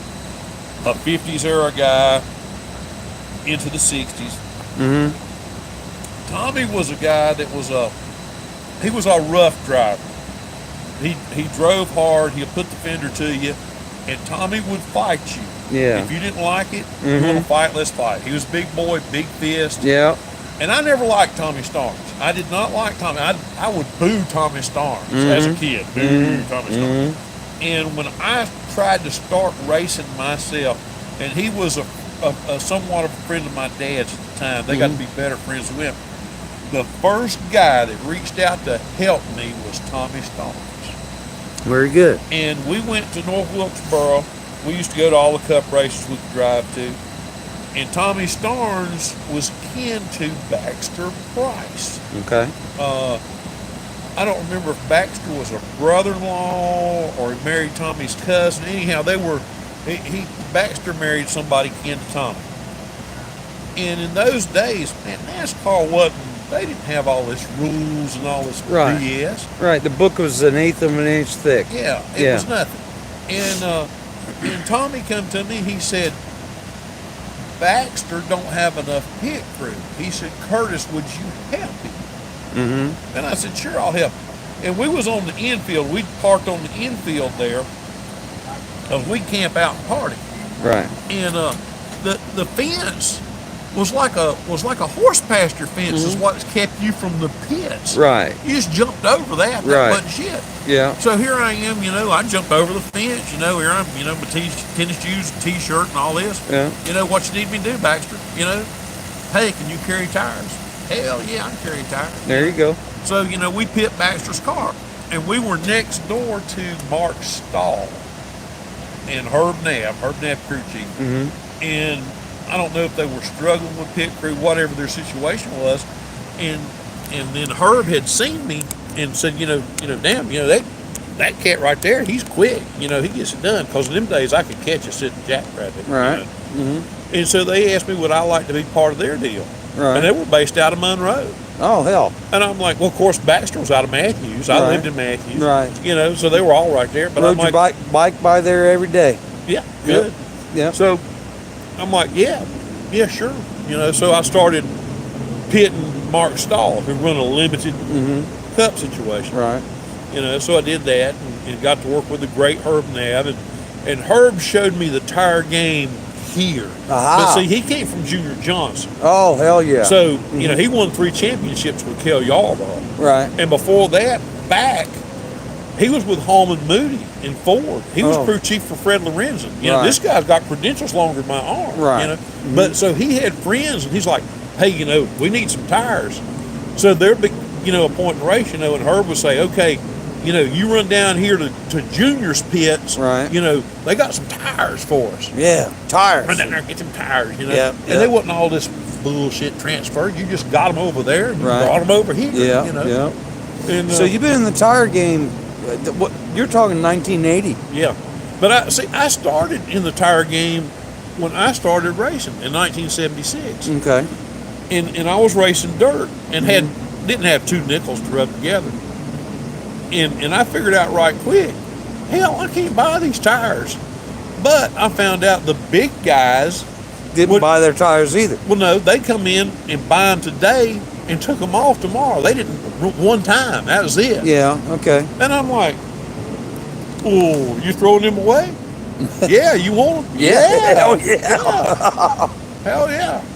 And so yeah, I was 16 years old hustling tires because I had to. Right. Right. And the best thing that I ever bought was a grooving iron. Yeah. Tiger Tom Pistone. I paid I'll never forget it, $65. In 1970 when? 76. That was a lot of money. Well, it was. Figuring your take home pay wasn't but about twice that for working all Exactly, week, yeah. But I could take that grooving iron And get more you life. plug it up and let it get hot, and it had like a razor blade that was bent like a horseshoe. Right. And I could take them tires And go- recycle. Yeah, and Yeah. I'd groove them things till I had the cords. Yeah. I mean, I'd get all the goodie, Yeah. and I was great. I was good to go. Yeah. Mm-hmm. So I got into that early on as a necessity. Yeah. Yep. Necessity. Mm-hmm. Because the two biggest expenses in racing, tires and motors. Yep. That's it. Yep. Tires and motors. And motors can't do a lot about. Yeah. But tires, I figured out I could do something about. Yeah. Yeah. And then here I am today, 40 years later. Still can't get them off of you. Hell, 50 years later, whatever the Yeah. case may be. Yeah. Still In hustling tires. Yep. Gotcha. All right. So I'm a natural bred tire hustler. All right. So what's the next one here? Have you ever found yourself left at the racetrack or left at a truck stop or you've never had a milk? No. Okay. All right. 10-4 on that. Let's see. Frank Sherrick, tell us your racing. All right. Well, I think we just heard. All right. So let's get out of the tires and let's just talk about the racing. Yeah. All right. So with that, your first car was a Polara. Dodge Polara. Okay. God So let's start there. It was a hunk of mess. And let's in about 3 or 4 minutes, let's talk about starting with the Polara to the last car you drove. But the Polara, I was in high school, and two guys that I went to school with wanted to go racing. They bought a race car. Yeah. You can talk to the phone. They bought a race car, but neither one of them wanted to drive it. They wanted to work on it. That's where the fun was for them. Really? Yeah, and me. That sounds like me. Yeah. Yeah. And me, the work's no fun. Yeah. Driving that shit was fun. Yeah. And I'm like, okay. I said, well, guys, hey, I'd like to drive this car. You don't want to drive it? I'll be happy to drive it. Mm-hmm. Okay, Kurt, you come drive it. And so that's how I got going. I was driving Okay. Now their car. Now Polara. I mean, we're talking fairly bone stock, inline 6. Yeah, right? yeah. And it was a dinosaur of a car. It was good at one time, back when it was new as a race car. It was a good car, I think. Mm-hmm. But by the time I got in it, Yeah. time had passed it by. Yeah. And Now, did it have the manual steering with the big wheel? it had a pretty big wheel with tape around it. Yeah. And it had the bucket seat with the lap belt. Okay. Safety still wasn't shit. Right. Glass windshield, Yeah. open face helmet. Yeah. That's all I had. No I didn't have internet? shit. I didn't have shit else. Do you have any foam on the bars? Yeah, we had foam on the bars. Okay. What What about a fuel cell? Hell, I don't think so. Okay. Well, that's right. You didn't work on it. And the cage wasn't shit, Right. And I had the, I don't know what you call it. I call it a reach around bar, where you could hold it lock it into gear because they would jump out of gear. You had to hook it in So third. you hook it, you can lock it in, Yeah. and it hold it. You Right, know? right. So it had that in it. Yeah. But I'll never forget taking it the first time we took it to Metrolina Speedway for inspection. Uh-huh. And the inspector said, I'm going to pass it. But I need a tetanus Yeah, shot. but he said, but you're going to get killed in this car.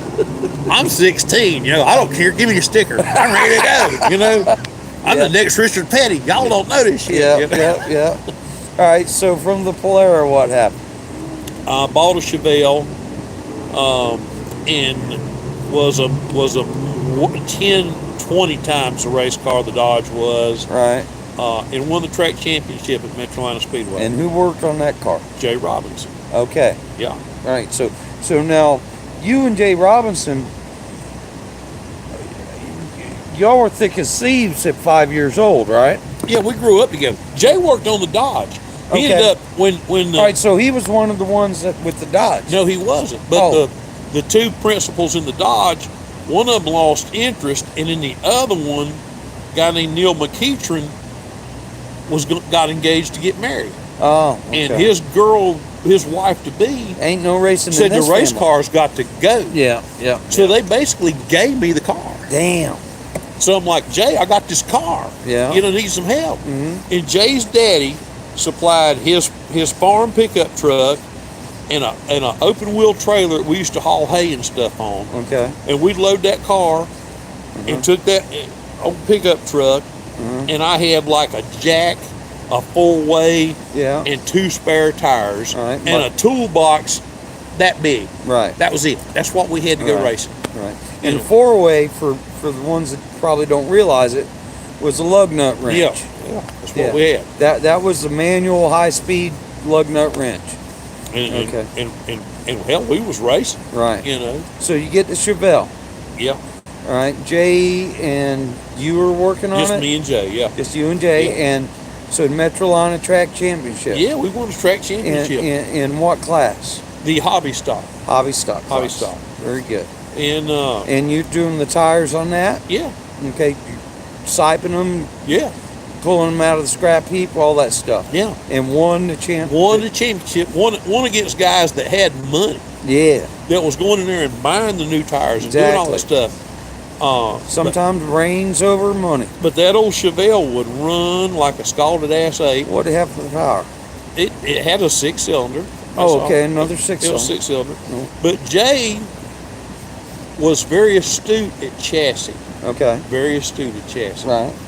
And I could tell him what I was feeling, and he could do something to fix it to make me like it. Right. Okay. And that worked out great. Right. And then I had decided I'm the next Richard Petty. There's Yeah. no doubt about it. Yeah. I'm going to win races like hell. I'm going to be on a postage stamp, all that shit. I bought a Gigolo chassis, Oh boy. late model. Larry Moore. Larry Moore. I'm like, Larry Moore. Larry Moore's my hero. I want a Gigolo chassis. Cool beans, Larry Moore. So I got me a Gigolo chassis. It was a Firebird to start with, but became a Camaro, Right. and went to racing that. I ran an NDRA race, which was the NASCAR dirt back then, Right. and did very respectable. Uh-huh. But I had some bad luck. I got in some wrecks, tore some stuff up, blew a couple of motors. I had bought a super speedway Hutchison Pagan built car Holy crap. that was built for AJ Foyt. was- Oldsmobile? Yeah, Uh-huh. one of them orange, that AJ Foyt orange and all that Okay. shit. I All right. bought one. I'm going ARCA, man. Oh, man. I'm going ARCA. Oh, man. Yeah. Well, I went broke. Went flat ass broke. You didn't have nobody paying for that shit? Me. Damn it. And I went broke Yeah.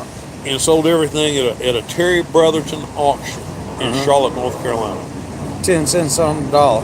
Well, actually, it did rather well. Oh, okay. But the Foyt car was a good piece. Right. That was a good piece. Right. And I think I actually made money selling that car. Okay. And I sold my dirt stuff and Right. and had some money again. Yeah. But was distraught because I was out of racing. Right. And then I had got talking to going to see a go-kart deal. you know. To just go watch. Yeah, Curtis, you know, they wanted me to come do it, you know, because it was racing people, and look, we Yeah. race go-karts, and I'm thinking, no, that's it, shit you're paying right. Lawnmowers? Yeah, and they're like, it ain't that. So I went with them. And man, these cats are running 90 miles an hour. And I'm Woo! like, whoa, this is wild. Yeah. I got to have me some of this. Yeah. So I went to CKI up in Winston-Salem because I got the go-kart magazines and looked, and Yeah. CKI had the best advertising. So I'll say their Right. advertising campaign worked with me. Right. CKI wins the nationals at such and such, Right. wins the state championship race Right. at such and such. And Right. I'm like, okay, these guys are kicking ass. Right. So I'm going up there and get me some of that kick ass. Yeah. So I went up there, and the head guy that owned it, named Lewis Dow, good guy, and I bought a brand new, what they called a laser cart, was what they had then. I bought a brand new laser. A guy named Robin Bradshaw, who was like a national champion, and he built the motors there. I bought 2 motors, the cart, set of tires, spare set of tires, all the clutches, all the gears, and went racing go-karts. And the first race I ran was at Indian Land, South Carolina, which was a hotbed of go-karting back then. Okay. The guys that won big races across the country Came to this were the place. guys that raced there. I got you. So I'm here with the guys. Right. First race, I won it. Damn it. You know, I actually finished second. And I finished second to a guy named Scott Presley, who I didn't know from Adam's House Cat, that drove for a guy named Alton Boone. Okay. I don't know these people. Right. They run nationals and win them. I don't know this. Right. You know, and they're like, you're protesting him, you know, they win big races, you know. And they're like, Oh, so you finished second and protested him. protesting. Okay. And everybody looked at me like I had 3 heads. Yeah, why'd you protest? And they asked me that very question. And I told them, here's the reason. I bought the best go-kart money can buy. I bought the best motor money can buy. And I'm the best driver here. You can't beat me. Oh, just bucket loads of confidence. And he was wrong. Cam was wrong. Yeah. I won the race. Yeah. So I went on a tear. Yeah. I won left and right. And if Yeah. I got beat, Yeah. I protested. If I finished third, I protested the first 2. That's right. And I was winning. They were getting thrown out of tech, and I was not getting beat. Yeah. We had our home track in Monroe, North Carolina, a little Rock Rest Speedway. That my grandfather took me there when I was a kid to see micro midgets race. And Harold Wiggins that owns Phantom. You know Phantom up there. Yeah. All right. Chassis. Yeah, I don't know Harold Wiggins either from Adam's House Okay. Cat. Well, I don't know either, but I know Phantom Chassis, the shop right there on 150. So Harold beats me. We're battling, we're neck and neck, and man, he just beats me. I'm like, okay, tear him down. And, Where's oh, never mind. and Okay. Alton Boone happened to be the guy that was in charge of tech that night. Right. And they tore him down. And the same thing occurred. He wins races all over the country. You know, I don't care. He can't come in my backyard and whoop me. Yeah. Well, he was right. And I'll never forget, Alton Boone put his arm around my shoulder and he said, Curtis, they can't all be wrong. Gotcha. But then I had a great appreciation for Harold Wiggins, and we got to be friends, and I ended up running Harold Wiggins carts and won a national championship with Harold's. All right. What year was that? 89. Okay, so you were WKA Yeah, national champion. WKA national champion in 1989. 1989. Now, how tall were you then? I was as tall as I am now, but I was skinny. How much did you weigh then? I don't know, but I was skinny. All right, was 160. 160. Yeah. All right. So why'd you get out of go-kart racing? Ate my way out. All right. So But I was a factory driver for Trick. right. I had go-kart manufacturers came to me and wanted me to drive their car. Right. They'll supply the stuff. We want you to drive it Right. because you win. Right. So we want you to drive our stuff. So All right. Now, Trick was Johnny Davis? no, Trick was another deal. Oh, okay. But then I ended up driving for Johnny Davis. Okay. Twister Manufacturing. And we're talking Johnny Davis The Johnny Davis. in Xfinity Yes. now. Johnny Davis Racing. And we were second in the nation in 1996 with Johnny Davis and stuff. You were racing go-karts in 1996? 96. I was South Carolina state champion. And I met you in 2001? 2001, yeah, maybe. Really? Um, Wow. Okay. But so I won that. I was driving out of a shop in Monroe, a guy named Rick Little, Yeah. and Rick Little provided everything for me. Johnny Davis supplied the go-karts, Yeah. and we won South Carolina championship, third time in that I won it. Yeah. Second in nationals, and then Rick died, and I ended up going. Jay Was he the one in the wheelchair? he was in a wheelchair. Okay, I remember that story. Yeah, and then Jay was running late models, Yeah. and he's like, "Why don't you come over here and drive one of these late models?" And I'm like, "Well, hell yeah, let's go do that." You know? I got you. And I happened to be fortunate enough to be a teammate to Rodney Childers, Rodney Childers. Yes. Why do we know that name? crew chief of Kevin Harvey, There you go. He was your teammate. teammate. Yeah, and Go-karting. no, late model. Oh, late NASCAR, model, excuse me. NASCAR late model. Oh, that's right. Okay. And he was fabulous, man. He Yeah. was so smart about his chassis. But he was driving, right? He was driving. But he didn't necessarily want to drive, right? He liked short tracks. He didn't want to drive big stuff. I got you.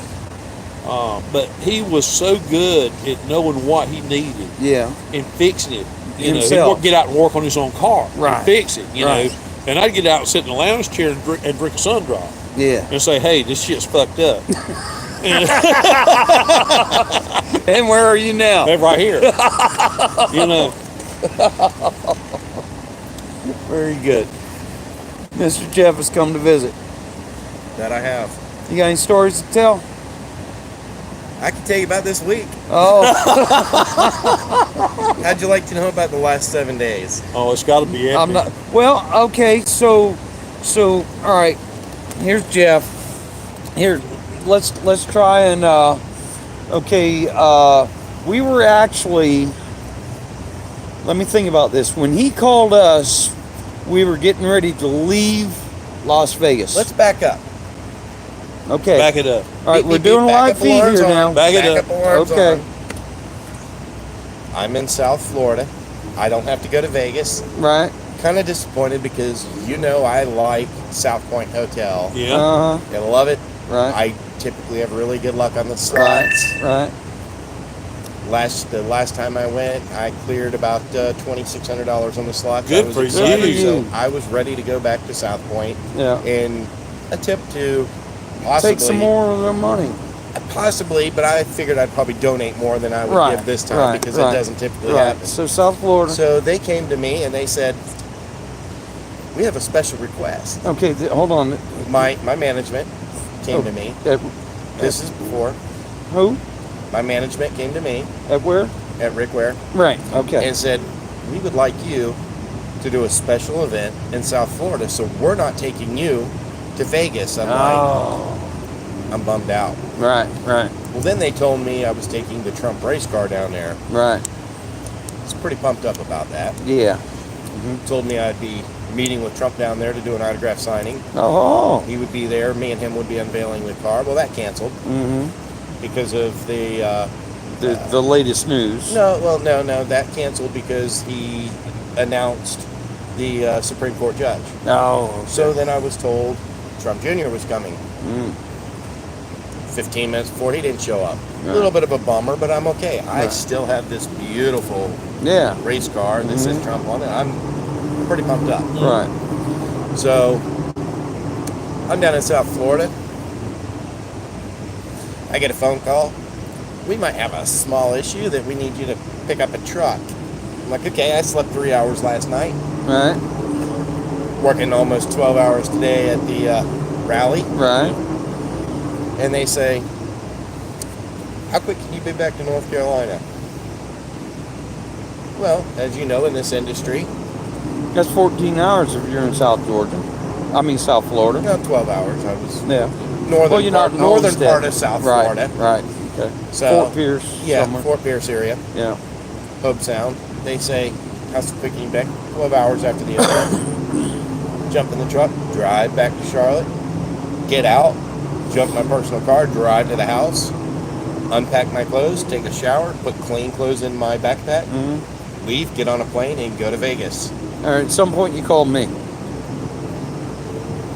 As I'm on the ground in Vegas, called you Okay. for a logbook Yep.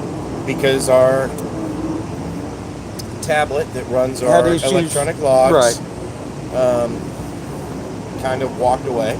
Or got crushed. Or, And yeah. so I had a logbook to get this truck back that was not really in limp mode, which for those of you viewing don't know what limp mode is. That's kind of when a truck restricts itself to a certain speed because of issues Right. in the computer system or DEF system. Okay. which is So, fuel. so now you're driving a broke truck. So I'm driving a broke truck across the country, half the way at 50, 55 miles an hour. Yeah. Probably 3/4 of the way. No Right. problem. Make it back. Get the truck to the shop. Unload the trailer. Take the truck to the shop. Right. Next thing you know, pick the truck up yesterday morning, and drive the truck back to the shop to look up to the trailer because it's fixed. Right. As we pull in our gate, it conks out and shuts off. The gate. Pulling in the gate to our shop. Done. Okay. This is it. This is exit 106. This is this is at Rick Ware Racing. I picked Where it up. is Rick Ware Racing now? It's at exit 36 in Oh, okay. Yeah. All right. He's not even in Trinity. And No, oh, not up there where you drove I got from you. Charlotte Okay. to Mooresville. Right. Okay. It broke down at the gate. So the gate broke down, or the truck broke No, down? the gate opened. I pulled through and it went gone. Truck quit. Truck quit. Quit. So we called the mechanic out there. He looked at it and said it has to go to the shop. So then we detached a different tractor, which is the tractor I normally drive, hooked it to the trailer we have today. Successfully, we made it to the track. However, one of my other drivers, The 15. the 51, Okay. 51. Excuse me. had a oil pressure issue, and he broke down on the way here and had to sit from about 9 o'clock last night until about 1 o'clock this afternoon. Okay. In the meantime, And where did he break down at? in Gaffney, South Carolina. Gaffney. Yes. Exit 100. About the 96. Yeah. Okay. Still, what, 5.5 hours from the track? Through Atlanta in the daylight. Yeah. Oh. So, in the meantime, the 53 hauler has a knock sensor issue. Oh my God. That truck breaks down here, and Yeah. we have to get a mechanic in here. Oh. In the meantime, I'm talking on the phone, arranging a tow truck, Mm-hmm. which is my co-driver from last year, to pick the broke down tractor up in Gaffney to tow it back to Charlotte. Yeah. And I'm getting another driver with a bobtail tractor to come pick up the trailer to bring it here. However, he can't stay here. Right. So he has to drop the he's tractor. not on the list. He's yep. No, he Yep. has to drop the trailer, and we have to get another person, champion, to come bring the tractor in, or the trailer into the track. Right. And now I have our other tractor, which Jamie, my co-driver from last year, the guy that towed the tractor back to Charlotte when it broke down, Right. is going to pick the tractor up at 9:30 in the morning and drive it here to pick the trailer up. OMG. But we've successfully handled all this. Yes. Well, good for you. Damn it, man. With a new driver in our, And the thing in the is, truck. is you didn't get any oil on you. No. That's good. But it's actually been. Yeah. I'm up for the challenge. I'm I really enjoy- thinking I you enjoy need to the start wearing a fireproof suit. challenge. I enjoy the challenge. Yeah. Fireproof suits I don't want to wear anymore. Mm-hmm. No, I'm talking about driving a truck. Possibly. Yeah. Possibly should. Yeah. That's what it sounds like. It's been a rather interesting week. Is there though. anything else you need to vent on? No, I'm not even kidding. I'm pretty happy. Okay. Very good. Very good. Good to be happy. Yeah. Satisfied. I'm with a great group of people. Yeah. Yep. Yep. Enjoying myself. Very good. What more can you say? Yeah. That's it. Yeah. Yep. A little chilly out. But feels It good. is. It's all right. It's about time. Yep. Could be 90. Could be 100. Yep. Yeah. I ain't bitching. I like it. Mhm. I love the fall. My time of year, man. Yep. Yep. The only issue that I do have that I could vent about is I have two beautiful females out in the infield that I could go spend time with.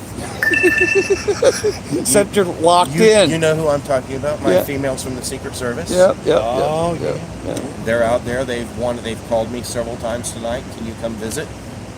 No, I can't because NASCAR has said we're we are locked. not allowed to go out there. Yeah, we're locked in. So I'm obeying the rules. Well, there's two gorgeous females out there that, Well, they could come to the fence, couldn't they? then I would feel like I was in prison hanging on the walls going, You know, sometimes they like that ladies. kind of shit. yeah. So, but the good news is I will be going to D.C. because I was supposed to be there this weekend, but because of Yeah. the COVID with the president, I was supposed to be at the Washington Monument with that race car. That would have been awesome. And on the South Wall. Although the last thing I would want to, I would probably have to cut a foot off before I drive into Washington D.C. I'm nah. Well, I was going to have an escort in. You'd have to. There you go. Yeah, Yeah. you're gonna have to have some kind of coordination. But let me back up because I forgot to tell you about this. Yeah. This is the priceless part. So last weekend when I was in South Florida doing the event, Hmm. I had some of the agents with the Secret Service there because they expected Trump to be there or Trainer. And I was invited and offered the opportunity to drive the number 5 vehicle in one of the presidential escorts, Aha. which is, granted, it's only a Suburban, Yeah, but how many people get that opportunity? Yeah. yeah, To to have a drive crosshair one on you, that's pretty awesome. Yeah. Hell yeah. That was pretty amazing. Yep. So Yep.